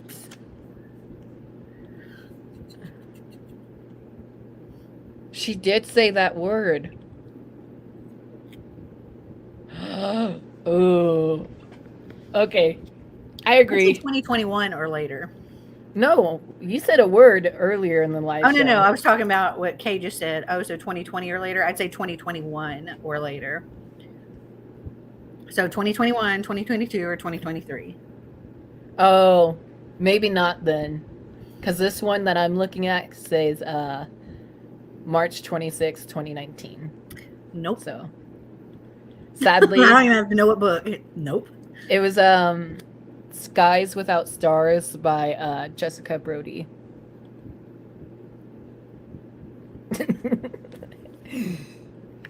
I got you, Kay.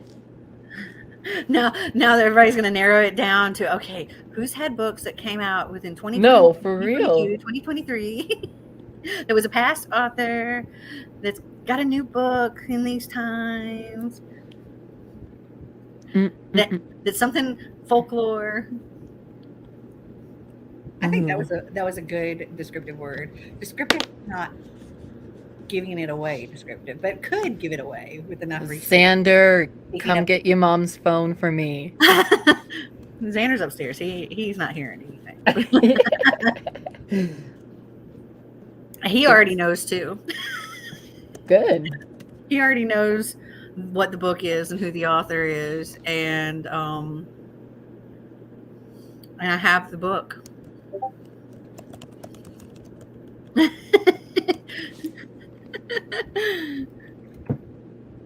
Bethany's writing me on the Discord.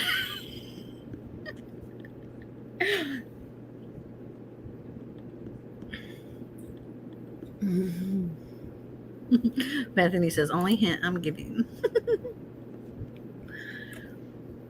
I think that was a good hint, Bethany, for those that know you. And, we're paying enough attention to some of the things you mentioned in this live show. Now I have to go back to Goodreads. Gosh.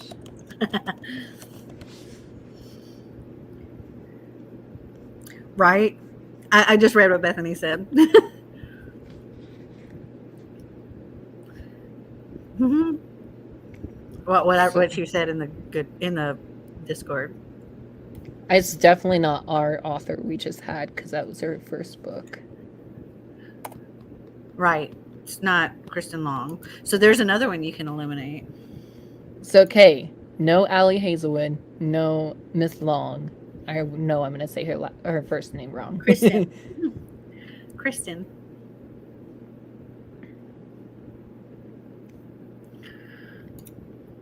Is her... I don't think her books are folklore. I got this. We're going to spend the hour. Well, okay. But you said you're never going to do a sequel. Right. It'll either be the first book in a series or a standalone. A standalone. Who else has... Oh, this one is known. Well done. You've narrowed it down to 16. I think we're going to narrow it down to even less than that in a few minutes. So,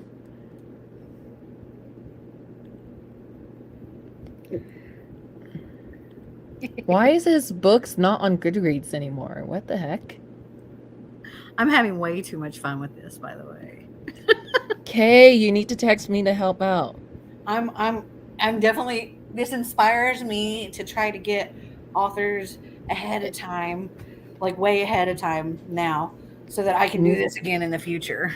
Like at the Knowing end of you, this, I can be like, I have my next author. knowing you, Mm-hmm. is it a retelling? Because Because I know you love your retellings. I do love my retellings. She said, I do love my retellings.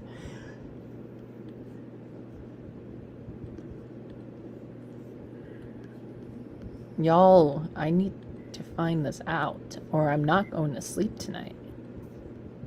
I was planning on staying up till midnight anyways, so. Not a retelling, Kay. I didn't say it was or was not a retelling.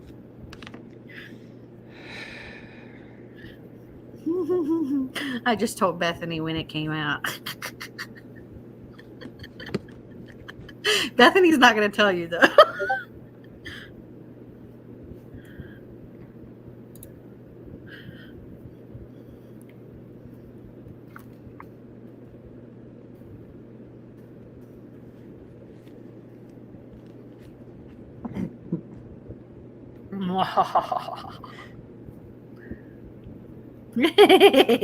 Bethany, I know everything. Bethany, you can say what I said to you in the comments if you want.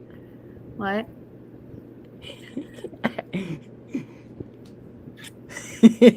What? Can I share it? I have our messages up on the screen. Can I share it? Are you okay with it? Okay, that's a good guess, but I don't know if it's folklore. But it said, I'll pay her $20 if she tells me the year. You told Bethany you'd pay her $20 if she told you the year. Yep.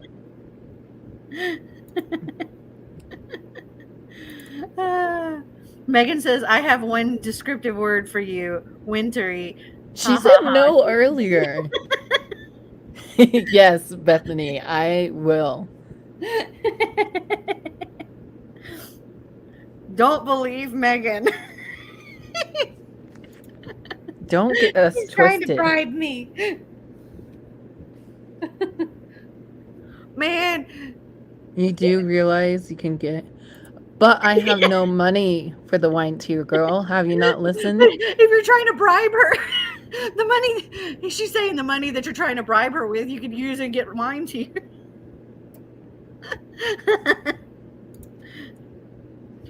Bethany, we You should know throw what? out I'm fake going to go to clues your... try to confuse them more. Let's go to YouTube, Mel's channel, and change my tier. Because this is bugging me.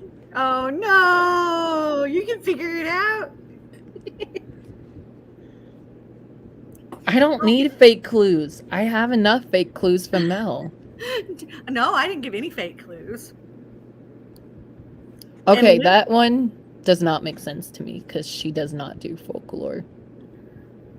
And I think she already said no to that one. Oh, It's a Spanish inspired snowy Christmas horror. that is a weird book.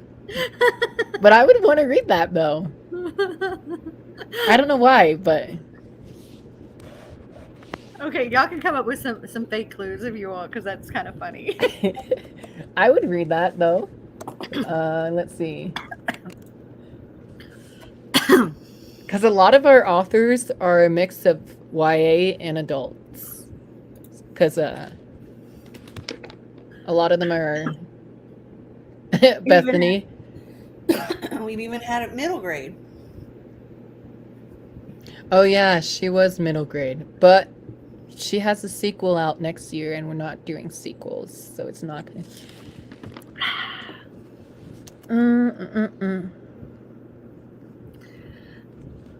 YA books that came out in. Actually, wait. YA books that deals with folklore.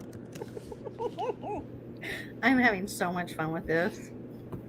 Oh, I'm glad you are, Mom. We read Wilder Lore, which was the middle grade. It was the accidental. The Accidental Apprentice. I think was the 1st book in the Wilder Lore series. Super cute. It was. I still need to continue on with that series, but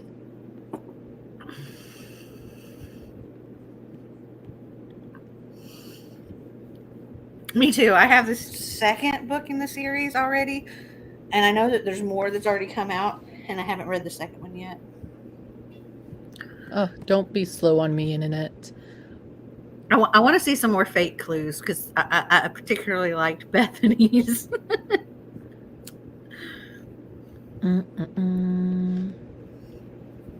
Why are they not giving me long list? I asked for a long list.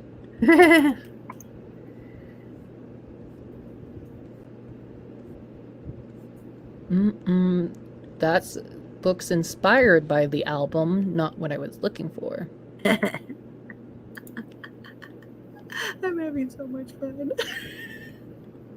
It's a Handmaid's Tale retelling with werewolves singing toadstools. That would creep me out, seeing a werewolf singing. Just saying. No, not werewolves singing toadstools, What? which are mushrooms. I love it.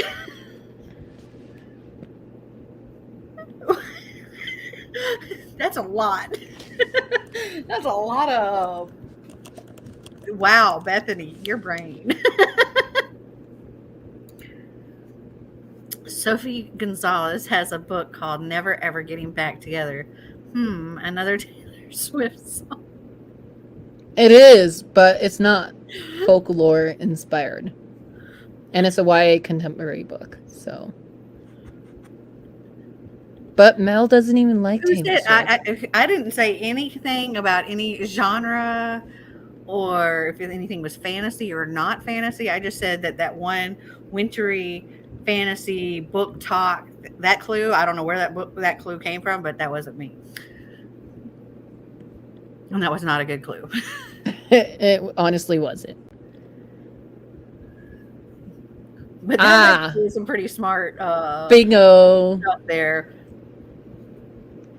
Bingo. I've read Never Ever Getting Back Together. It's super cute. Not the book. I haven't, but it's on my TBR. Bingo, you figured something out?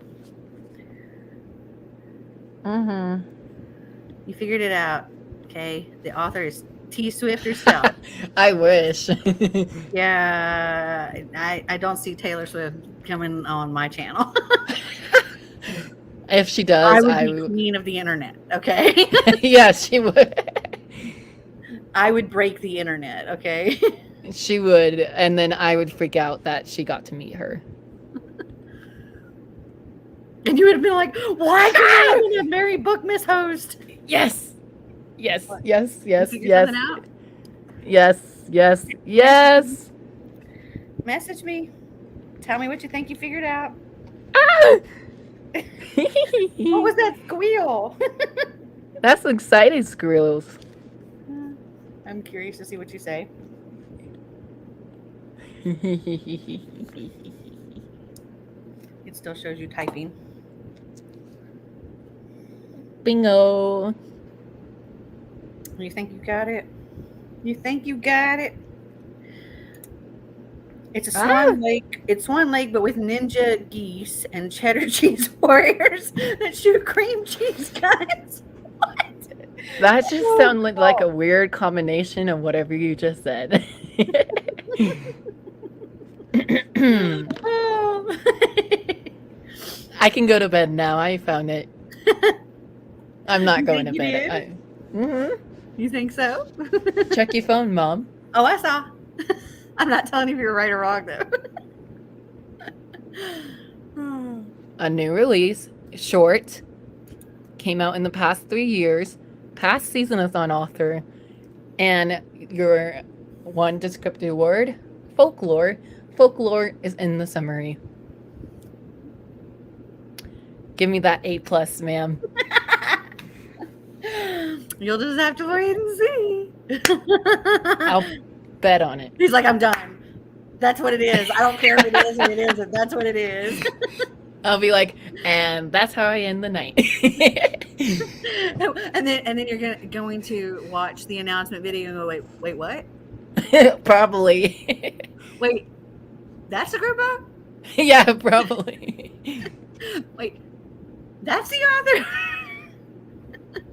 Because that author is a past author. She's on my list. Just saying. I looked at the book before when I was focused on the book talk crap.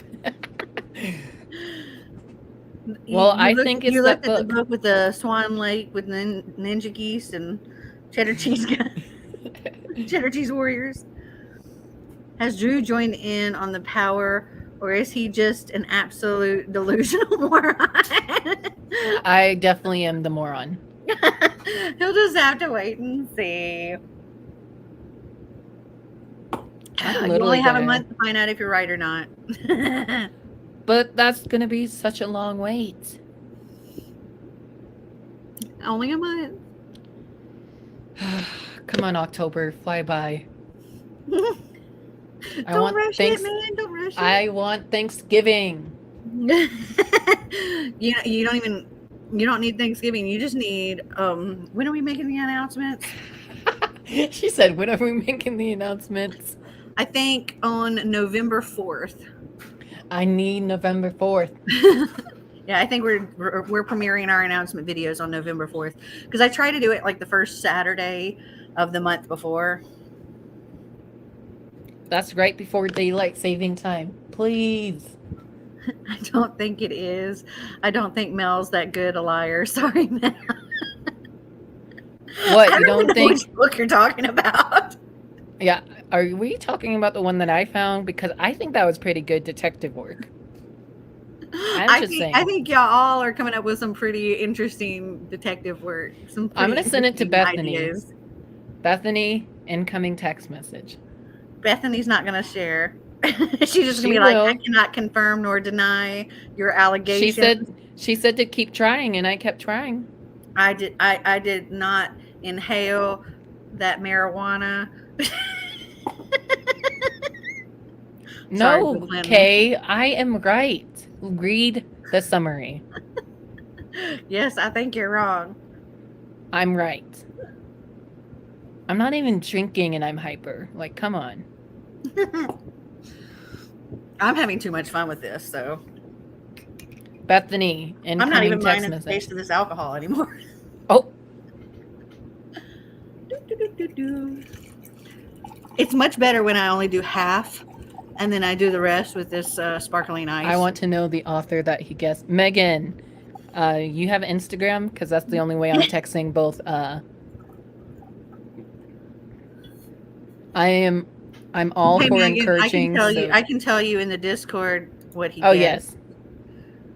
So that Why you give me these emojis? I'm bribing you with money. You see the emojis she gave me? No, hold on. Zipper lips. She's not saying. You know what? I'm gonna give you one back.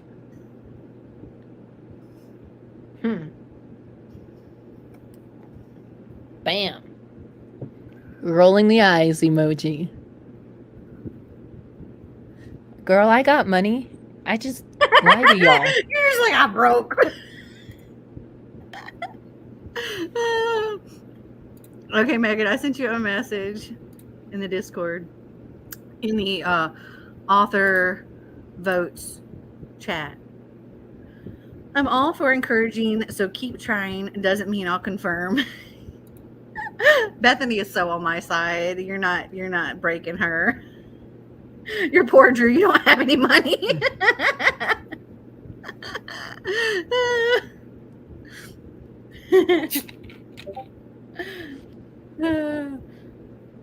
Megan is loving this too.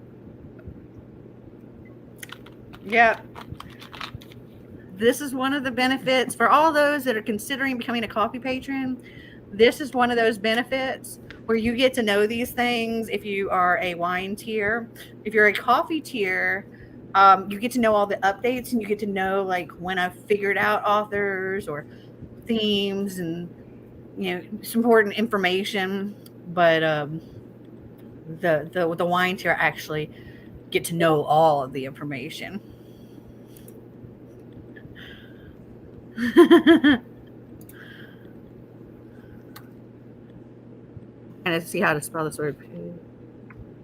Meg, you came in the chaos time. It is $30 a month for wine tier. Yeah, they get a lot of perks. They get like goodie boxes from me and seasonal book mail and stuff like that. There's the tea tier, which is like $5. And then there's the coffee tier, which is $15. And then there's the wine tier, which is $30. But the wine tier is more because they get like all of that other stuff. In addition to like they get exclusive vlogs and a bunch of other things and the bookish mail and the goodie boxes, and they get to pick the one of the wine tier becomes the book buddy of the month, which gets to pick the buddy read. They get to pick a book that I have to read in the month. They get to pick what movie we watch as a group, our game night, all of that stuff. I can't find your Insta, Drew. It's the same as my YouTube name, Drew's Ambitious Reading. Well, I'm used to coming into the chaos.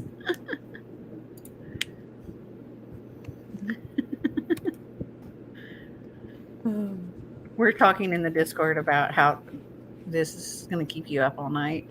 Oh, it will. Good thing I have Oreos, milk, and I'm all set. Oreos and milk, yum. That I was... just have Caribbean punch. Did you found it, CW? Because I just gained a new follower on Insta. How do you know when you get a new follower? Oh, wait, in the notifications, it tells you so-and-so just followed you. Yes. We get a lot of things. What book Mel reads, the group book, the group movie, seasonal mail, SeasonAthon knowledge and power. The power. Okay, found it. That is me. Oh, Amy. Amy is seeing the chat now for our SeasonAthon. Good morning. It's driving me nuts, and it's past my bedtime. I woke up at 4 a.m. and it's almost midnight now. Go to sleep. Girl, Katie. same. Okay. You can pick back up on your research tomorrow. No, we go all night. Just like NCIS crew does all-nighters. We do all-nighters. Poor Kay is going to be like tossing and turning. What is the book? What is the book? I can't sleep. What is the book? She's going to fall asleep and then sit up. I know what it is. If you do, Kay, please DM me. In the middle of the night, she's going to be like, Drew, is it blah, blah, blah? Or Melanie, is it this? Just tell me, is it? You can call me Kay. Like a message in the morning, her hair's going to be like this, and she's going to be like, I need to know. Just tell me. CW agrees with me. I'm loving the SeasonAthon knowledge and power right now. It's definitely entertaining. Okay, here's the perks of being a co-host for one round. Or not perks. The opposite of a perk. The downside. That. You don't know what's happening the next round is the downside of being a co-host. So, well, we got a little tease in the beginning of the season, but now that it's the end, it's zip zap, throw it away. It's your back to being one of the regular people that just have the lame people who can't get involved. The just wait and see people. All of you could come together to afford it. Most likely. It's like, okay, if Drew Bye. puts in 10 and CW puts in 10 and Kay puts in 10 and you'll have one membership to get. Now, Can go we- to the our author book membership section, name? see what it is. Our name will be CWDK. How about that? Win just to see and then cancel. Yes. They'll just be members for 1 month. I'll be like, CWK. Hi, we're here. Bye. She gave you the power and she took it away. She really did. She can be a mean mom like that. At least she doesn't take this away from me. Well, you got to know all the things. You and Amy got to know all the things, all the prompts and the book and the author and all that stuff for this round when nobody else, except for my wine tier, nobody else knew what they were. And so you were in on the power. Up until, this started and we announced what everything was. You knew, you were one of the few that knew. And now you're one of the many that don't. But in the future, one day in the future, you'll get to be another SeasonAthon host, I'm sure. And you'll what would be cool? And you'll get to be in the position where again. If I come back during the month of June, because June is my birthday month. Just keep that in mind, Mom. You've been demoted, Drew. I really have. She said, I don't like my son anymore. Goodbye. He's been the prince, and now he's back to being the pauper. It's really sad over here. I'm lonely. You plebeian peasant. Oh, and Bethany and Megan are over here going, ha ha ha ha, we know. I literally just made a group chat of me, CW, and Kay on Instagram. This is how involved I'm gonna get. Yeah, we're gonna have like all these conspiracies, like Taylor Swift conspiracies and stuff, trying to figure it all out. No, my brain went to Taylor Swift once you said folklore. I said, okay. There was a rumor, though, that she wrote a book underneath a pen name, but I don't know if it's true or not. But yeah, I can never know. Can you add me to that group chat? Do you I'm want not gonna say anything. I just want to Bethany, can I add you too? I don't know if y'all are still here. I'm seeing her in November in Brazil. Awesome. Take me with you. If you take me with you, I will tell you everything. Okay, do it. Then I don't need to use bribery works, okay? Hold on. If you take her to the concert, I don't need to bribe Bethany with money. Don't add her, Drew. Mel, keep drinking. I'm still not gonna spill. Oh, can I be added too? Yeah, we just want to watch. We're not gonna say anything. We just want to be there. Beth. Or Beth. Bethany. Mel. Yes. Anybody else? Yeah, we just want to see what's going on. Anybody else? We'll just be quiet. Observers. Ready? Next. There you go. I won't tell you if you're right or you're wrong, but I'll just be there to observe. Add it in. If they aren't willing to give us more, do not add them. I should have held that hostage. I mean, you can totally bribe me with Taylor Swift tickets. I mean, I am very bribable, okay? Very bribable. You can take me to Taylor Swift and I'll tell you everything you ever wanted to know about anything. SeasonAthon, the drama. Oh, I'll spill all the tea. Oh. y'all. I got somebody who will say it. They're cheap now. We're on the floor and they were like 400 Canadian. Hey, we can't slip up if we're not in the chat. Very bribable with the right things. I'll give you all the alcohol. Since I can't drink them, y'all can have them. Keep drinking. Well, I'm glad that you had fun being a co-host. But now I'm not a co-host, so it's not fun. You're you're in your final hours. Actually, technically, it's over. It's October 1st where I'm at, so Well, it's not over for me. you can keep holding on for a little bit longer. You're technically still a host until I kick you as a host in Discord. Maybe I'll do that. No. I'll let you stay with host status for a little bit longer. And then he's like, I'm gone. True. I won't come back until you tell me the book. Yes, you will. No, I won't. Because you love your mama. Your booktube mama.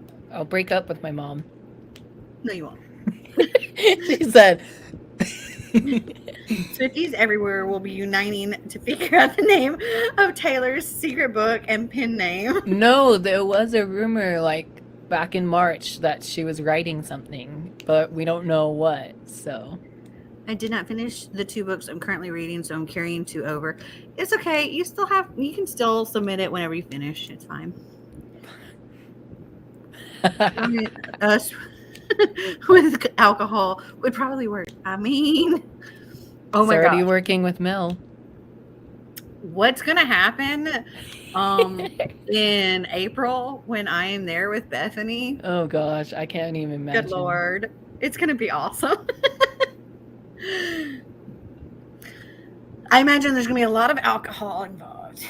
And Damien's going to have to go hang out with Grandma. Because we're gonna end up getting stupid.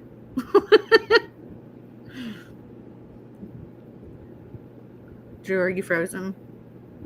No, I'm deep thinking. Pondering deep thoughts. I remember everyone thought a Taylor Swift book was coming out. It was an untitled book on a release date significant to her. Mhm. However, it was a BTS book. Yes, that's what threw me off. I was like, oh, okay. So much alcohol. Oh my goodness. I cannot wait to hang out with Bethany. It's gonna be so much fun. Yeah, what else? We're gonna have fun.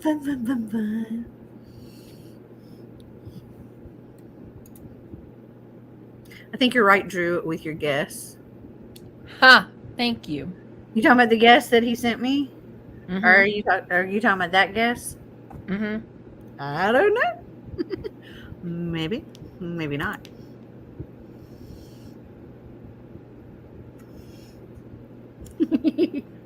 I gave my thesis why I thought I was right. What was your thesis? I am feeling a little buzzed, so I have to keep reminding myself. It's short, past SeasonAthon author, has folklore in the summary, and it came out over the last 3 years. Okay, hold on. She said, let me look at mine. I was trying to listen because you sent a video. I was like, oh wait, there's nothing said. Ooh, I'm a little buzzed. Oh. My words are a little fluggery. There's a bar across the street from my house. Woo! Oh my goodness. Bethany. We're gonna hit the town or hit the across the street.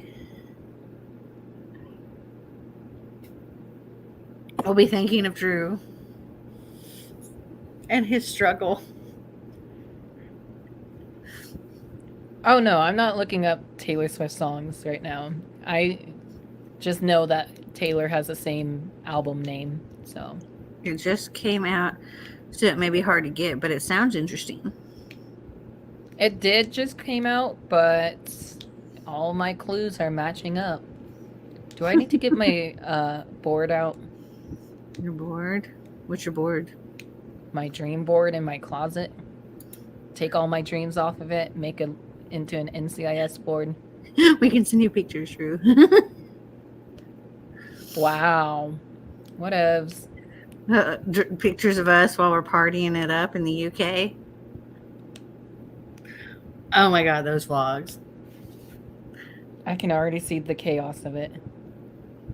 I'm gonna be like, yep, I'm here. Okay, it's time to leave. What happened in the in between? That's our secret.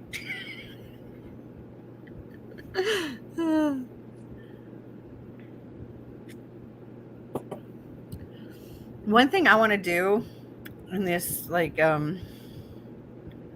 grand European vacation with Xander is I want to like hire a photographer in each place, Ooh. take mine and Xander's pictures, like really cool pictures, and like save them all up and use them for Instagram and stuff.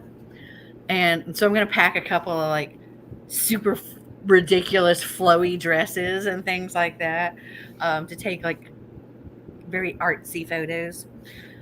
I really need to lose weight though. I have, how long do I have? Not long enough, crap. I got like 3 months until we start traveling. 4 months until, 4.5 months until the Europe trip. There's also the oldest club in the country near me. It's a messy place, but great. Cool. OMG, same. I put on so much weight again. Yeah, it's like I lost 10 pounds and then I gained 15. Oh god. It did, like I went on the cruise and I gained 15 pounds. I almost gained a pound a day. This is what happens when somebody prepares all your food for you and it's delicious and unlimited. And on a cruise ship, every single bit of food that they prepare, it's a little secret, a little behind the scenes secret. They add extra fat to everything. Absolutely everything they prepare, they add extra fat to. Intentionally, so that it keeps things loose, so they don't get clogs. Oh, was that? Oh gosh, now I'm second guessing myself. Literally same. Lost 10 pounds, put it all back on. Yeah, lost it and then gained it back plus 5 more. What are you talking about, Drew? I'm second guessing myself now. Oh, on the book? Yes. Even though all my clues match up.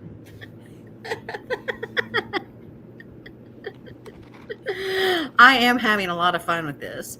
Oh, having a lot of fun with. But my question is going nuts trying to figure it out. Ugh. Now I need to go back. They're gonna be like, wait, it wasn't actually an author. I'm literally. I'm not giving fake clues, by the way. I could be, but I'm not. I'm like, yes, it's a past author, and it's not really. But no, I'm not actually. No, I mean that extra fat thing. Oh no, I meant the extra. No, they really do. They add extra fat to everything they prepare on a cruise ship because they want to keep things very loose because they can't have any clogged anything when you're on a cruise ship. So when you take a cruise, you'll notice like everything is very loose when you go to the bathroom, you know, and it happens often, pretty much every time you eat. And they do that intentionally. everything has added Bethany. fats, added extra oils and all kinds of stuff for that reason. That is not a joke. That is real. Never been on a cruise ship, so thanks for the heads up if I ever do go on one. Yeah, eat a lot of fruits and veggies, like fresh veggies, like salads. This is just a mind fuck. Everything we said is lies. Yeah, none of the clues any of us gave were real. Let me get a lie detector in here. Well, it's because how their plumbing system is and their toilets and what they are able to do while at sea. That's why they do that. But it is not good for weight gain for reals. Mm-hmm. And you'll notice, like when you start eating the food on a cruise ship versus eating food off the cruise ship, you notice an immediate change in how your body does things when you very first start eating on a cruise ship and when you very first stop eating on a cruise ship and start eating regular food. You notice almost an immediate change because of that. One of my friend's dad would always get sick when he gets back from the cruise because he did cruise for his job for a little bit. And whenever he got back, he was always sick just because of the difference in the food. So... And now, granted, I'll get sick on cruises, but that's because that's the only time I'm around people for the most part. Because I'm literally in my house all the time. Meanwhile, my treadmill has stood covered in clean clothes instead of being used. Yeah, this is why we got rid of our treadmill, because it became a place to hang clothes. We got rid of it a long time ago because that's all it was like a place to hold hangers. Mm-hmm. We do the same. Clothes. We do the same in our house too. I think that's what happens to most people's treadmills. Yes, I know. My friend Taylor, who I get to go see on Monday. I'm so happy. Swift? No.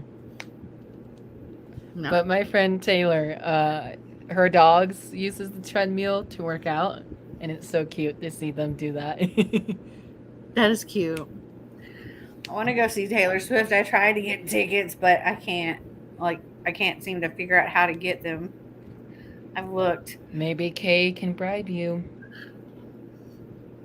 I would go to another country for reals to see Taylor Swift. I've tried looking at tickets in all of the places that we're going to be traveling, and I can't get tickets. Even a year away. Aw. They're like, oh yeah, we stopped selling tickets for this concert that's in over a year last month. Weird. I'm like, but the concert's not for over a year, and you're already stopped selling tickets. I have now removed the clothes. I've decided October is time to try again. So I got an app. I'm currently failing, I guess, because of this, and my burger and fries tonight. Oh, but I got an app. It's called, I think it's called Way Better. It's something like one of these things that came up on Instagram like 50 million times, and I was like, you know what? I need to lose weight. Let's try it. I always hit ignore on those type of ads. So the way this app works, for one, if you don't if you do the stuff and you don't lose weight, they will refund your money. So that's cool. But if you do the stuff, you're probably going to lose weight. And so it does the whole gamifying weight loss. And so it kind of forces you to you can play these games, and you can choose to you can do it where it's free and you have a friend join, and they're your cheerleader, and it's free for your friend to join and everything. They're just there to cheer you on and keep you on track. Or you can put your money in. And so each game has a different monetary value if you want to go that route. And so you put your money in, whatever the price is, and if you do all the things you're supposed to do for that game, you win. And the pot is split between all the winners.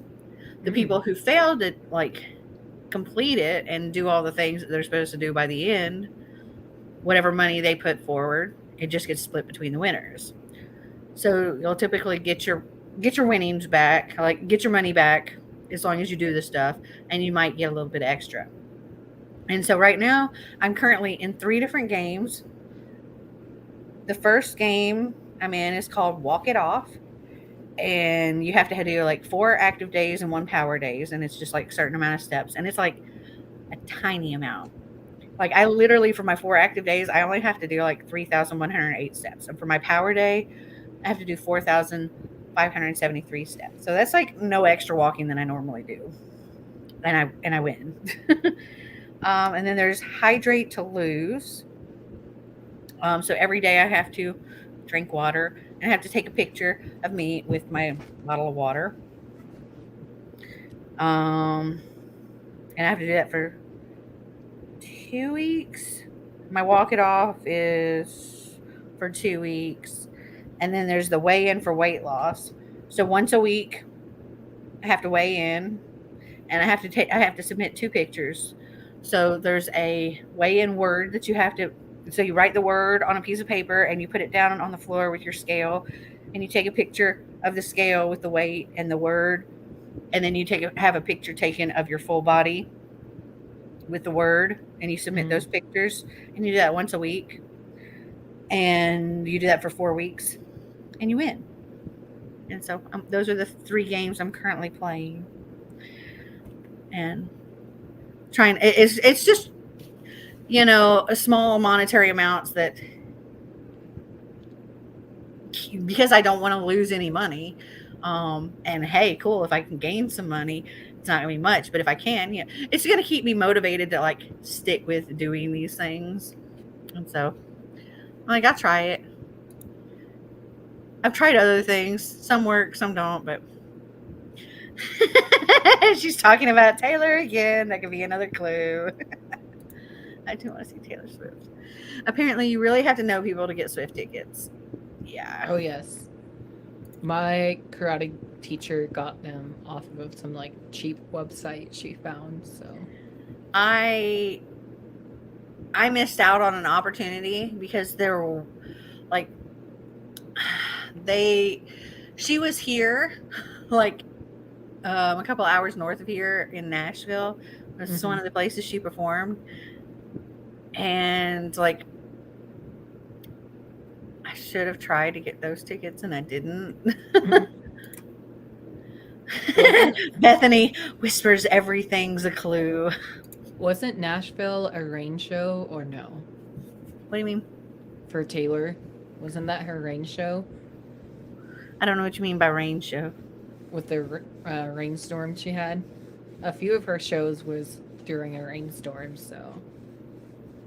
As far as I know, it didn't rain because like Marty's cousin, like, and their family went, and so I got to see all the pictures and stuff from that. And as far as I know, it didn't rain. Megan says, or maybe none of it is. I've been using the Finch app for keeping me doing things daily. It's so cute. You get a little animal and they grow and go on adventures and get outfits and furniture when you do things. Oh my gosh, that sounds so cute. There's still tickets available on November 24th in Sao Paulo. 26 tickets left. But I bet they're really expensive.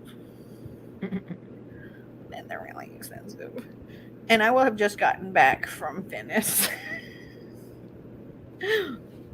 Because, no, I would have just gotten back from Rome. Because I have a 15-day transatlantic from Rome to Florida that ends in November. Is it November of this year or next year? Because mine is in November of next year. My son works security for the Las Vegas shows. First night he met Emma Watson and Selena Gomez. Second Lucky. night he was standing at the stairs. She went up to get on stage. Oh my gosh, How cool. that's awesome. This year, oh, I really doubt I could go this year. I'd be more likely to be able to go next year. Wonder how much tickets are though. No, there's no chance. Marty would be okay with that. I'm not even, as much as I would like to, I'm not even going to try. I'm not even you going to already try. said no. I mean, wait, the cheapest ticket is, that's really good. I wonder how much tickets cost to fly to Sao Paulo. Oh, you are tempting me. Marty He just worked the Beyonce concert and is working Pink. Can he give me tickets to Pink, please? Because I really want to go see her, and I want to see her acrobatic stuff in the concert. So, just helping a friend out. Thank you very much in advance. Well, you just got to get a job with him. Are they hiring then? I mean, apparently y'all live close together, so. It'll be creepy if we live closer than we think. What? One thing I miss about when we used to live in the San Diego, California area was everybody, like anybody that went on tour, everybody went to San Diego on tour. Mm-hmm. That's still happening to this day. So many concerts while we were there. And it didn't cost very much at all. Just because we lived there, we could get tickets easy and cheap. And I miss that because I saw so many concerts there. He can't get tickets. If he could, I would be going. How dare you? I thought we were Marty friends. probably just got a shiver. Melanie planning on spending money again. Yeah, like Marty's poor Marty. Every time I get one of these free cruise offers, he stresses out more. I'm like, but they're free. And he's like, no, they're not. I mean, technically they're not 100% free because you do have to pay like the taxes and port fees, but you don't have to pay the actual fee for the cruise ticket. But he's like, anything you want to do while you're on there is going to cost money. Or if you want to play in a casino, that's going to cost money. And yeah, he's at this point, he's like, I'm still thinking my retirement plan. Like he says, his retirement plan is his life insurance policy. And then he goes, well, I should say your retirement plan is my life insurance policy. Like when he dies, I have his life insurance policy. I can retire. Oh no. He was like, he told me, he's like, you're already retired. Why do you want to go to work? I'm in Northwestern Ontario. We're flying to Rio de Janeiro on the 18th. Somehow, some way, making our way to Sao Paulo for the 24th. Estimated our whole trip will be $2,000 for a full week. I mean, that's really not bad. Sounds a lot to me, but probably not to Mel. No, I mean, overall, like, because you're saying we, so I'm assuming there's at least two of you. And to fly there, and you're going to the concert, and you've got a hotel. I mean, $2,000 for a week with all of that is not bad at all. Not bad. I don't think I would be allowed to spend that kind of money. Especially that's like Thanksgiving. Definitely wouldn't be able to do that because I like to Black Friday shop. Oh yes. Safe is the company he works for. They do greeting and security for Allegiant Stadium. Oh, cool. Vegas is so expensive for concerts. My hubby loves a comedian and has wanted to see him for a year. In Vegas, he's 100 plus, but we found we could see him in Texas for $25. Oh wow. South That's kind of America. weird that's kind of weird of how it's cheaper in another state. Oh yeah, like seeing comedians here is super cheap, and we get big comedians. But yeah, it's really cheap here. Poor Marty. A free cruise is a free cruise, though. Yeah, but also it stresses him out because he's like, "You're never coming home." And I was like, "Some of the time you're joining me." Like some of the times. Like this last free cruise, it was stressing him out to no end, but he's going on it with me. Granted, that one's not entirely free because we have to pay for the third person, so pay for Xander because he's already going to be with me, so he has to go. I can't just leave him alone in Florida, so we have to pay for him. So it's not entirely free, but that particular one is a 5-day cruise, and Marty can join. So you're going to be together for your anniversary, right? Yes, we will. I'll be home on, like, I'll get back from everything on February 2nd, and our anniversary is on February 14th. And then all three of us leave on February 16th. Because we're all three going to Rome together. We're going to get there on the 17th. I can't remember if we get on the cruise on the 18th or the 19th. I think it's the 18th. We're doing a 7-day Mediterranean cruise. And we get off the cruise on the 26th. So it must be the 19th. We get off the cruise on the 26th. And then on the 28th, he's flying back home. And Xander and I are staying. You're just giving Marty life experiences. I know. I forced him out of the house. He said he was telling me, I think yesterday, that he's like, I think maybe I'm a little bit agoraphobic. I said, no, you're not. And he's like, how do you know? I was like, because you're okay with leaving the house and going and hanging out with me. He just has social anxiety. He has a problem with dealing with other people. It's other people that are the problem. Going out of the house is not a problem. He has no problem going out of the house to go to work, or going out of the house and going places with me. It's other people he has a problem. Do you book everything yourself, or do you have a travel agent? Typically, in the past, I've always booked everything myself. I'm just now starting to try and use a travel agent. It's weird because I'm really, really good at their job. Because I've been doing the travel agent job pretty much myself for a long time. I know all the tips and tricks. And so I do all the research, and I just yesterday sent them a thing saying, hey, I'm trying to book this trip. Like, we've already booked our flights for Rome.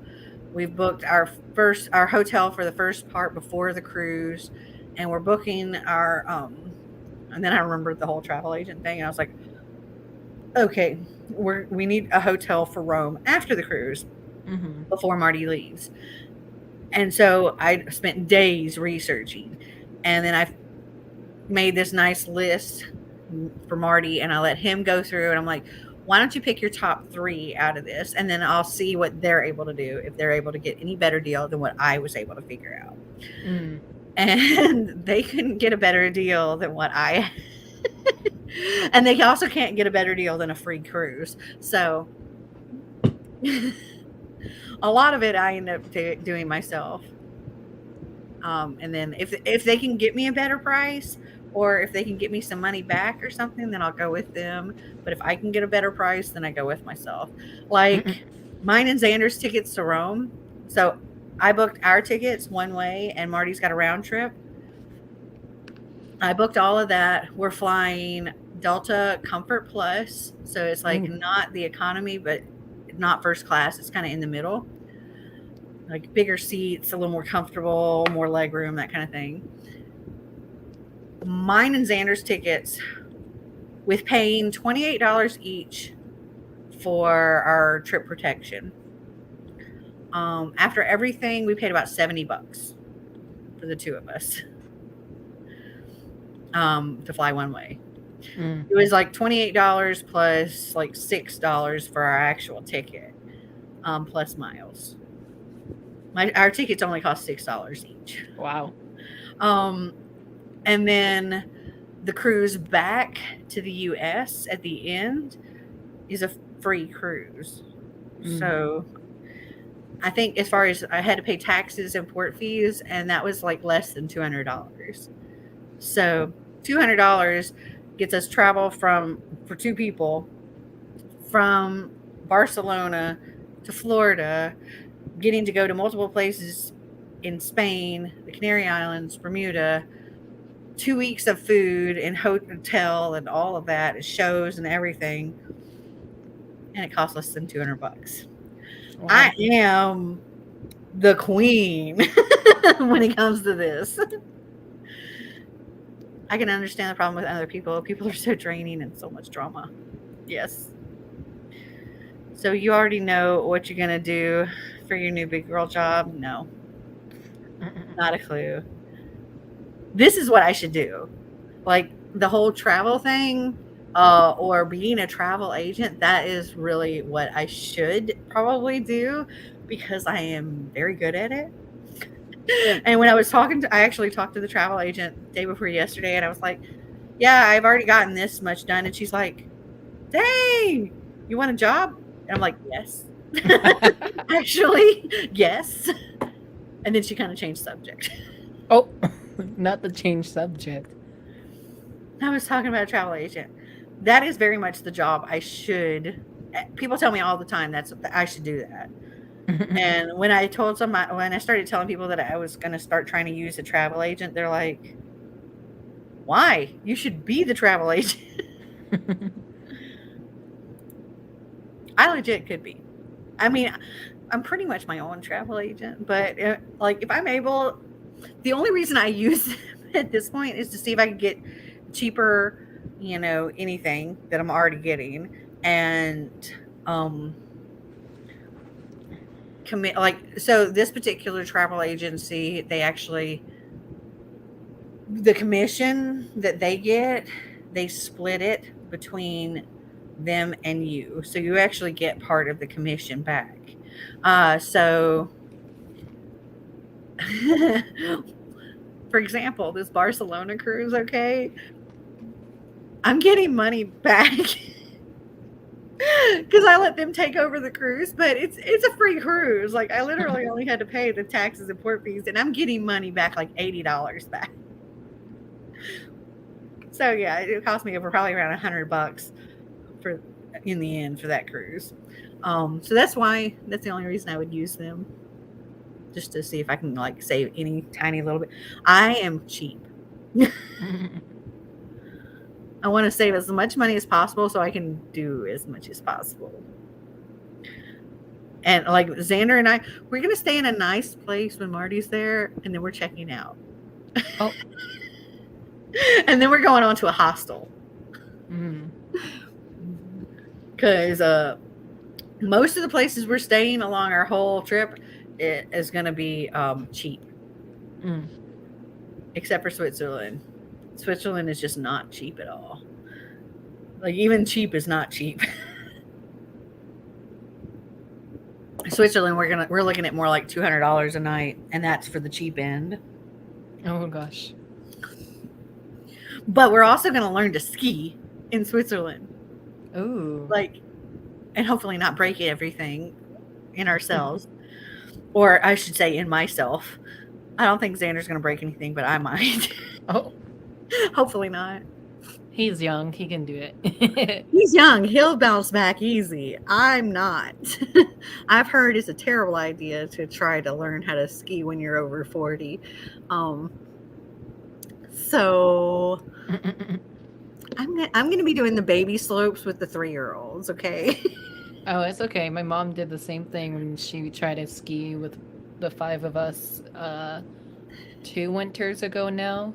So Bethany says hopefully that'll make my place look a little better. Yeah, because we're staying in hostels until we get to Bethany's place, except for in Switzerland. But yeah, we're staying in hostels, so we're going.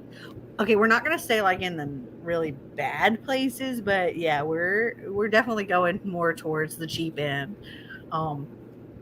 just so we can make the most. Like literally, the place that I'm looking at in Rome after Marty leaves, we're going to be staying for another 5 nights after he leaves. He's only going to be there for 2 nights. So we're going to be there for a total of a week. The 2 nights that we're there while Marty's there cost a couple $100 more than the 5 nights that Xander and I are going to be there. The 2 nights with Marty, we're looking at like $500 for the 2 nights. The 5 nights with just me and Xander, we're looking at like $340. Oh wow. 5 nights. We going cheap, okay? We're going cheap to there's not a bathroom in our hotel room. We have to walk down the hall to go to the bathroom. Oh gosh. It's a hostel. At least we're not sharing rooms with other people. We've got our own room. Or we will have our own room. We'll be fine. We'll be fine. Sounds like it will be fun. It's going to be so much fun. And in Switzerland, we'll have slightly, nicer accommodations.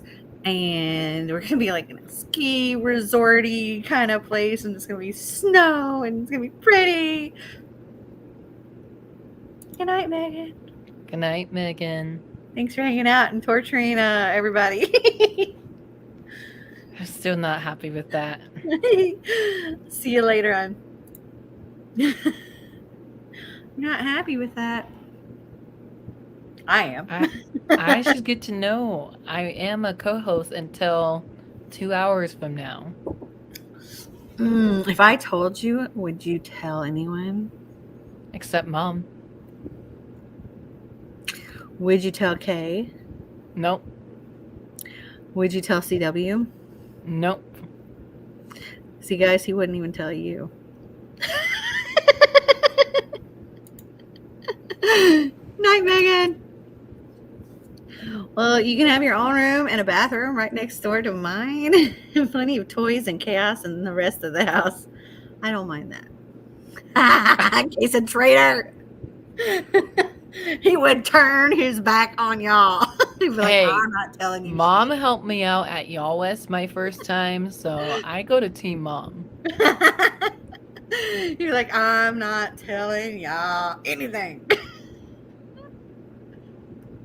Now, Kay, if I told you, and I said, don't tell anybody, I told you what the book was, would you tell? Would you tell Drew? I'm not surprised, actually. She was just testing you, Mom. If I told you, Kay, and I said, don't tell Drew, I'll tell you, but don't tell Drew. Okay, you're Tell a him. subscriber to me, so we'll see how this goes. I'm like a freaking little, you know the little purple devil emoji? That's me right now with this purple hair. I'm the purple devil emoji. Oh, see, she says she would tell you. So I definitely won't be telling Kay. I wouldn't tell anyone, but to be fair, I don't know most of the people in this chat. Bethany's got the red emojis. I would be the little purple emoji. The purple devil. See, can't tell Kay because she would share. But I would tell you that I told Drew I would. I wouldn't lie to you and say that I wouldn't, just to know. I appreciate that. Definitely don't want people lying. We've had enough of that here, okay? Let's see. Okay, CW. Are you still here? She hasn't said anything in a minute. Did she already leave? No clue. So. All right, CW, if I told you, would you share or would you keep it to yourself? I need to know. I'm curious how many people are going to figure it out.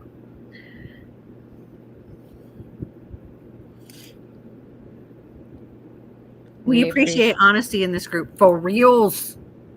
For reals. No lying. No cheating. She texted in the group chat, but not on the live show. What? Oh, CW? Yeah.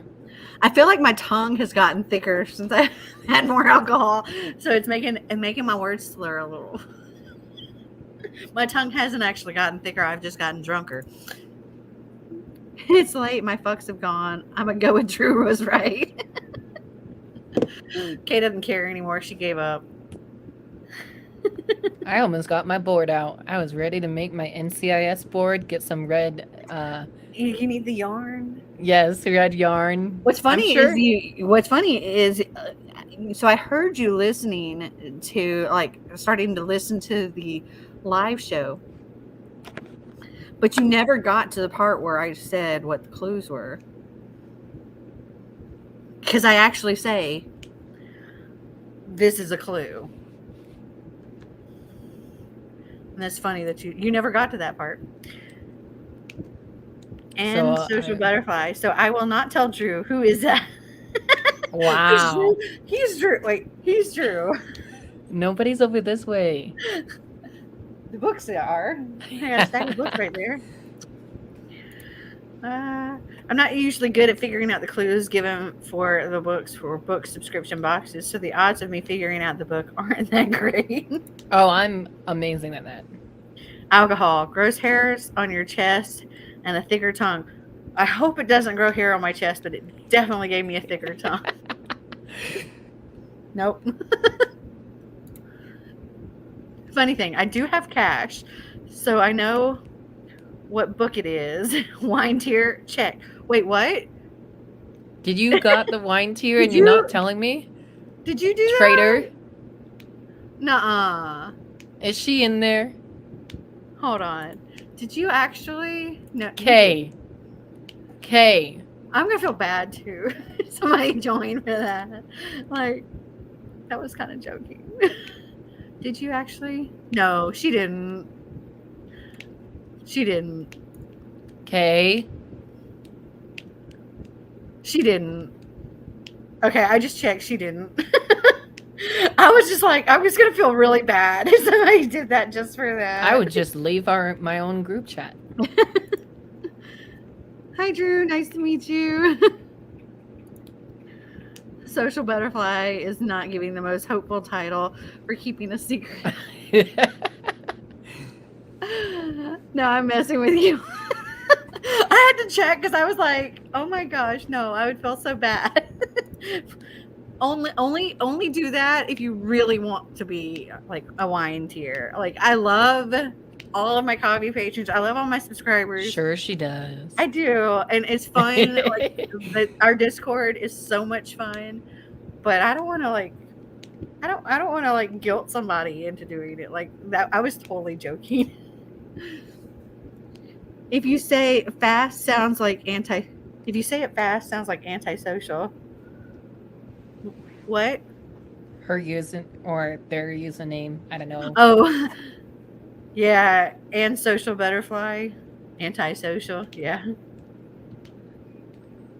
that's Marty. He's my antisocial butterfly, or I should say maybe my antisocial caterpillar because he still hasn't become the butterfly I know he can be. My original title is "And the Social Butterfly." Our love ages like fine wine in the Discord. How much have you had to drink now, Bethany? I know I've had a lot. So. That was great, Mel. When you're sober, you need to go back and watch your reaction. I was just like, no. Please don't. Like, I would love to have you as a wine tier patron for reals. It's awesome, really. Like, Bethany and Megan can tell you it's a lot of fun. But yeah, only do it if you really want to. We'll get it one of these days. Or I can just have mom keeps drinking and she'll tell me. No. I won't. Mostly sober still. Alas, I've only had one bottle of wine, mostly sober still. I'm mostly buzzed. I'm not drunk, but I am definitely not sober. And I'm about to add more to this. I mean, I've been also drinking it with this, like mixing it, because I don't want to drink cough syrup when it tasted like. Oh, and tomorrow. Yes. Tomorrow, I asked Marty like to do something that he is not like he does not do, and that's go on a hike. Oh. I was just like, I told him, I was like, you know, if we're gonna go on a hike and all of this stuff, it's gonna keep me, you know, mentally like under control a bit with when as far as anything I have to drink, because I'm gonna have to keep in mind that I'm gonna have to get up in the morning and prepare for like a picnic and a hike and out in the sun and the heat and bringing one of the dogs along. Well, maybe we won't be hiking, and he'd be okay with that. Maybe hop off soon so you can get some rest. I'm not tired yet. I would too, but I don't think I'd get to take part in the extra perks like live shows and such, since I'm busy most of the time. Plus, all my extra money goes towards my future travel fund. That is totally understandable.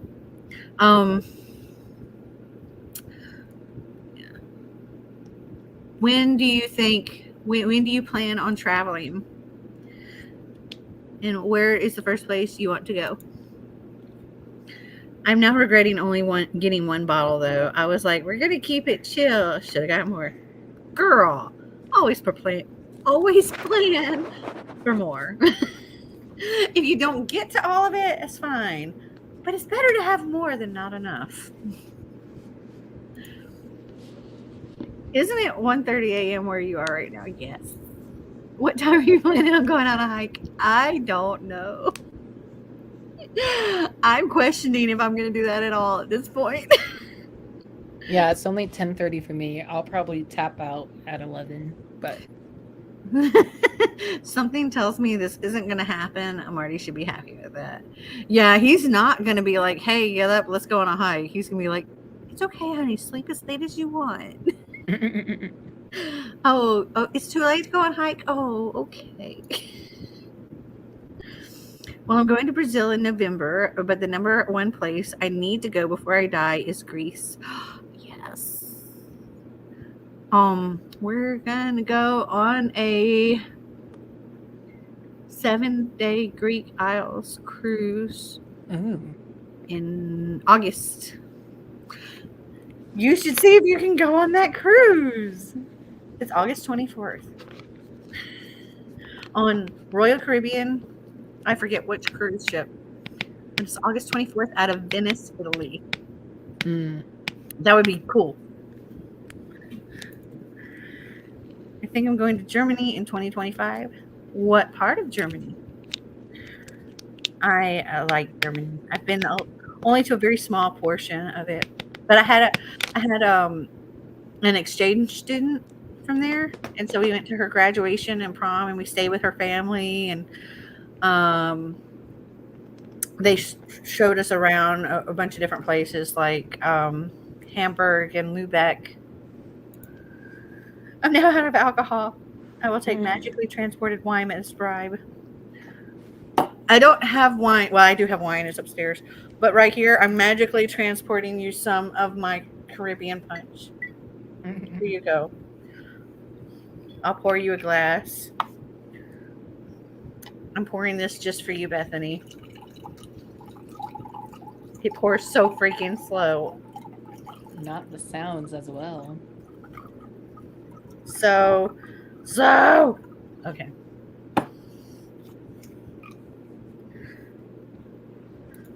want to go to at least one new country every year. Sounds fun. Yes. The friend I'm going to Brazil with has been to 86 countries so far. That's awesome. And Brazil isn't one of them. Nice. Niedernhausen, Germany. My friend moved to Canada from there when she was 14. Oh. I have to look up where that is. Hold on. I don't know if that's anywhere near where I went. Nieder.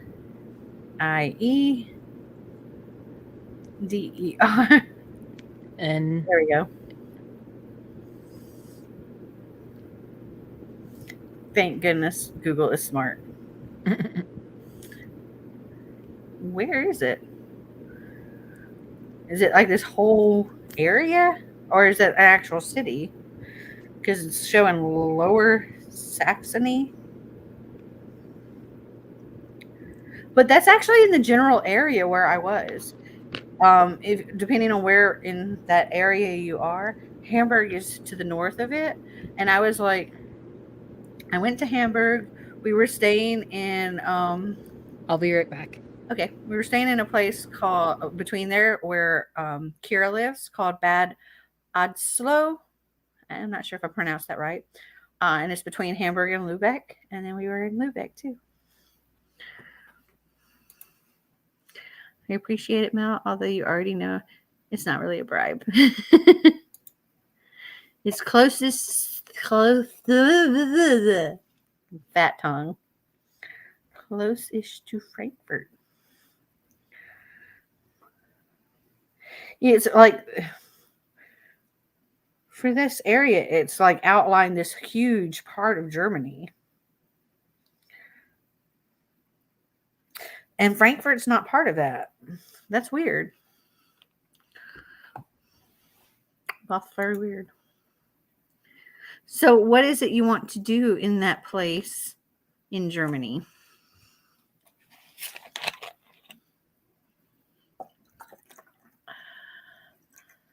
I would like to go to another place in Germany where the castle that I can't say its name because all German words are hard to say for me. But it's the castle that Cinderella's castle is based off of. I want to go there. And I thought about making that in part of this trip. But this trip is a little more aimed towards Xander, so we're not going there.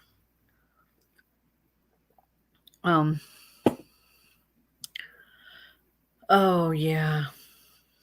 I am so not hiking tomorrow. I really want to go to Korea, Japan, and Thailand. I've been to Thailand. I went to Bangkok and Krabi. And so when we flew to Bangkok, we got met at the airport by another exchange student and her family who we freaking adore. And like between her and Kira, they're the two exchange students. The German exchange student and the our first Thai student are the ones that we still actually talk to. I mean, we don't have problems with the others. It's just those are the ones that we like really super connected with. So Pearl and her family, they picked us up at the airport and they took us all around Bangkok and then took us to our hotel that we had booked and we stayed the night. The next morning they picked us up and that was the last night we stayed in our hotel that we booked for the whole time that we were there pretty much. Well, except for like the last like 2 nights. We left and we went to we flew to Krabi, Thailand, where because they actually paid for our tickets and everything to fly there. We went on a family vacation with them, and it was a freaking tropical paradise, and it was gorgeous. And they took us all around there. Then we got back to Bangkok, and they took us around there some more, and then they brought us back to our hotel, and then the exchange student we had just had at that time Their family picked us up and took us around different parts of Bangkok. And then, like the day before we left, we took Pearl, which was the girl that like her family met us at the airport, and we all went and saw Britney Spears in Bangkok. And that was before we continued on with like the rest of this world tour that I never filmed at all because it was before I started my channel. And I really regret that a lot. I very much want to go to both Korea and Japan though. Bethany, we should totally go together. That'd be fun.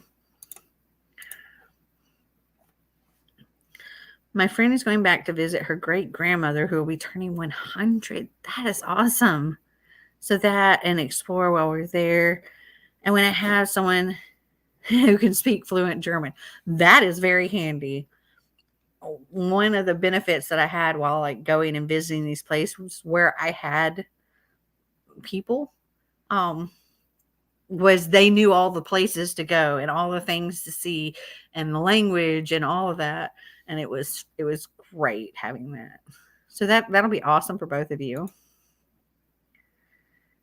I always wanted to visit the 7 wonders of the world. What are the 7 wonders? I know the pyramids.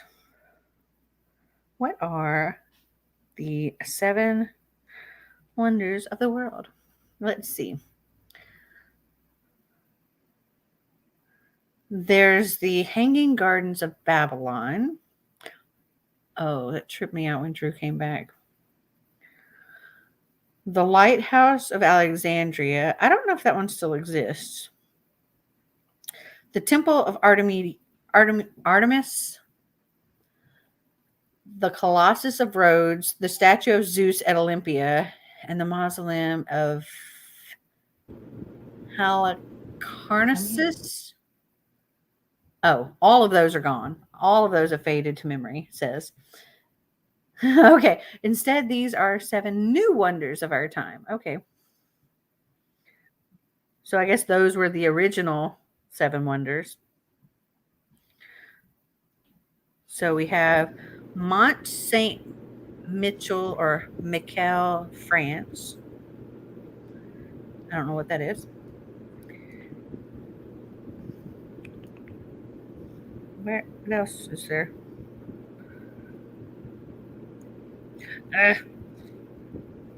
Okay, that article's annoying me.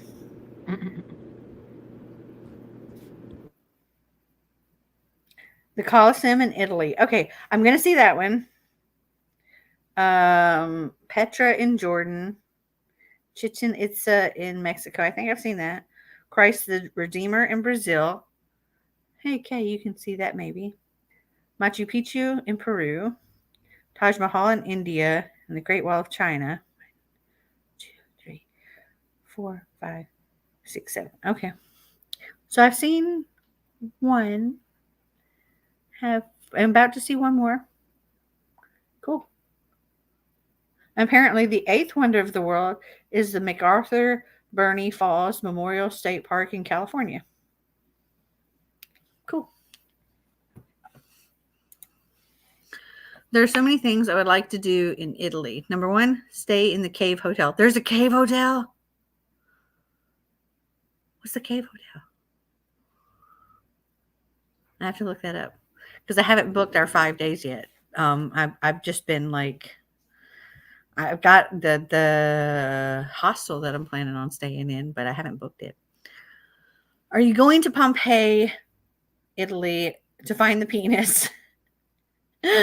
No.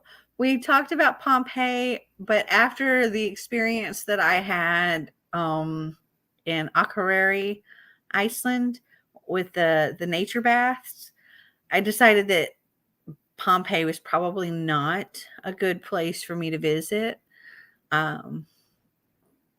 because of sulfur in the air. Because I'm very allergic when it comes to like breathing that in, and my lungs start tightening up and everything, and it's not good. I would also like to float through the grottos. What grottos? Tell me. I need to know. Oh my God, that would be amazing. We would have so much fun. Oh my gosh, yes. Yes, girl. And you'd be chasing all of those Japanese sexy men around. I'd be like, Bethany, come on, girl. I'd be holding you back and be like, let me at him. Yeah, Christ the Redeemer is in Rio de Janeiro, so I'll definitely be able to see it. That's awesome. Look up Le Grotto. Okay, let me look it up. Legro.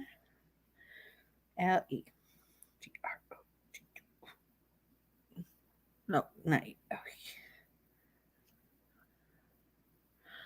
My face is becoming numb. Just saying. Where is this?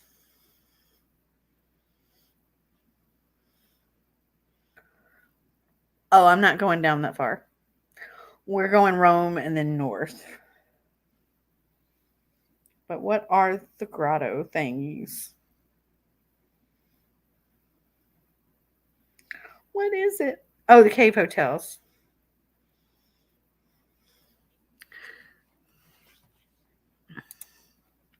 I've been to Pompeii before.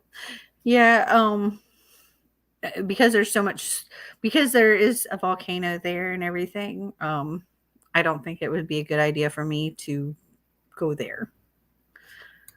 Because it's like an active volcano. There are beautiful grottos in Capri, Italy. Look that up too. Okay. I love like finding new things and new places, and I'm like, I want to go there. Ooh, that's so pretty.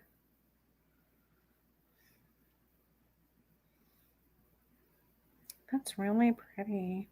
Oh, that's a little island. Okay. Grottos in Capri, Italy. Ooh, pretty. That took longer than expected. Sorry. Oh, that's so pretty. They're telling me places to look up. One of my I also dogs. Sorry. Oh, no, go ahead. One of my dogs has to take medicine, and we have to feed it to her through the peanut butter, and she wasn't eating it, so I literally had to put it in her mouth for her. So Yeah, feeding them medicine can be complicated. Oh yeah. And then my other dog was trying to eat the medicine. I'm like, no, this isn't for you, because it has peanut butter on the spoon. Mhm. So we had to wait till my other one finished it. So They are so pretty. They were telling me to look these places up. There's like these beautiful blue water. I also want to go to wherever. It's in Florida. These places where you can swim, where there's like the bioluminescent, like things in the water, and as you're swimming, it just glows around you. Like that looks so cool. I want to do that. You be there to keep me in check. I'd totally be open to marrying any of them. I'd be like, I'd have to keep Bethany from like marrying all the sexy Japanese guys. She'd be like throwing herself, and I'd be like holding her back. No, you can't have them all. Oh, me too. I really want to see the cherry blossoms.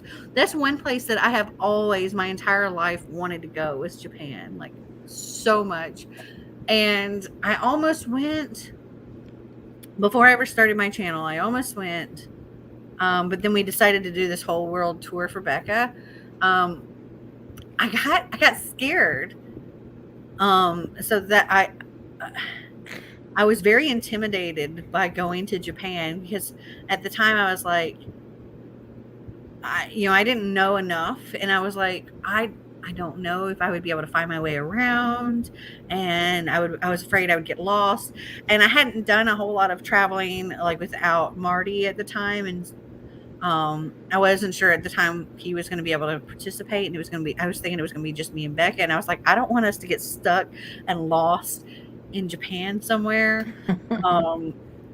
and I just got very overwhelmed with the whole idea of going. And then I found out later that most things are in Japanese and English. So like finding directions and getting your way around is not that difficult. But yeah, that's somewhere I really, really want to go. And Xander also really wants to go. And he's like, can we go? And I'm like, not this trip. We were actually talking about at one point doing like a round the world trip, but plans changed. Oh gosh. I can talk about traveling forever. Basically, I want to go everywhere. Same. I want to go everywhere and do everything and see everything. Absolutely. That would be cool. There's also beaches in Australia that have bioluminescent things. Yeah, I saw that too. Though Florida's a lot closer and cheaper to get to. Yeah, in the water. Yeah, it's I saw that and we didn't have the opportunity to do that while we were there. But Florida's a lot closer. I just got to figure out where that is so I can do it. Yeah. I don't mind being lost in Japan. Excuse me, handsome Japanese man. Damsel in distress, come save me. Bethany would be like, Snicker with the hump in the legs. Bethany would be like, with all the Japanese guys. Excuse me, can you help me? We love you long time. I'd be like, girl, calm down. It's okay. Go for the friend, not him. Oh my God, that would be an awesome trip though. Me and Bethany in Japan, like that sounds like a movie. Awesome. I know, right? It sounds like a comedy. We're just waiting to happen. Like the movie The Hangover. But 2 girls in Japan. And we'd be like, okay, what did we do? Yep. And Bethany would be like, I'm married. I don't know to who. I hope it's that sexy Japanese man I woke up with this morning. Trova Trip Japan 2026. Okay, so I've actually looked at Trova Trip and what is involved with that. And I think it's really, really cool. And I would love, love, love to do it. I just don't know that I have enough people that would do what's involved. So you have to so you tell all your people and they go and you get people to fill out a survey. And you have to have at least 50 people 50 qualified people fill out a survey. And by qualified, they have to be over 18 and have a travel budget of $2,000 or more. Even if the trip doesn't cost that much, when they do the survey, they have to have a travel budget of at least $2,000 or more. And then once you get at least 50 people that qualify to do the survey, which I think that would be the struggle for me, is to get 50 people to do that. Once you get that, then you're able to set up a trip. Once you set up a trip, then there's like a required minimum people that you have to have book the trip for it actually to be set in stone. So I think the minimum is probably 8. I'm not certain, but say the minimum's 8 that have to sign up for the trip. And say you only have 4 people that book the trip. Well, then the trip's going to get canceled. Those people are all going to get their money back, and the trip's just not going to happen. Though if you get the 8 people or however many the minimum is required, then the trip goes forward and more people can still sign up to the set number. I think it's 20 until the trip happens, or until the closing booking happens. And it does sound really, really cool. And I think it'd be a lot of fun and I would love to do it. I just don't know if I'd have 50 people do the survey or 50 qualified people do the survey. I actually did a little post on Instagram saying, hey, if I planned a European trip, would anybody want to go? And or who would go? And I had like 7 people. I had 8 people vote, and I think 7 out of the 8 said yes. But again, there was only 7 people. Drew was one of them, and I was like, Drew ain't going. I was like, Drew's mama said he can't go to Y'all Fest. Drew's not going to Europe. I mean, that would be cool if you and your mama came to Europe and hung out with me, but I don't think that. No, I think she'll just let me hang out with you again. I mean, that would be cool too. If she was like, yeah, we'll go on this trip. I mean, okay. But yeah, I would have to have 50 people do that survey. And that's the part that kind of got me like, I don't know if I could get 50 people. I'd be down to go once I got my apprenticeship training out of the way. Mel knows me too well. I'd be swooning over 10 guys, married to one. Who knows? She'd be like, I'm married. Which one of you is my husband? My All of husband. Oh, shoot. See, I don't look at Instagram very much. You need to post that on here for me to say yes. You know what? You've encouraged me to try to set up the Tova trip. Trova trip. She can't even say it, so we can't even do it. You know, if I can get 50 people, cool. I'm not going to put too much, like, you know, hope, I guess, into it. Mm-hmm. Now, if I get 50 people, I will definitely be putting a lot of hope into it, but I'm not going to put too much hope into it until I get 50 people, just because I'll be like, I don't want to get my hopes up too much, you know? Oh, yeah. But I would definitely, I'll give it a shot. I'm down to marrying all of them. Please do. I would be so down. Would you? Really? You want to go on a trip with me? That would be so cool. I mean, I kind of went on a trip with you in California, but yeah. The only thing Sorry. The only thing I wish I'd done with you guys was the karaoke night, because that sounded fun. That was totally a spur of the moment. We were just walking around, and I was like, hey, they got karaoke. Want to do that? She was like, sure. Mm-mm. I wasn't expecting her to be down, but she was, and so it was cool. Love to go on a trip with you. That would be so cool. If it's before April 2025, then I need to know if I can say a possible yes. And if I back out, then I just lose a deposit and not the whole amount. I think the way it works is doing the survey, you don't have to put anything down. It's after the survey's done, and then I get to plan the trip. At that point in time, before meeting the minimum amount of people required, you put down, I can't remember what the deposit is, 20% or 25% or whatever. And that is refundable at any point in time before reaching the minimum required. Once it reaches the minimum required, that portion is no longer refundable, but any other portion that you pay after that, like after that first whatever percent, any of that is refundable. Mm-hmm. So like if you're the first person to sign up and you've put the 25, say it's 25%, you put the 25% down and you've put another 25% down over the next, I don't know, month or 2 or 3, and only 3 more people have signed up and it hasn't reached the minimum, you can back out and all of your money is refunded.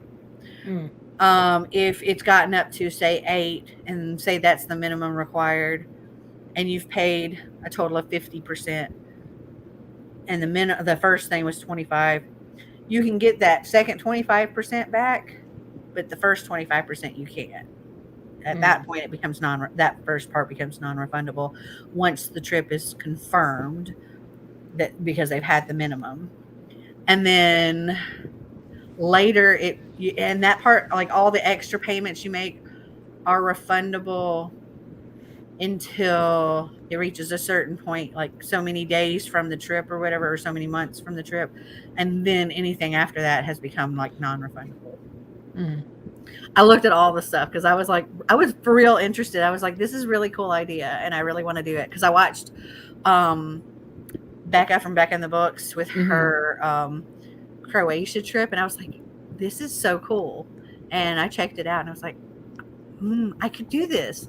I don't know if I could get 50 people. I don't know if Reagan has done it yet, but Reagan from Peru's Project, they were planning a trip similar to what you're planning, and I don't know if they've done it yet or if they're just still in the planning stages, but I know she was planning on doing like a huge meetup somewhere. So I know Sid from Sid's Bookworm. She does like the spin the bottle TBR thing. Oh, cool. She, her and her husband are doing one, and it's a Bali trip. I'm like, I would like to do it, and I if I could get people to go, I would 100% do it because like travel is like it's in my blood. It's probably more in my blood than books are in my blood, and books have been in my blood since I was toddler. So that I would so be able to do. I would love to do that. Good to know. Right now, I'm lucky about my trip in November because normally at work doesn't approve vacation until like 7 days before, just in case training is scheduled. It's so lame. Yeah, that's kind of Marty's issue with a lot of stuff too. It's like not only how much vacation time does he have accumulated, but if it can fit with his schedule. And so that's why he doesn't get to do all of the things. He can't go on all the trips, just what will fit. So like the two of them in January, he just can't go because of his work. But one of them, he's off pretty much the entire time, so he's able to go without having to take like any time off. No. And ad just kicked me out of the live for a minute. That's weird. Like I know I Mel don't even has have it monetized, so I'm not sure why any ad would do that. I know Mel has enough subscribers for it, but that's kind of weird that it did that to you. I mean I do, but I don't know. I like Becca from Becca in the Books. She's got like 40,000 something subscribers, and Sid has like 20,000 something subscribers. I only have like 6,000 something. I'm like, That's I'm a more baby than channel me. still. Well, yeah, but you're like a newbie channel, and I'm like, you're like the newborn. I'm a toddler. Because of this readathon, let me actually look. I don't want to play my own. Ooh, y'all are amazing. Because of this readathon, I'm at 298. Yay. Can we get to 300, please? I love that it's helped you grow so much. Oh, no. That was kind of like my goal. All of these are definitely from the SeasonAthon. That was kind of like my goal with having a channel. Like, I think both channels are both like smaller channels than me, but my goal was to have like one slightly bigger channel and one smaller channel so that I could help both channels grow, but also like the really small channel could really get a lot of help with growing. And that was kind of where I was hoping for with doing it this way. My SeasonAthon. I wanted to help you. Yes, thank you. Like Clint grew a lot over SeasonAthon. Oh, really? Yeah. I mean, he could have grown a lot more, but he did grow quite a bit over SeasonAthon. He was like in SeasonAthon from the beginning too. So. Oh wow. My announcement video has 90 views, and it's my 6th most popular video. Yay! So, I think my most popular video was when I went super blonde. So Steph it's loves going on a trip. She has less than 10,000 subs. Oh, okay. Well, that's good to know. you guys, it's 1 more hour till I'm done.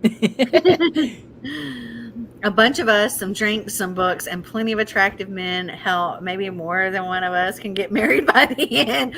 Although y'all are probably more sensible than me. It makes great content for a vlog. I'd be like, okay, I'm vlogging. We're having this great trip. Next day. So Bethany's married now. We met him last night. She met him last night. And Drew's now they're married. And Drew's lost somewhere in Japan. Okay, I'm like sitting here wiggling around doing the pee dance. I gotta go to the bathroom. I'll be right back. I'm gonna mute myself. Keep talking. Will do. So, Dana has almost bypassed Clint, and she was only a wine tier member. Mel, you got clout, girl. Oh gosh, not clout. For the month of October, does anybody have exciting new releases they're looking forward to?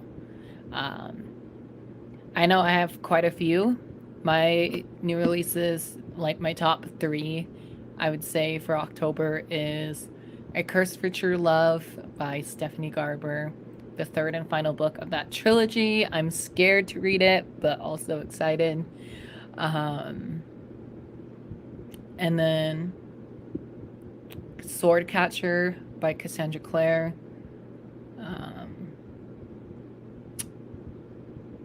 Oh my gosh. Oh, Beholder by Ryan LaSalle. That's coming out on Tuesday. This coming Tuesday, actually. So those are the top 3 most anticipated reads for October for me is Beholder, and Swordcatchers, and A Curse of True Love. What are your guys's most anticipated reads for the month of October? I have no idea what's coming out. I just order a load of books in advance and then get surprised when they show up. Me. I do have some books I have pre-ordered from the beginning of the year that are now finally going to come out. Swordcatcher is one of them that I didn't buy it. My friend Taylor bought me the beautiful Owl Crate edition.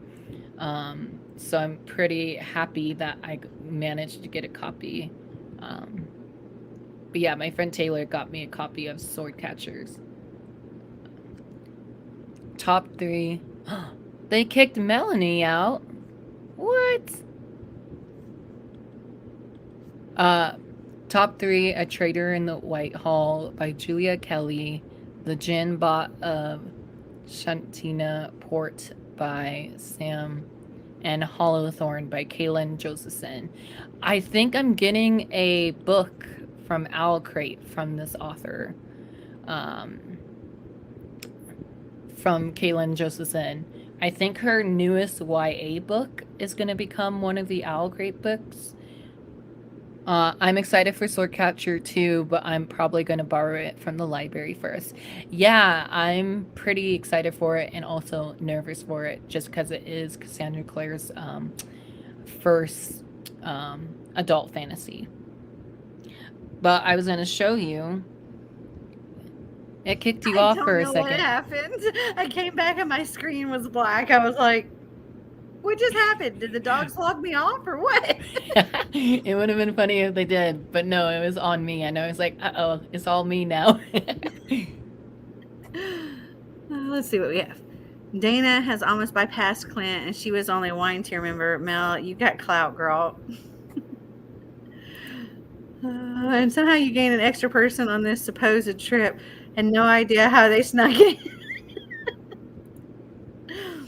I suck at knowing about new releases. My want to read shelf is already so big.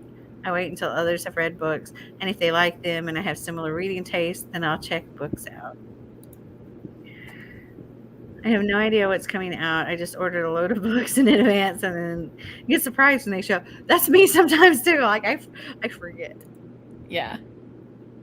Top 3: A Trader in Whitehall by Julia Kelly, a gin bot of Shantiport.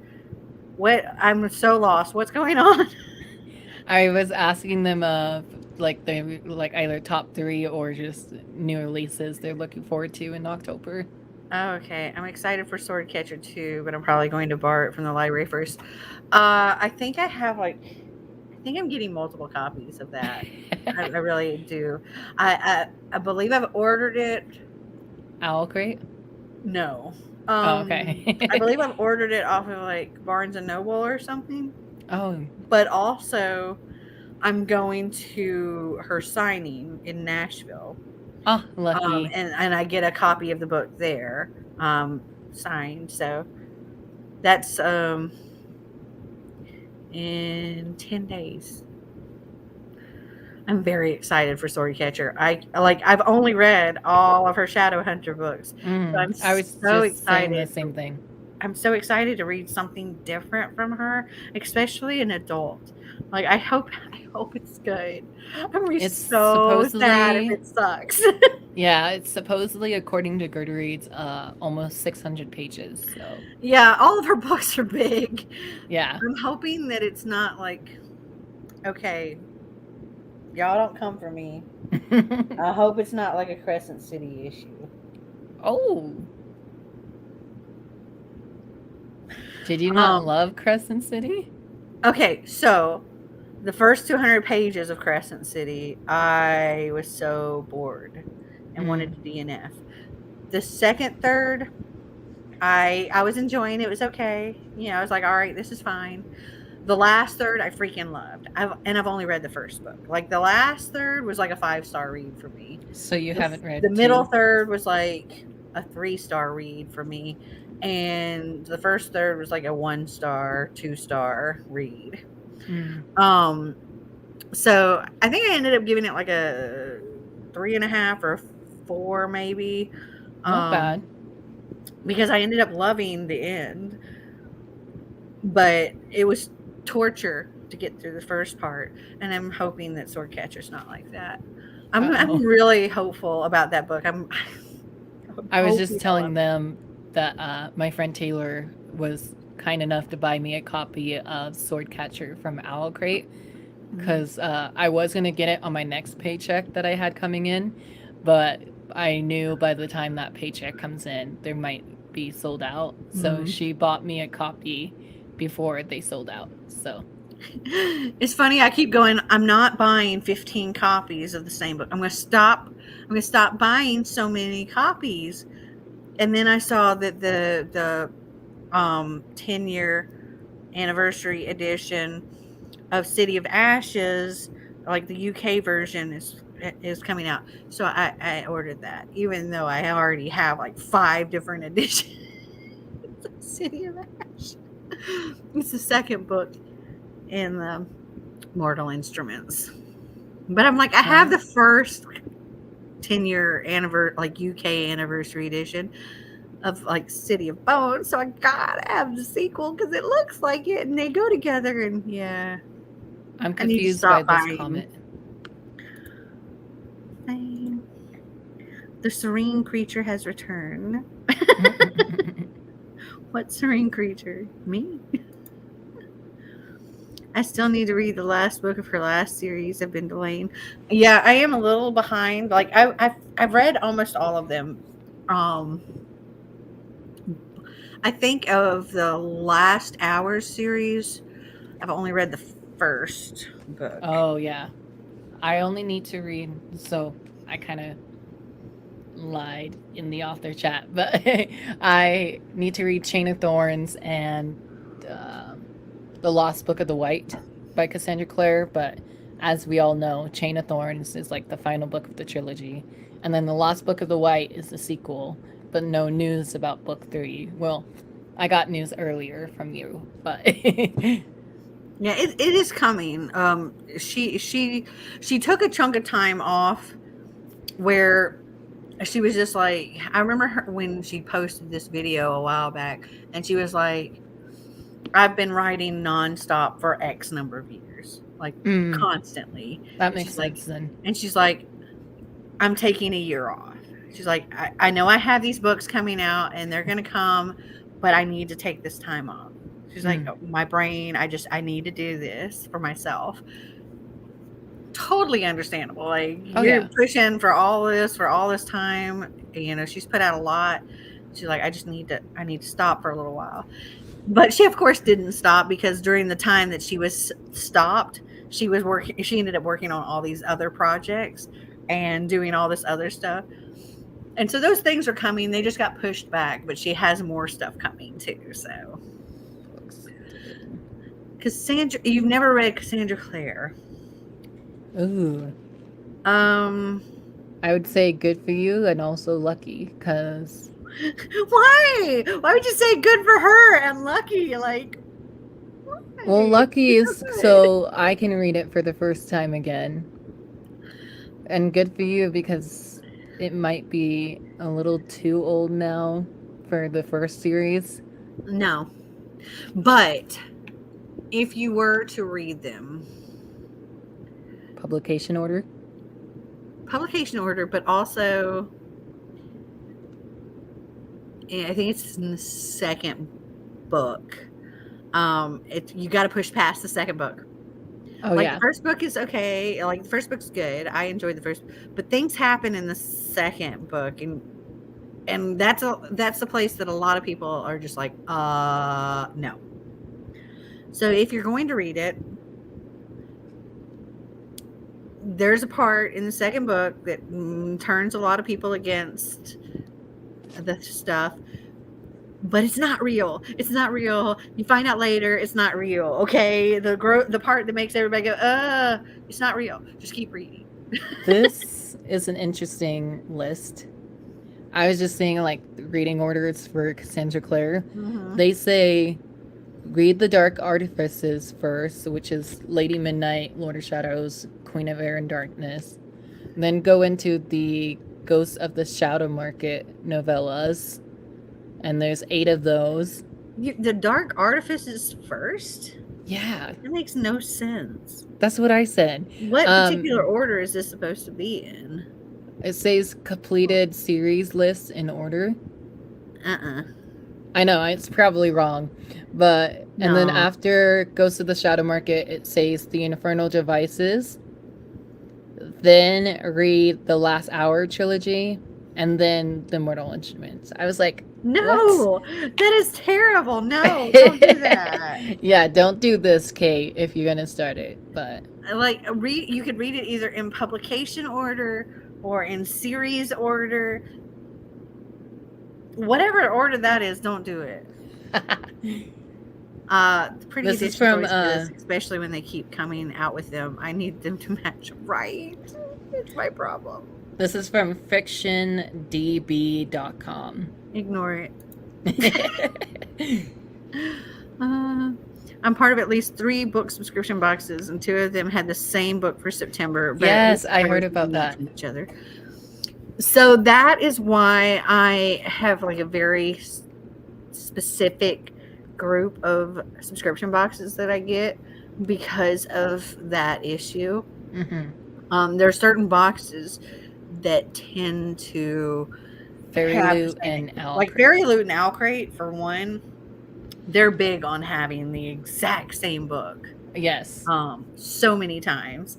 And there's a few of them, and some of them come and go, but there's a few subscription boxes that typically they all have the same type of book. So I will only subscribe, like before I was only subscribing to just one of them that I knew would pick from this category. I don't even do Owl Crate anymore. Oh, wow. I just do Unplugged, Bookish, and Once Upon a Book Club. I want to try Once Upon a Book Club just because I love seeing your like reaction and seeing what the boxes look like. but I'm too scared to like jump into a new subscription. So, Well, they have one-time boxes, and you can buy past boxes too.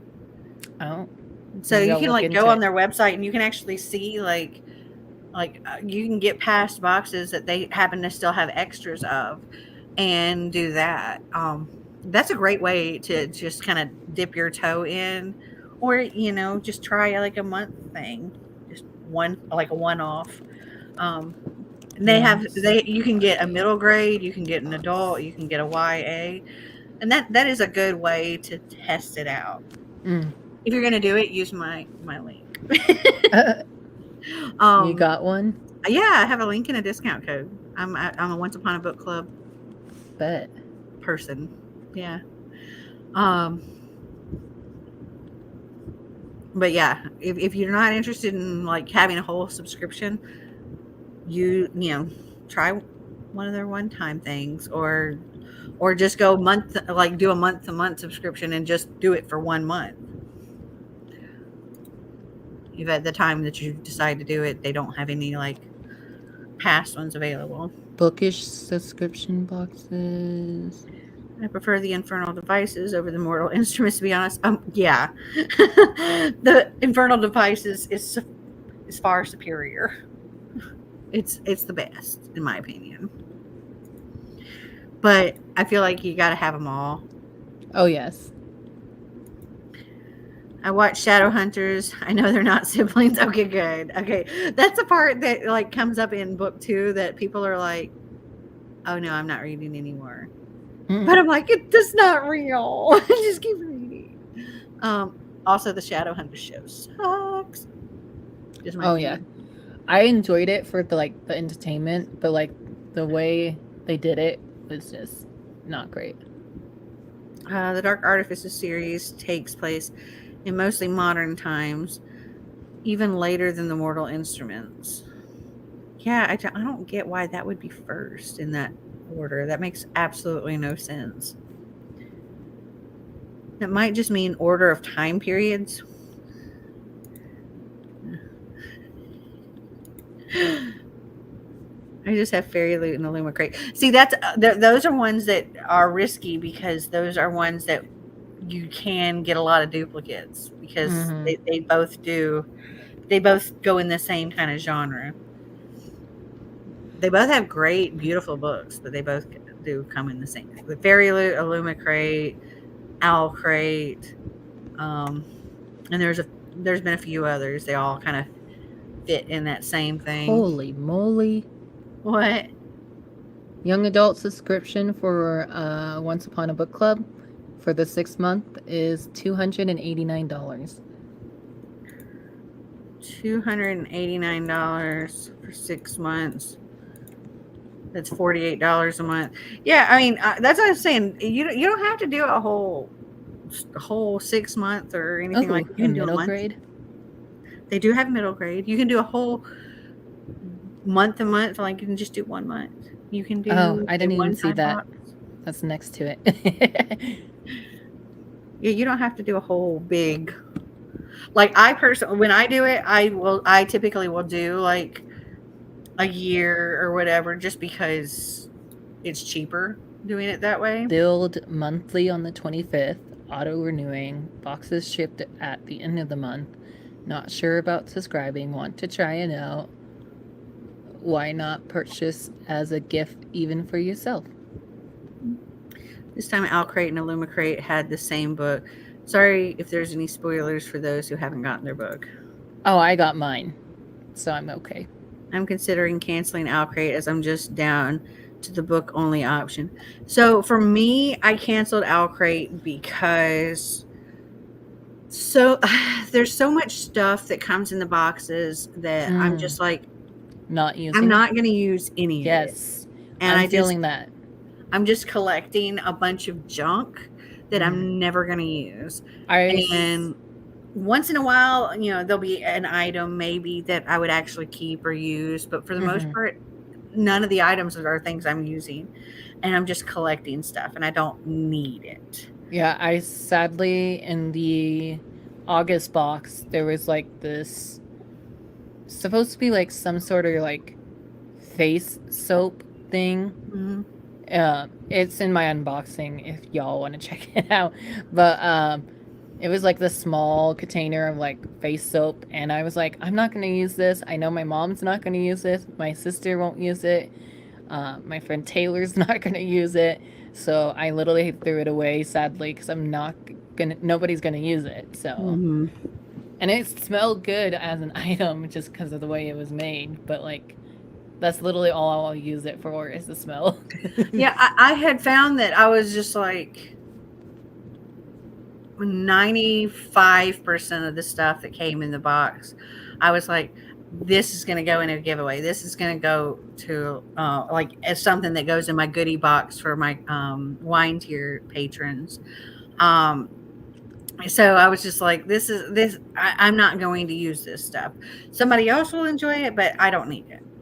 And it felt like I was kind of wasting a lot of money because yeah, the books are really pretty, but I don't need to spend, I don't remember the amount, like $40-$50 on a box for a pretty book when I could just get the book. Now, if it was something like I have to have that particular edition, I have to have it, I love this author, I need this gorgeous edition, then, you know, I might do like the buy their one-time book thing, but I don't need their subscription box anymore. For Owlcrate. Now, Unplugged Book Box, 95% of the stuff that comes in those boxes are usable. I would actually use their great items. They have amazing, useful items that you don't see in a lot of subscription boxes. And that's one of the reasons why I love them so much. And I'm not an affiliate in any way for Unplugged. I should be for real because they're like legit, probably my favorite box. Bookish Box has amazing, gorgeous editions and really useful items. But as far as their items go, Unplugged beats any other box, in my opinion. And they're starting to get prettier books. Once Upon a Book Club is now starting to get prettier books. More custom kind of books. Not all of them. Like I just opened an adult one. It's a floppy paperback. But like especially with the YA, you're getting really beautiful editions with like sprayed stenciled edges and all of that. But Once Upon a Book Club is fun because half the time the items are sometimes the items are awesome, but they're very cool because they go along with the story. And it makes the story very interactive and it's fun. And so that's why I like those boxes. I feel like with the Once Upon a Book Club books, I would read them more just because it is correlation to the items and to the book and all that. But like my Owlcrate books, like literally all of these books that you are seeing right now are all my Book of the Month books that I've been collecting over the years.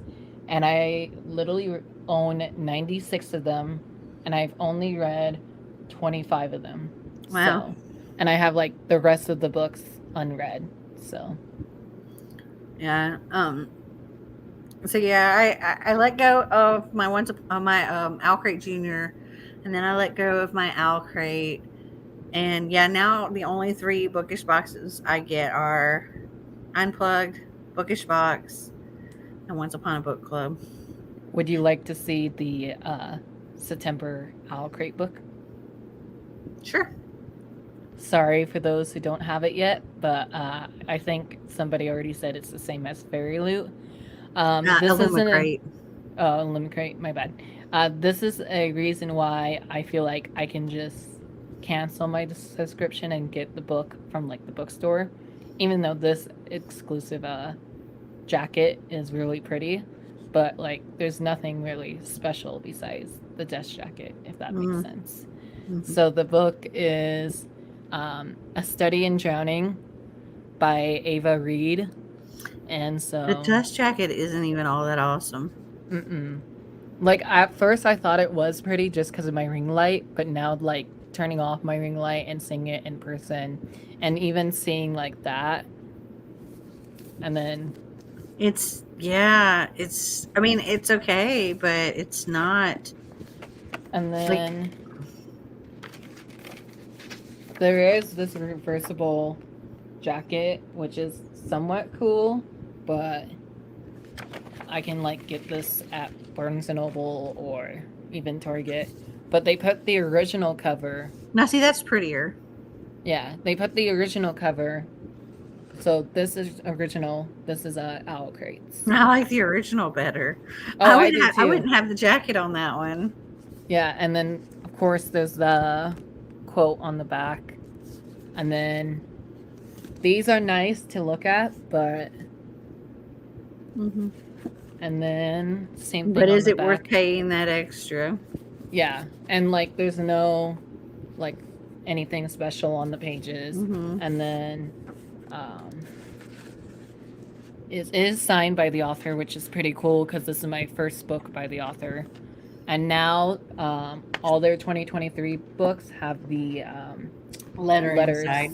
yeah, letter bound into the book, which is pretty good because most of the time I would just tape it right here. I would onto just the stick it in the book. Yeah, I would either tape it or stick it in, but now they have it like inside the book, which is pretty neat. But Yeah. but this is something I can get at Barnes and Noble.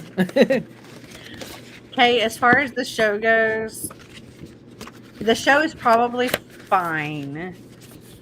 But having read the books and then trying to watch the show, they changed so much stuff in the show. Oh, yes. That I was just like, I didn't even get through the first episode because I didn't like how things were.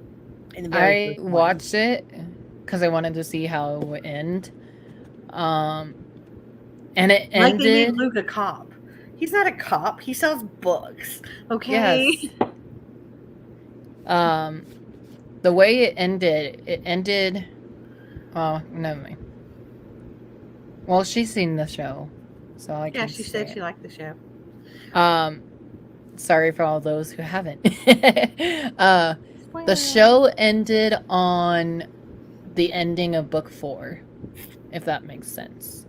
Like, Mm-hmm. it stopped at the end of book 4, and there's 6 books in the series. Mm-hmm. So it was kind of strange that they didn't do anything from 5 Oh, and so 6. it's over. It's ended with that. They didn't. I think so, yeah. Actually, let me look real quick on. Let's see.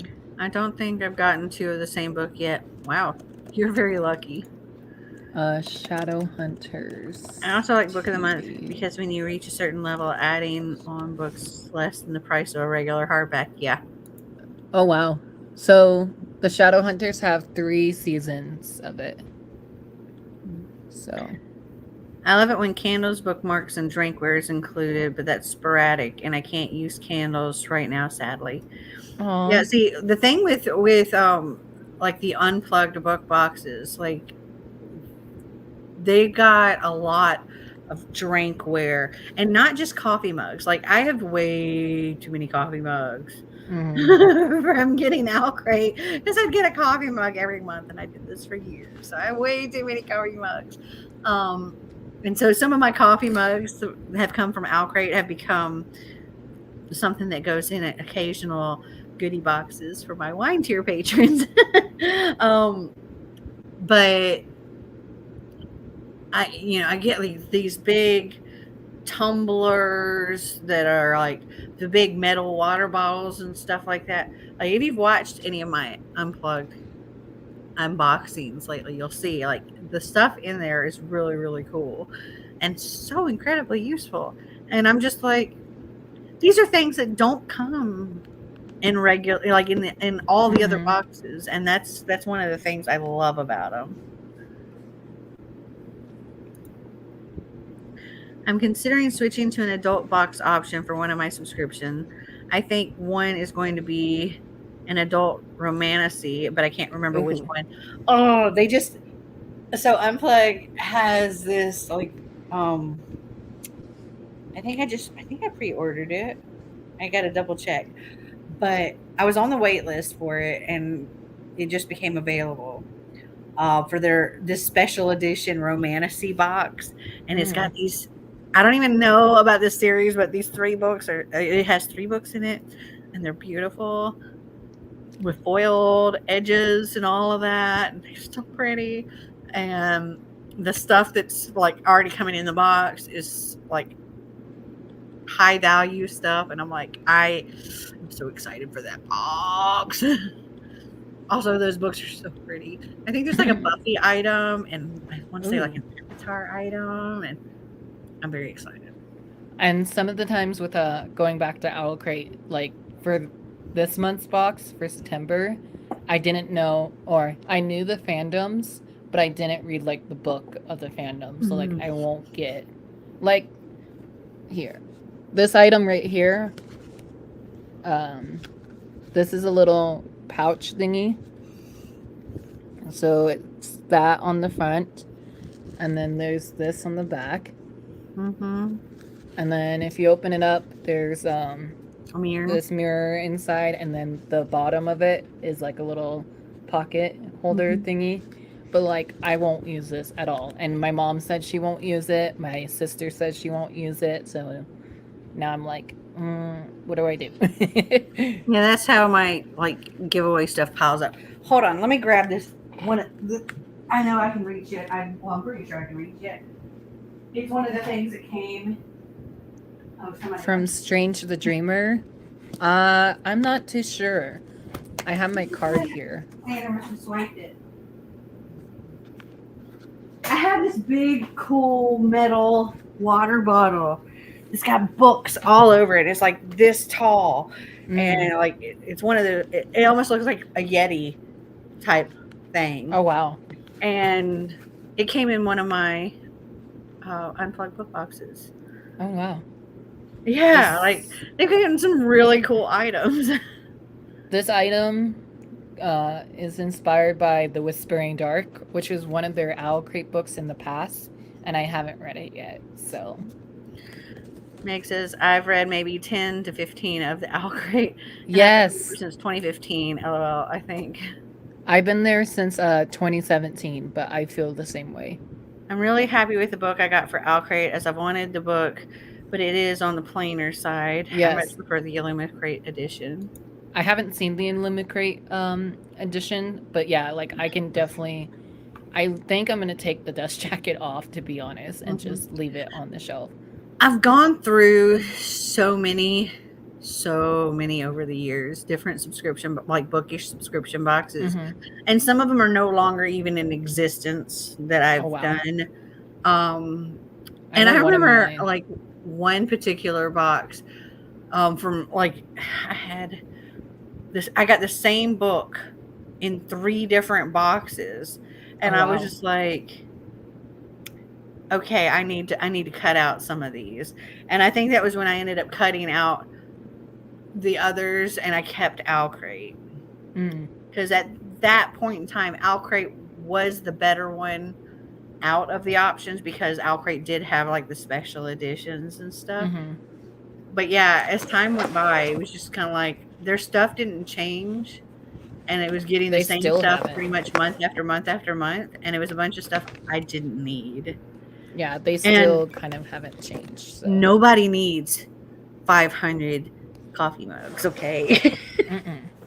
I'm happy with the amount of coffee mugs that I have, and I don't even use them. I just use them for like placeholder stuff. So I was motivated to finish the last couple of books in the Mortal Instruments series so I could watch the show, and never got around to watching the show. Well, I'm glad you finished the series. Speaking of shows, I'm so excited for Percy Jackson reboot. I'm trying to finish my reread of the series before I read the newest book. I'm very excited for the show. Me too. Very, very excited. The only thing I'm not happy with, well, I think everybody else was not happy with either, was the casting for Annabeth, but I don't want to go into that. What's wrong with the casting for Annabeth?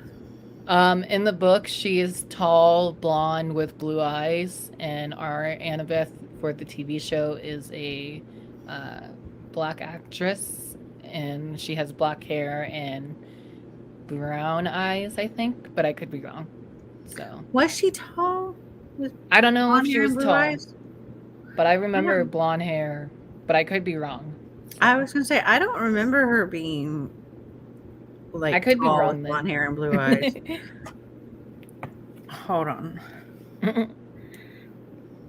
I know that was a complaint from the movies, the 2 movies that were out, but Annabeth Percy Jackson.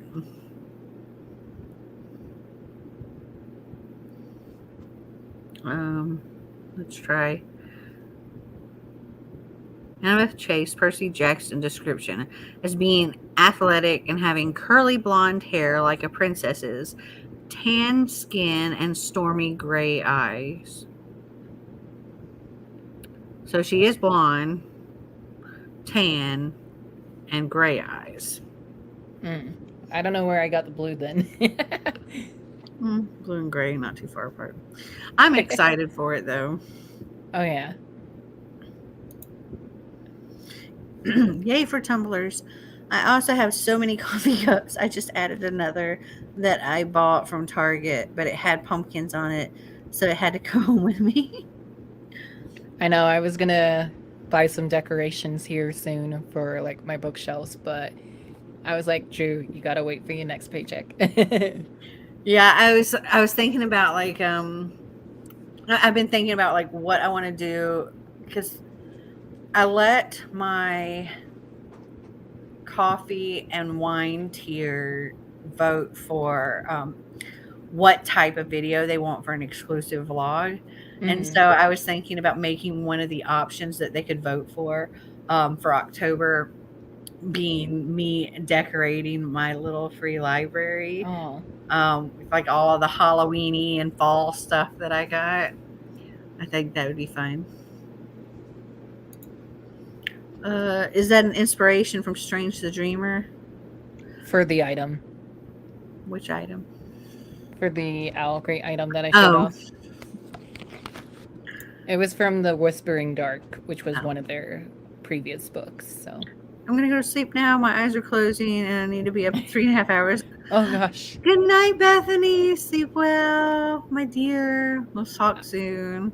I might be tapping out here soon as well. So I'd be curious to see that Tumblr, Mel. You had me at books. It is so cute. I think Xander has taken it to his room or something because it was in the cabinet like yesterday. So he must have like filled it up or something and taken it to his room because it has like the screw top. It's really, really cool. But if you go and watch my book, my last one that I did, my unplugged subscription boxes, it's in that. Okay, I was way off. I remember a subscription box that had a book in it in which the author annotated it with post-it notes. Sadly, the company went out of business, but it was cool at the time. Yeah. Oh, I can't remember what it was called. I think you had it, right?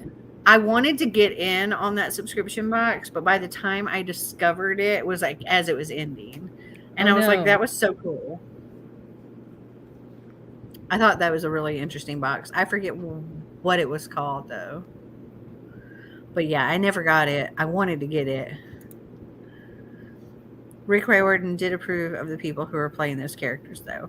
Yeah. Okay. He played a huge part in every part of the show. I did just see on the Percy Jackson News Twitter account. I know it's not called Twitter anymore, but on the Twitter account, Twitter.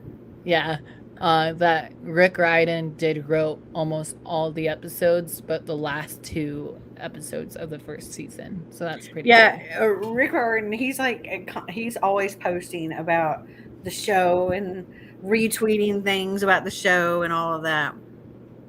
And yeah, so he's got his toe in all of it, and so I think it's gonna be really, really fantastic. I saw somebody's TikTok because they went to one of the tour stops for him that he has a cameo in the show as well. I heard that too. Yeah, I was like, Ooh, that's gonna be interesting to look out for him. I had the Colleen Hoover book box for a few months back in the day. I never even heard of that one. I had so many different ones. Like I got ripped off by one too. Oh. Yeah. I paid, and because I do the 6 months or 1 year or whatever in order to, get the best deal. Mm-hmm. And I had paid, and they were very much mismanaging their money, Ooh.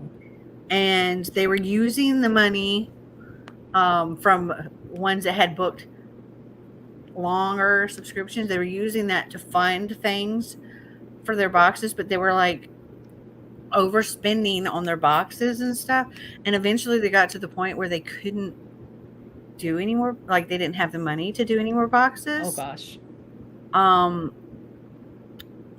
Even though, like, for example, me, I had paid for several more months of boxes, but they just quit. And any money that you had with them was now gone. Oh gosh. Yeah. And oh gosh, what was that box? It was orange. Remember, the box was orange, and it was the person that had the box, that started the box. She had a YouTube channel, and I even tried writing her on the YouTube channel because I was like, I got all this money that you have, and I'm not getting my boxes. I want my money.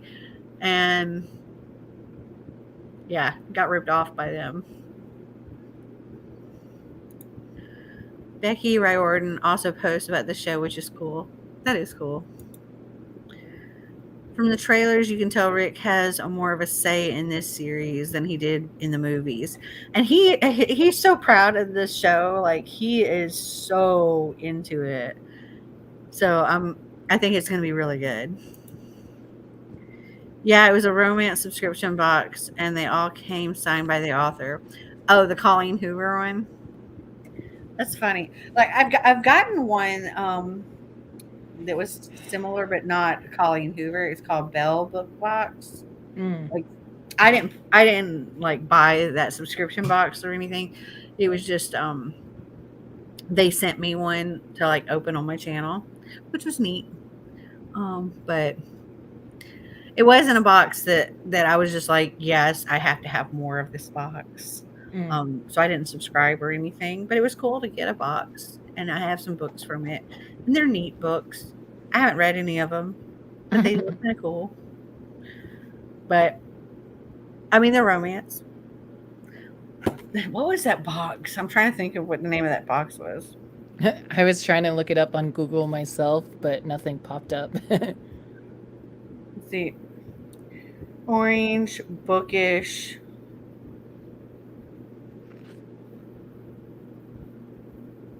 Subscription box. Oh, the bookish box? No, it wasn't the bookish box. The box was orange, though. No, the company, like, they don't, they're not a thing anymore. I wonder if I can, like, give me a second. I'm doing detective work. Ha! Look who's in the hot seat now. All right, let me go to my videos.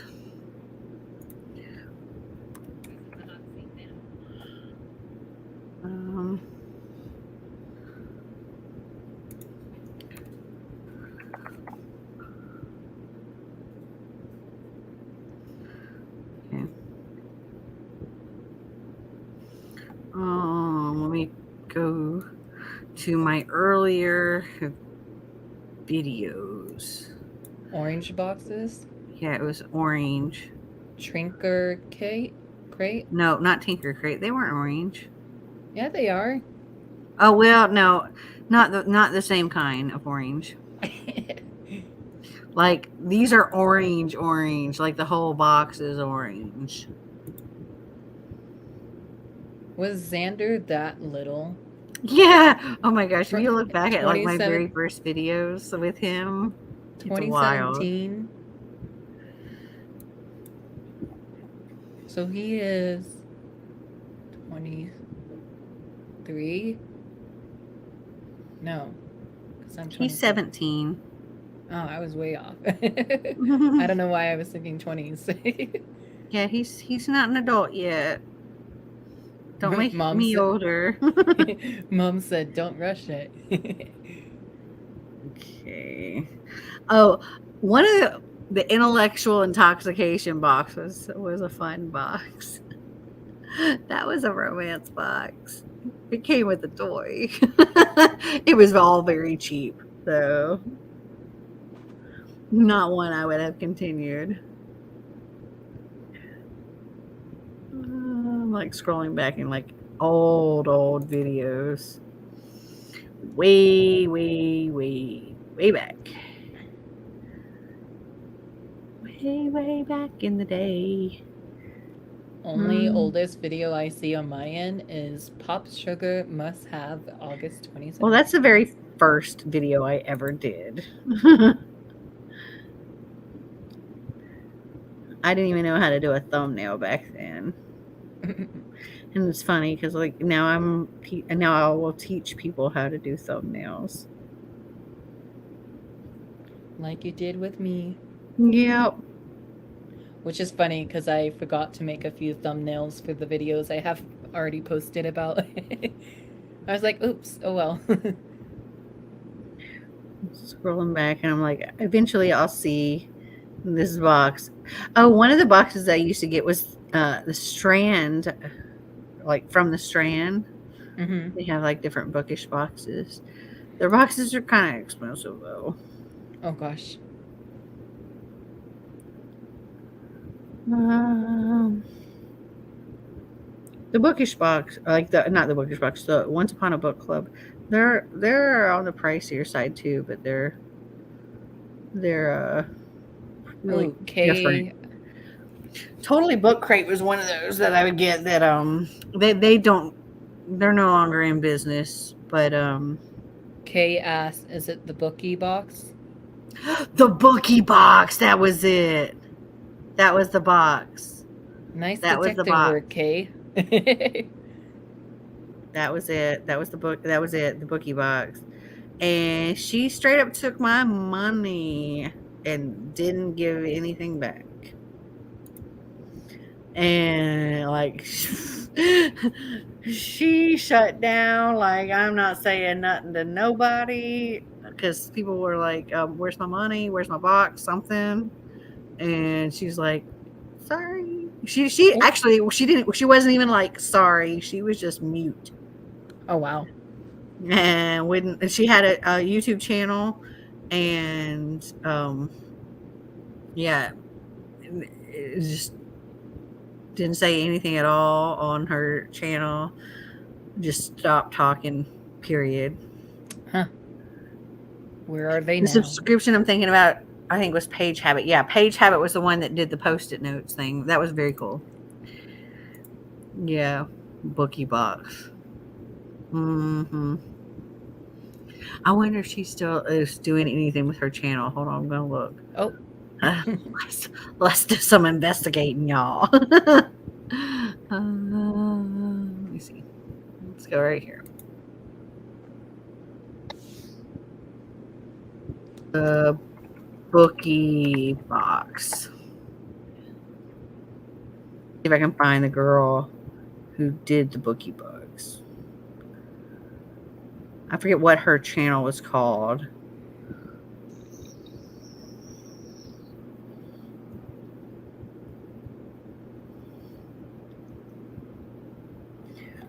Let's see. Okay.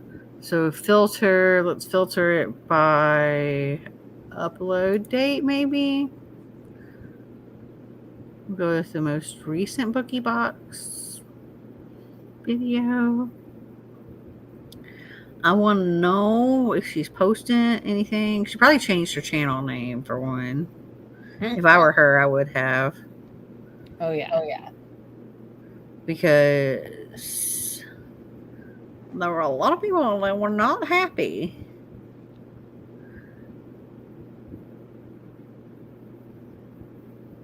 Kay said it's 2020.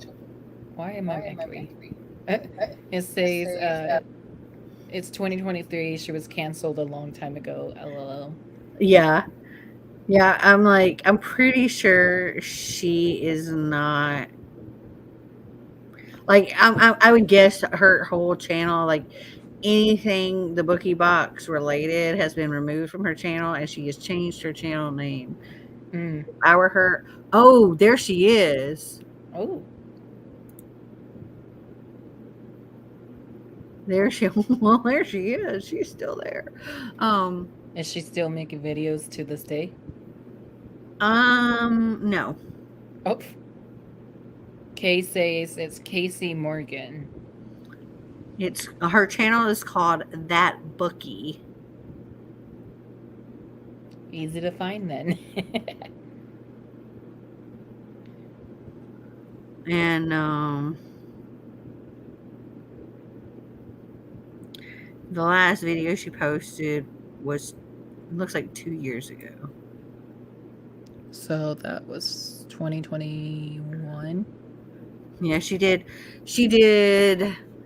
a video 3 years ago. It was like end of the year book tag, and then 2 years ago she did a booktube newbie tag again. I don't think I ever done the booktube newbie tag. I did the booktube newbie tag, and I did the not so newbie tag as well. I wonder if it's too late to do the booktube newbie tag. Nah, your channel's still young overall. You could still Actually, be did I do newbie. it? I feel like I did it. Let me look. YouTube, my videos.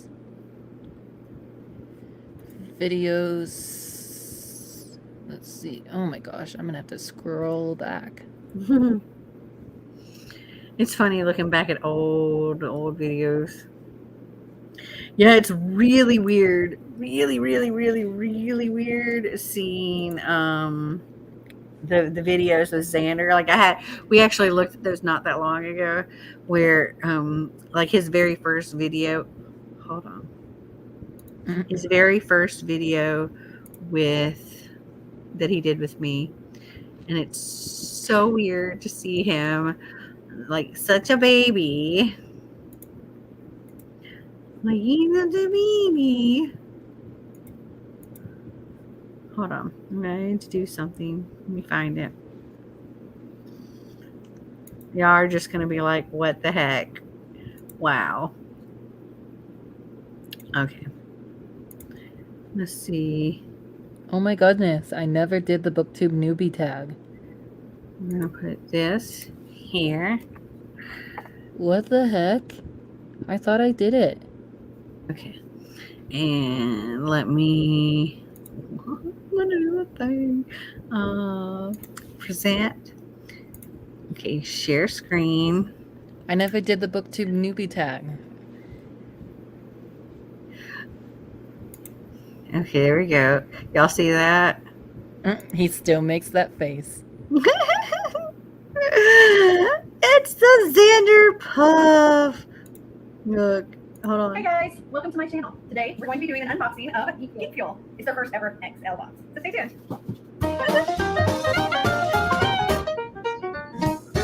Because that was my channel name back then. Okay, so just to tell you a little bit about Geek Fuel, this is from their website. Still does Geek Fuel is that. dedicated to designing an incredible experience, exploring and curating goods from all our favorite fandoms, games, books, and more. We share this enthusiasm and excitement in the form of perfect packages sent out to Oh wait, hold on. I'm like fast speed here.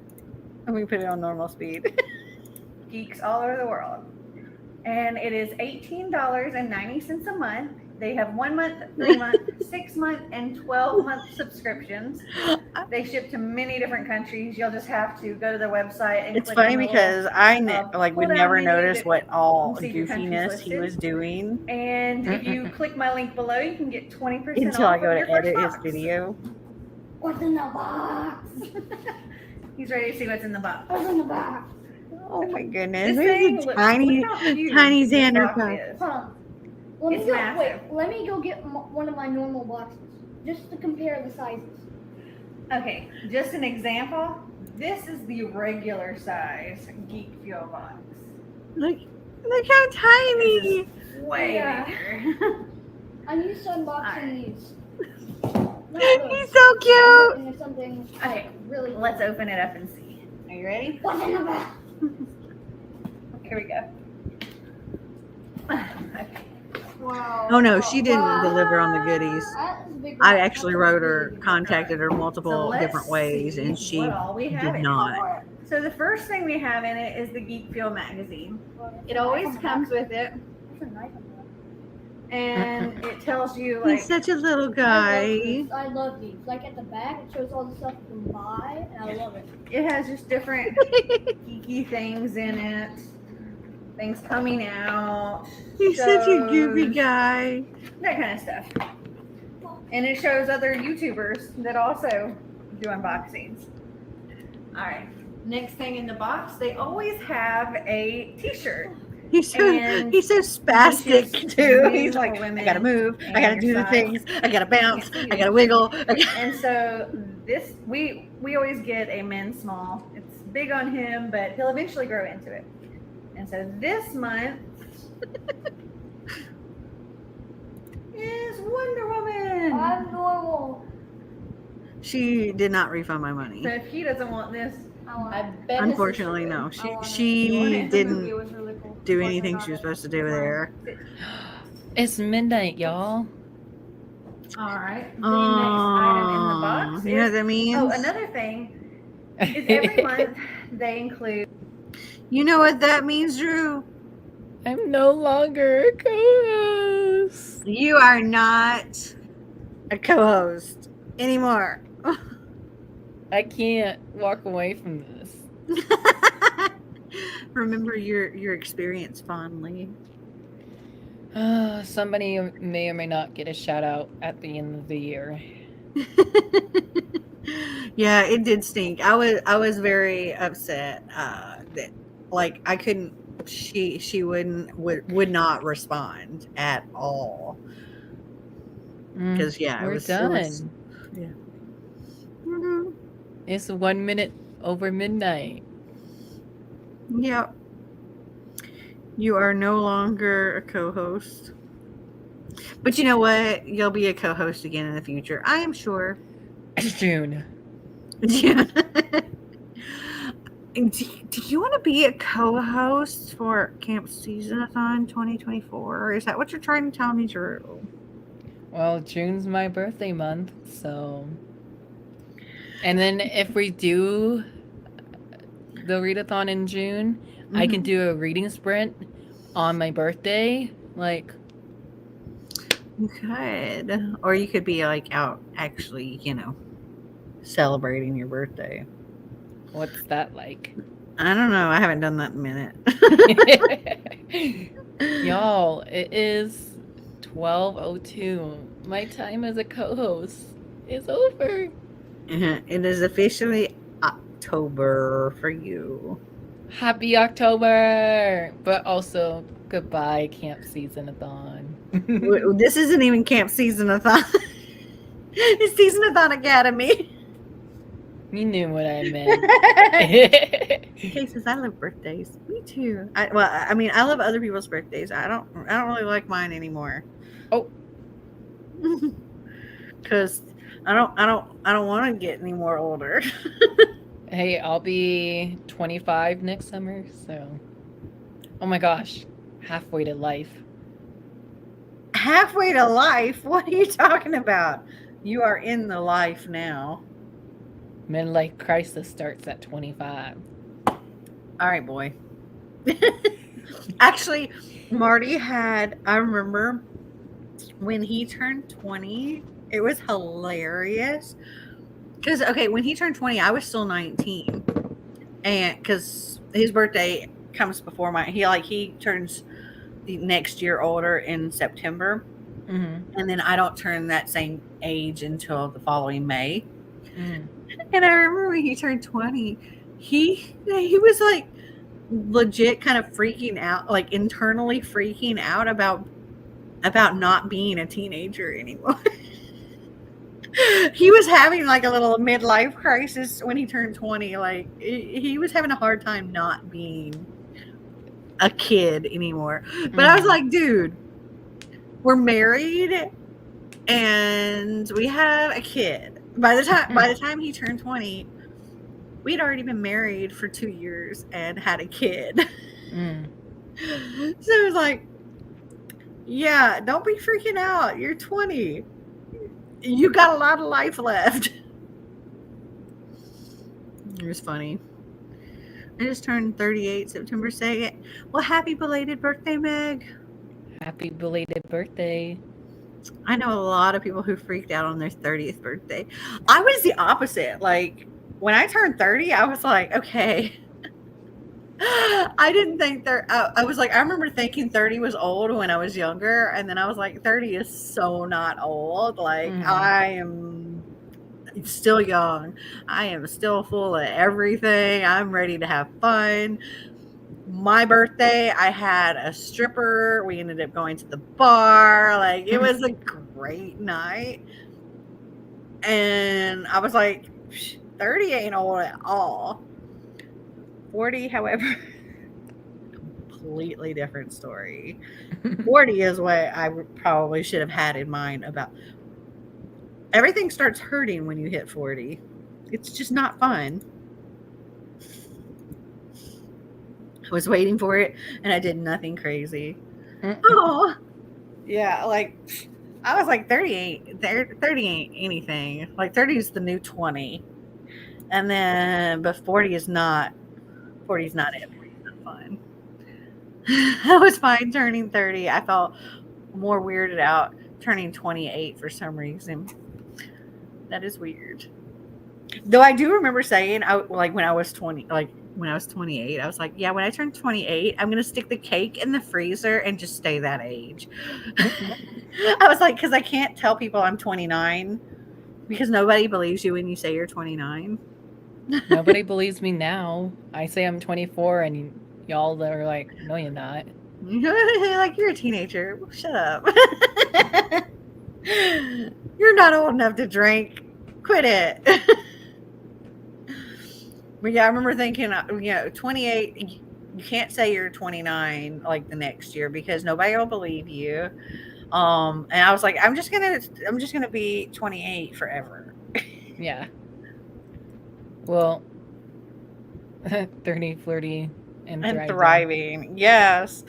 30 was fun. 20 was like, holy crap, what have I done? According to Sam Smith, when they turned 30, they had no more sad songs in them. So all they wanted to do was do upbeat, happy songs. So yeah, 20 was just like, whoa, this is adulthood. What the crap? And 30 was like, I am living my best life. I'm having fun. I am not old. Nothing hurts. I don't feel old. I'm old enough to do what I want and young enough to have a good time doing it. Oh, yes. And then 40, I'm like, ow. And I'm scared of anything past that. 40, I want to say it was like that next day I was like, ow, something hurts, and everything has hurt since. I'm like, and I was saying that to Marty's mom, and she's like, yeah, just wait until 50 and then 60. It just keeps getting worse.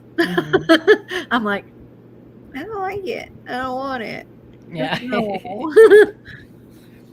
Can I go back a few years? I want to go back into the 30s before things hurt. Oh, wow. Oh, like even just sitting here, my hips hurt from this. Oh, no. It's all part of getting old. Oh, I hurt on the regular, but I still love life. Sarah, I still love life. I'm having so much fun, but I would have a little more fun if it wasn't painful. Like I could do without the pain.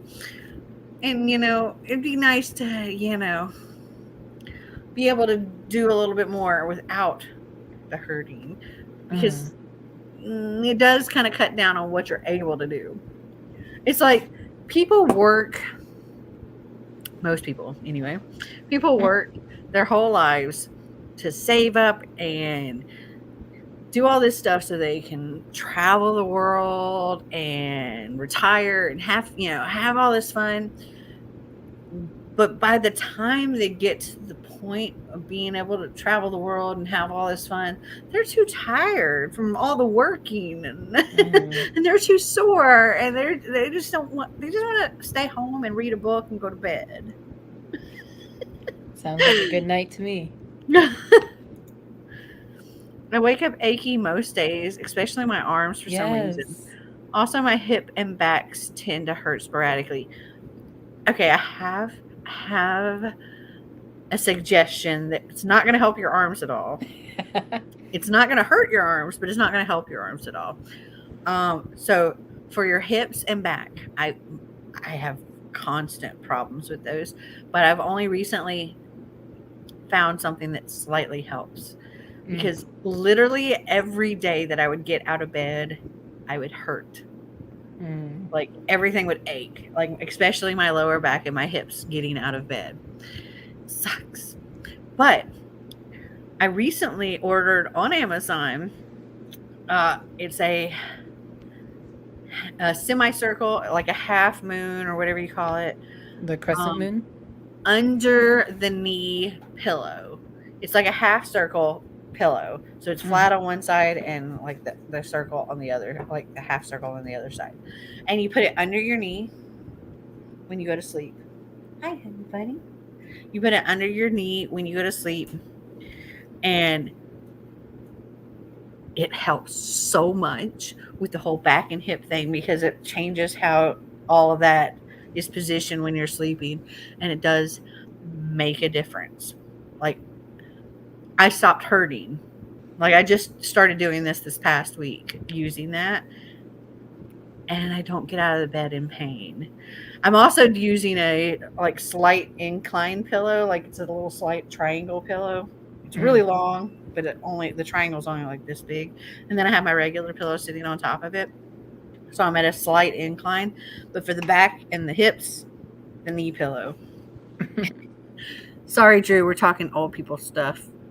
Oh, I know. But it's good tips for you in the future when you reach these points of decrepitness that we are.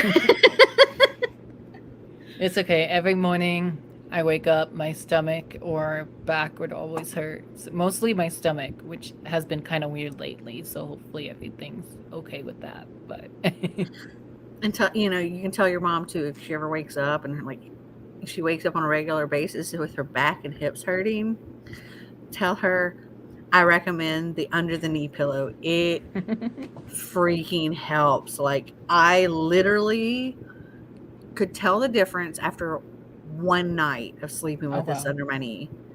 I just got like the little one too. It's like 4.5 inches. So it's only like this tall. And it just goes, it's like a memory foam. It goes under your knee. You pretty much, it works best if you're one of those people that can sleep in one position. So I'll sleep on my back now. So good. Oh my gosh, so good. You're welcome, Meg. I hope you try it out and I hope it works for you. If you get it off of Amazon, most of the times they have a free return policy. So try it out for a few days. If it doesn't work for you, you can return it. But it was like magic for me. I highly recommend it. Also, I snore. And Marty said this little pillow, the incline pillow that I've been using, actually stopped my snoring. Pretty much almost altogether. Except for if I get in a weird position, it stopped my snoring. So I've stopped snoring and I've stopped waking up in pain. And that's incredible. So those are my recommendations. Yes. I even got Xander an incline pillow because he was like, I need that. Well, on that note, it is 13 into the 12 hour of the first day of October. So I think it's time for me to tap out. Yeah, it's after 3 a.m. here, so I probably need to go to bed too. Marty was already like side-eyeing me when he came down, like, Oh, you're still up. my fault. I'm not hiking. I was gonna say enjoy your hike tomorrow, but I don't I'm think that's sleepy. helping. I'm a very restless sleeper. I sleep with my legs elevated, which is great for swelling and not so much for my back. Try the knee thing. Try it. If it helps, awesome. And Meg says, bye, Drew. Okay, well, I'm going to call it a night. Drew, you should, whenever you get up, come back and rewatch this video so you can, like, find those hints. I'll tell you, they're towards the beginning of the video. Reading sprints tomorrow or later. I don't know yet. I haven't figured out a scheduling for October yet. The only things I have planned out right now are 2 videos, and that's it. So I'm not having sprints. I'm not hiking. But I probably will film some videos tomorrow instead. yes, I need to do the same. And I'll be up in less than 5 hours, but it was fun. Gosh. It was fun. And yeah, if y'all go back and watch the beginning of this vlog, you'll see, or not vlog, live show, you might pick up on those hints because it was towards the beginning. And you can put that with your detective work and make some more ideas on what you think. I do And think please, my book guess is still right, but I'll have to go back and check. I'm looking forward to seeing the chat between the 3 of you. All right. Good night, all. I will see you later. I hope you guys enjoyed this video. If you did, give us a big thumbs up. If you'd like to see more videos like this, click that subscribe button down below. And until next time, remember to always be completely you. You. Bye. Bye.